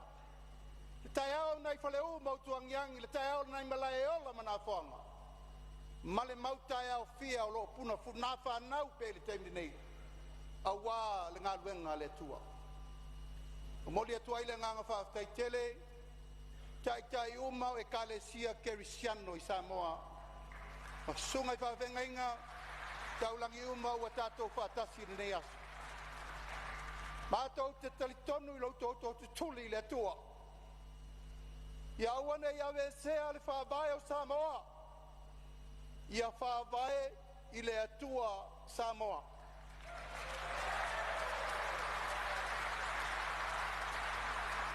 A whaisa iai ni futia wa sola ma so walu, na sopo ai le tai le ma sopo le pule au le pule bo. E iai le taimi o le atua e toi fo iai le vaile me na tafe mai iai. O le a, ia tātou manatua, o le atua e pule i mea uma o le tātou ola.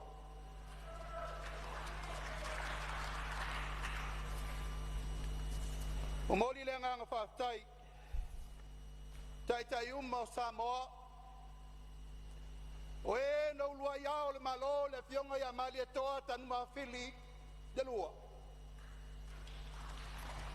Le fionga ia tupua tamasese, o whai lo langi lo la soifua, a o le tau langa na osi, Samoa e le mawhai upu matala o na taia, ai whaafetai le tua, i le latau tua mata palapala ma le alofa moni le atunu. E le mawhaina whaangalo a fia e whaalolo ma walunga sa whenga ia ie sa taita ia le malo.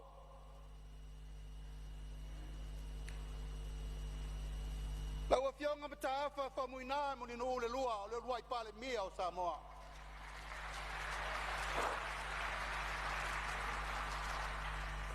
Lau a fionga tupua tamasese le lofi le wha. Pale mia lo na lua o Samoa. Lau a fionga tu ia tua tupua tamasese efi. Te pale mia lo na tolu o Samoa. Lau a fionga le oliva ai kolone. Te pale mia lo na wha o le tatou malo. Le fionga le to li to fi lau eti al sana. Te pale mia lona lima o le tātou malo. Lau sunga tu le epa sai lele mali le ngoi. Te pale mia lona ono o le tātou malo. Malau a fionga, le sauna whapito fia mena o mi matawha. O le pale mia o lefa to a tātou tau mawai nei.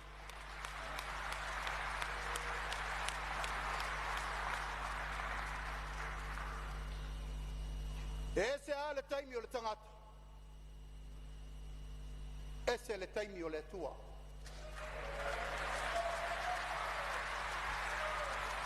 Samoa e le eto e tau wha matalatu leua mai li whiau wha le nganga. O le numela valu I lo tūlai.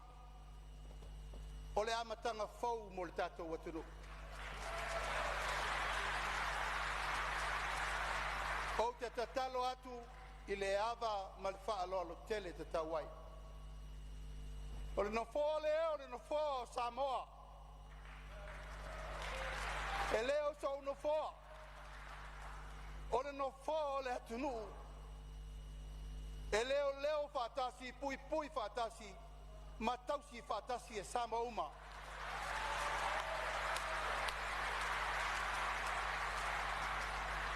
O ania tātou whee se ingai upu matala o le lumanai o te tatalo atu malo nganga whaalalo. O ana nafi wa iai le tua le to e fia mana tua. Ai nao maia le atu nu pele tātou fusi whatasi le whau malo. Mo tātou saili malo mo le lumanai. Lau sunga tu le epa sai lele mali le ngoi. Lau a fionga le sau whapito fia neem Naomi Mataf. E le lai titi le teimi na tātou mafutai. Ma e si la fia le atua le teimi o tātou ngā lue whatasi. Whawhetai mo ngā luenga uma sa whatino mo lea tunu ure nei fia tausanga.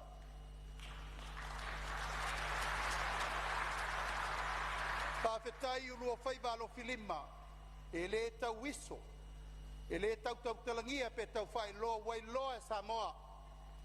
Ai sili ai o na taua, la sila po fonga o le atua. O lau tatalo, whawhile mu le tunu. A whai, tātou te maua le whea whani, o while mūre tapo inga Samoa. O apo whaatasi le ngā lulua whaatasi e Samoa, mō le lumana. Aisea, tātou whaia se whaavai whau. Tātou wa ngai masava vale e u lima whaatasi, o lau malau tū whaatasi ia manuia Samoa.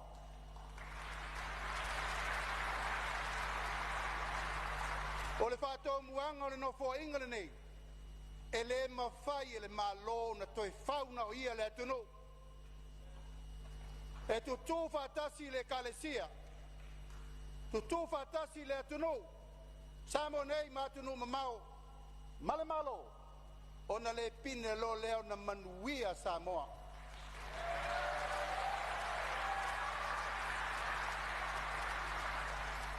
O le malo tangata, I tangata, mo tangata. E leo se malo na o le malo. O le malo e fau fatasi e iai le tiutia le ufai ngalwenga tutofi e le tua. E iai le tiutia le atunu, tama mainga. Le foi tātou te fatasi ma, le whawhawhenga iai o watu tuila ma manua. Tu fatasi loa ma le au nanga o tātou o whirwhilia le so. O na le pine le na tau I manur wha moe moe. A o lua mamana. Lo whangia le tua o lua whaivalo filima e whaua waila lua o nanga whapofale. O la tātou whesai, so te pēr whesilia tu lava. Ini tu langa o whautuanga. E le whangaloina, le fionga le whafonga whetalai na se ei le nofo inga wa mai atu.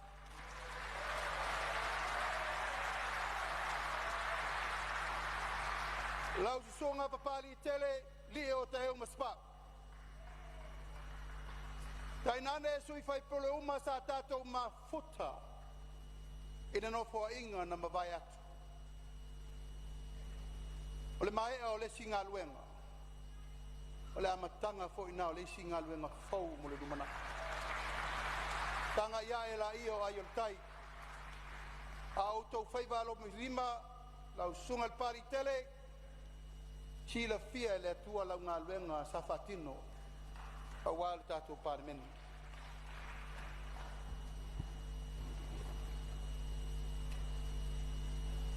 Le tātou pārmene surma le walu. Usoe o tātou o au auna le atunu.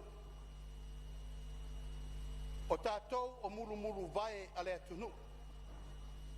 O tātou o tāvini a Samoa.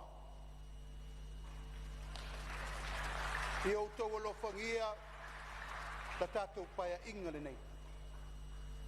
Wa tā pena le a inga le whātua tua I le tua Samoa wa tasi, tu atua mātou lima tu mai o tau ao, tātou ngā lue whātasi. A whai o le whina ngalo le manuia I le atunu, o le mātou whātala ulatu lea. Ala tātou whasolo I tūlanga umma pe ona iai por ka lame whātātitia a wale manuia o si o tātou patunu. Lo I tū malo pe le ngangai whamaunga numer tolu.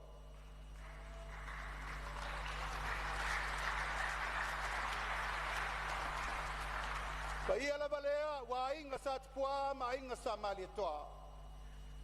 Male mamalu il whal tolu.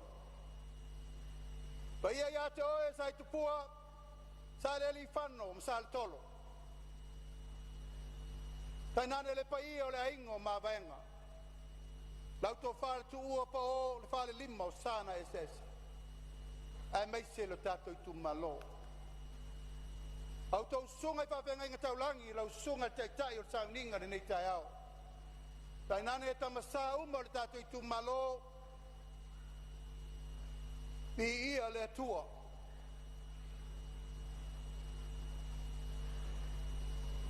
O ai tātou a manatu mai ai Samoa.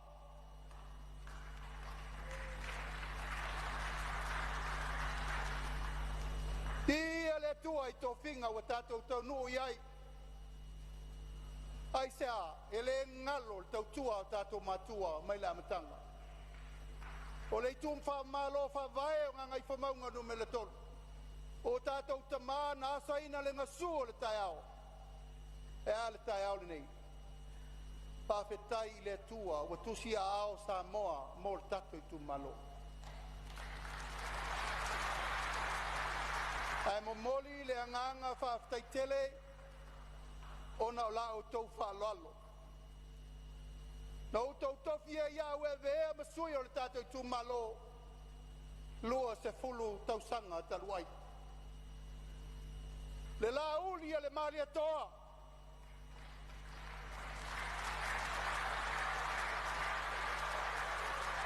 No tau wha e ia te au. Pamanuia iai le mali atoa. Tanu wa fili le lua. Pamanuia vo iai le mali atoa mo li le alala mai. Aua tau te toi apoa le pola e motitua. Anga I lumma le tātou wā. Wa mawai atu wasa o ti ngā mawhaingata. Tauni la ia tātou te sapi I tūlanga o le whamalumalu e le tunu. Aisea a wae le ai se tautua e alu alu fua. E lei foi se tautua e alu alu noa. A o lau tō pule lea alu tātou I tu malo. Pawhetai u whete whaina le tō whama le whau tautanga ia Samoa. E a vea I tātou mataitai o le tunu.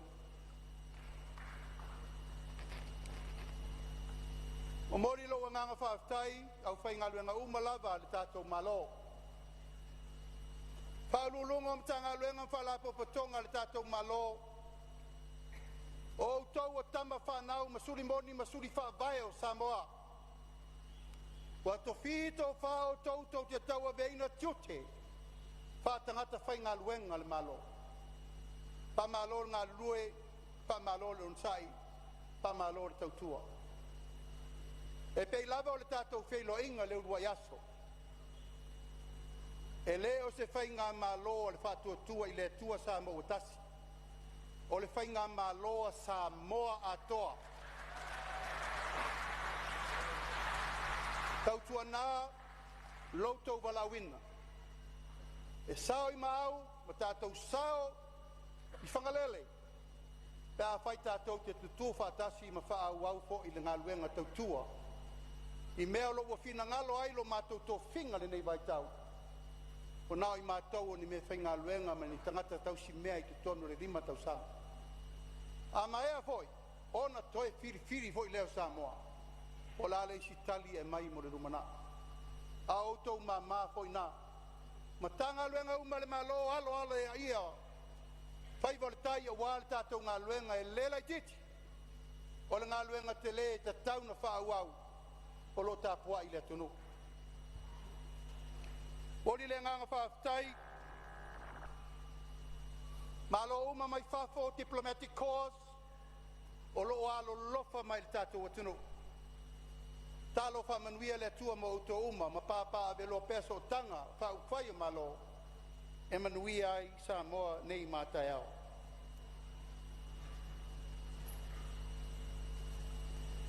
O te whawhetai I o wainga. Si o te mā, si o tina. E whionga ia honourable. Polata I wa Fosi Schmidt. Palo tina ia puliti wa toa fui mono ipune wa te anai.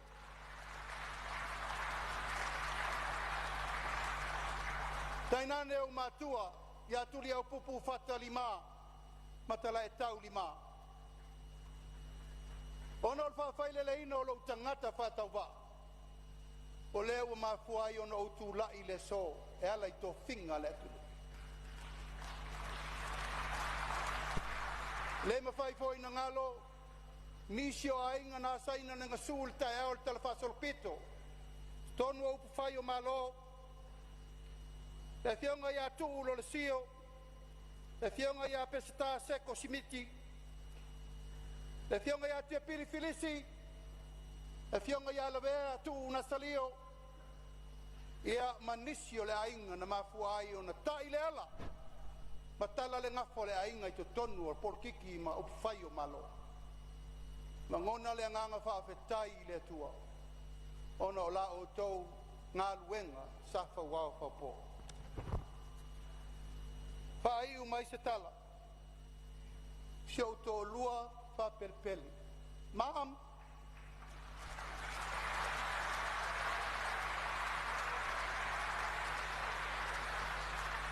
wa e lai loa ma se tafa nau, talu ri tātou whinga man malo.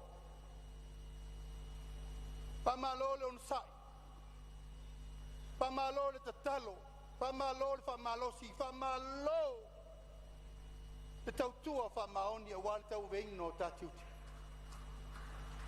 E le oto e lilo le lo le lalo lagi mo na upu.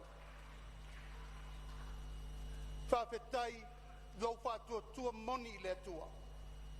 O lo toa i au pe au le ta sabalinga. Siau whanau pele, my children, vi ia le tua. A talo i le tua e whaauau me uma na whasino ia te otou. O wao le ala fua lava lea tātou te sāwa bali ai e whaauau le tautua ina o le tātou atunu. Ia, na ia o grandchildren e tōtoro, fitu masina o te reiba ai e taru no mai lolangi nei. Ona o le pisi le tau mwhainga o le mauwha masinonga o whainei. Ea ma le whainga pālota o le whatua o mati. O le whatua o mai whanua e whailo ai mai le ta mao le ainga. Au a fitu masina e le iwa aise ta mao le ainga. Hui o lea, vi ia le tua o tato whailo.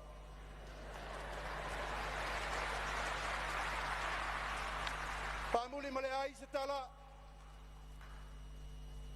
le tātou ainga o le whatua tua i le tua sa mo o tasi. I au tau mana tua le whaavai papa o le tātou ainga. Whai mamanu lau ti o sāwalinga le lima so tasi i tu malo, la le whe au o le tua na mai e ala lau whainga luenga. Tātou o mai e sa ili le ami o tono. Ia nau i le lofa, ma tātou sāwavali i lumbo le tua, ma le loto mawalau. Tau tua nā ma au tau. A tau o minista lango, o minista lango le atunu. Ta tala le whai te toa, loso whai tu la laso. Whai ele au nanga wa le atunu ngā soro atu. Tau tua nā le atunu. Le au tau sirisila e le whai ngofie, aisea. E le na o tātou na whinau. O le ua tātou woio o ongo le loloto. O whelafo inga ma saunoanga no whai le atunu. A la le tali a sa moa le ua mai. E whatua tuaina loutou pa ia ma loutou mamaka. Tanga ia e la io ayo tai. Whamanuia, tātou ainga. E pa ia o sa moa malanga mai whafo. O la mātou whaftai whai ule nā. Alo whangia le tua se taimi, tātou mau ese ia wholau ilangi mā, ta tātou mawhtanga. Diplomatic corps, families and friends, ladies and gentlemen. Standing here with a heart filled with gratitude, I reflect our forefathers who fought for our nation's freedom and independence. It is because of their struggle and their hard work I have the privilege to stand before you today. Today is indeed a unique and history occasion as we celebrate a new chapter in our country's political journey, 63 years since we become an independent state of Samoa, and we celebrate today 18th Parliament. Samoa, you have expressed your authority through your vote, and you have given Fatuatua Iletua Samoa Watasi the mandate to rule and lead our country into the next 5 years. For the last 9 months, we sailed through some of the troubles and uncertain times. There had been painful, challenging, testing time, but we as a country remain resilient and managed to sail through this significant and historical site today. I acknowledge with gratitude all our former Prime Minister, from our first Prime Minister, Honourable Fieme Naomi Mataafa Murinurelua, Honourable Tupua Tamasese Lelo Firfa, Honourable Tuiatua Tupua Tamasese Efi, Honourable Vai Kolone, Honourable Tofilau Eti Alsana, Honourable Tule Epasai Lele Melilengaoi, and Honourable Fieme Naomi Mataafa. Thank you for leading our country over these years. Despite the many challenges and encounters, you have weathered the storm and keep our sails on course. Our government will continue to build the foundation you began. To our new elected members of Parliament, I acknowledge with dedication and passion that you have for our people.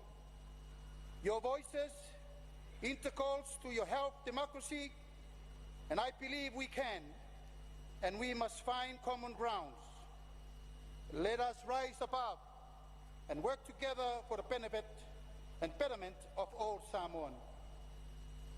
The government's most pressing needs is to prepare a budget to carry the country through the next 9 months until the main budget is presented in June 2026. To fulfill the promises that is made by the FAST manifesto, the government has planned to make adjustment to ministry and portfolios to ensure the smooth delivery of projects. Therefore, close collaboration between the government and CEO, ministry and the public service must be done, as well as they are the backbone of implementing and delivering all these commitments. It is my great respect that I acknowledge the President of our diplomatic corps and development partners. Your Excellencies, I extend my deepest gratitude for enduring relationship that has been instrumental in the development and the progress of our nations all these years. These partnerships are testament of our same values and mutual commitment to a prosperous and stable Samoa. We do look forward to the future, and we are urged to further strengthening these vital bonds. We are confident that we will continue to close collaboration, and we can collectively advance in shared goals and helping guide Samoa towards the future for great benefit and improved living standard for our people. Not forgetting our family from American Samoa, Tutuila Mamanua, Honorable Lieutenant Governor and your good lady, President of the Senate and your good lady, Speaker of the House and your good lady, and your dedication. Thank you for making time, and your presence to our occasion today is much appreciated. Be it remember that families are forever. To the people of Samoa, both local and living overseas to all four corners of the world, thank you for your traveling all the way home to support our nation, Samoa, to strengthening our national ties, not in the government, because we are government of the people, by the people, for the people. In your resilience, your faith, and your commitment to your families and commitments, and also community, let us continue to rebuild our nation to the spirit of peace and harmony, and with renewal sense of purpose. I thank you to my legal team. Thank you, Maunga, Precious Chan, Miro Louis, Taulapapa Brenda, Matafeo, and all our supporting lawyers. Thank you also to my KC, traveling from New Zealand, Richard, Thank you, sir. Thank you to Casey, Kieran, and Aaron for your support in time of needs. I acknowledge my constituency ngangay Fambongono Militolo, church minister in various denominations, the chief and orators, women of all young ages. I thank you so much for your confidence and trust in me for over these years, and your guidance. You have placed me to where I am today. As a family, we must reflect the tribute to our journey from my forefather who came before me in Samoan parliament and political life. I acknowledge my grandfather Tu'ulo Lesio, great uncle Peseta Seko Schmidt, uncle Tiapili Felici Lavelio, and to my parents, Honorable Politeva Fosi, and my mom, Fuimono Puritiwatoa, and my Politevao. Not forgetting my parents, Turia Popu Fata Palalima and Talaitau Lima, who groomed me from the early age on a political upbringing. I know you would be very proud to know that I am the third generation in the family and has been appointed today as a Prime Minister of Samoa. To continue the service to the country, their love so much and commitment to serve for so many years in the public lives, I know your spirit are here with us today. To my beloved wife, to Pea and children, my wife, you are a pillar of strength, the one behind me, the one who takes all the pain, the prayer warrior, the advisor, the love of my life. I thank you all for what you have done. To my children, thank you for your patience and support through this journey. Please take this example and strive to do better than me.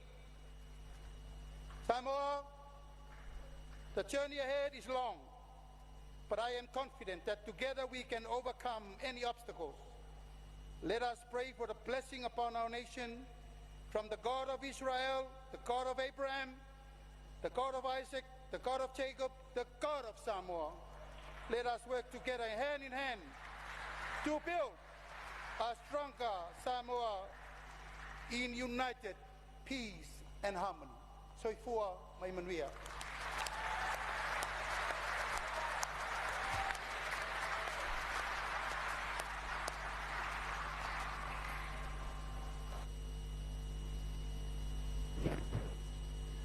Ua whamalo tanoa sao noi lau whionga il teitai o malo. Whaafonga fo ia, pa ia o le sao ninga. Ia e mai se tupu mai o le tunu ua o tātou mafuta. E whaapea fo i, pa ia o le au whainga luenga te tofi le tua i teitai uma. E whaafonga mai e Samoa o tāpo i mai o tātou whanua. E whaapea fo ia tunu e mamau.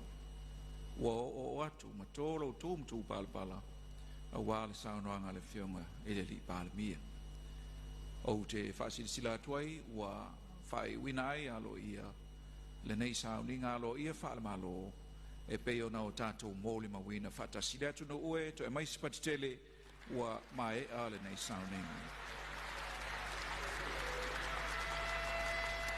Can I again thank the members of the Diplomatic Corps and all those who have joined us from here and from afar.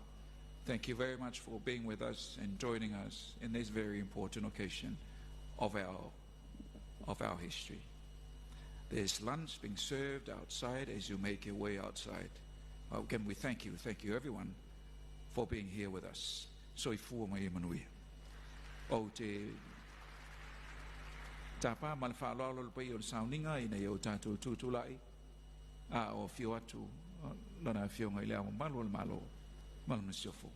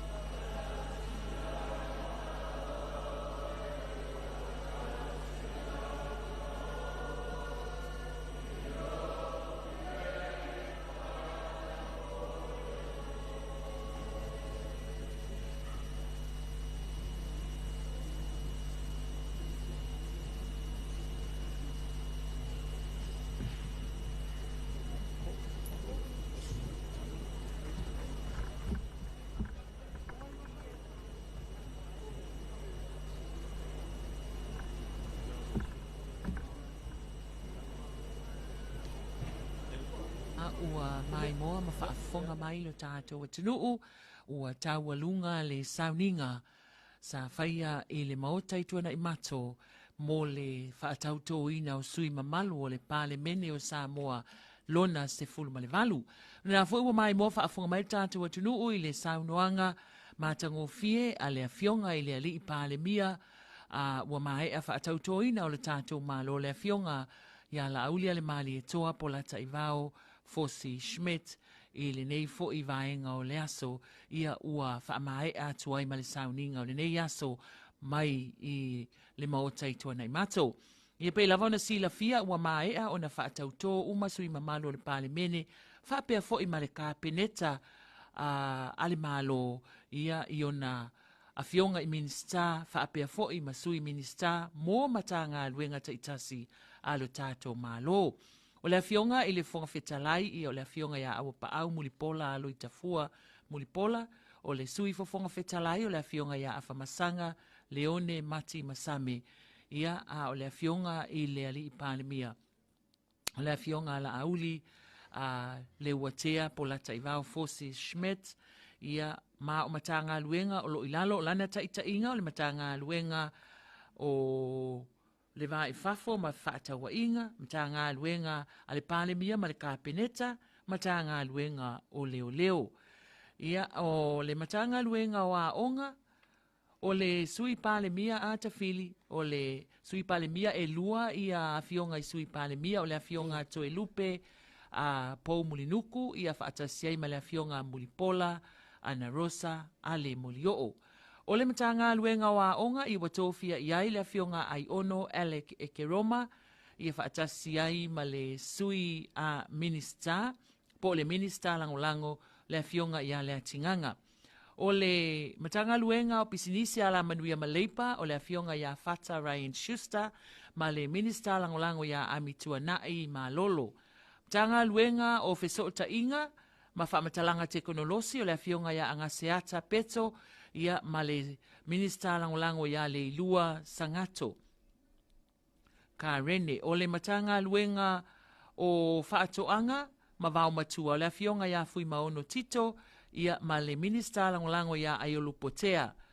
O Tony, o le matanga luenga o Tiute, ia watofia ia le afionga ia Masina Lupe Makesi, ma le minista langolango ia Lavea Solomona.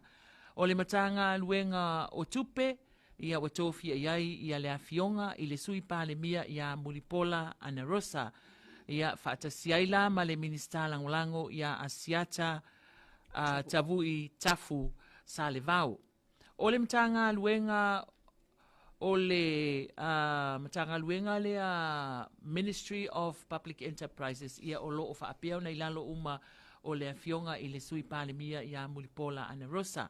O le matanga luenga o soifua maloloina ia o lalo le taitainga va ao lo fipo ia male minista langolango ia Ale Vena Ale. Tanga luenga o tinam tamaitai a fioanga maanga fisotai o le afionga ia Moifa Award Julius ia male minista langolango ia Tilafono David Hunter. O le matanga luenga o ngā luenga te tele ia o lea watofia ia i foi ia le isi palemia, sui palemia, le fionga ia toe lupe po mulinuku, ia ma le minista langolango ia Taitu Ave. O le matanga luenga o Taalonga, ia ua tofia ia le fionga ia Sewa Muli, Fasi Toma, ia ma le minista langolango ia Fiu Bonifacio, ia. O le matanga luenga o ele po le Ministry of Lands, tofia ia le fionga fo isala tu uyoane, ia ma le minista langolango ia Tea Peato.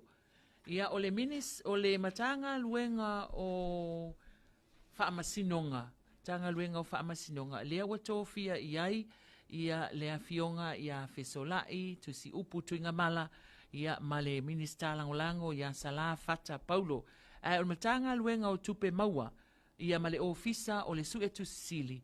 Lea watofia ia le afionga ia Paunga te o Matavui, tala le lei Paunga ia i le tofinga lea o le minista o Tupe Maua po le Minister of Revenue, Ministry of Revenue lea tanga luenga o Tupe Maua. O vui inga sione inga. Ia o le minista lango lea o le matanga luenga o palemia ma le kapeneta lona winga o le minista lango lea e lango sua i le afionga i le ali palemia a tafili o le sao lea. Ia, sao le lava lau tau whamaui. Ia, i tulanga fo ia pe o na iai le feeling o le au waa. Ia, a le fionga i le ali palemia. Ma lona au waa, ia, i le tātou wā paia. Inga lona sifuru malavalu nei. Nalo, ioi. Ia o matanga luenga umale au fia i lalo le taita inga le afionga i le ali palemia. Ia o matanga luenga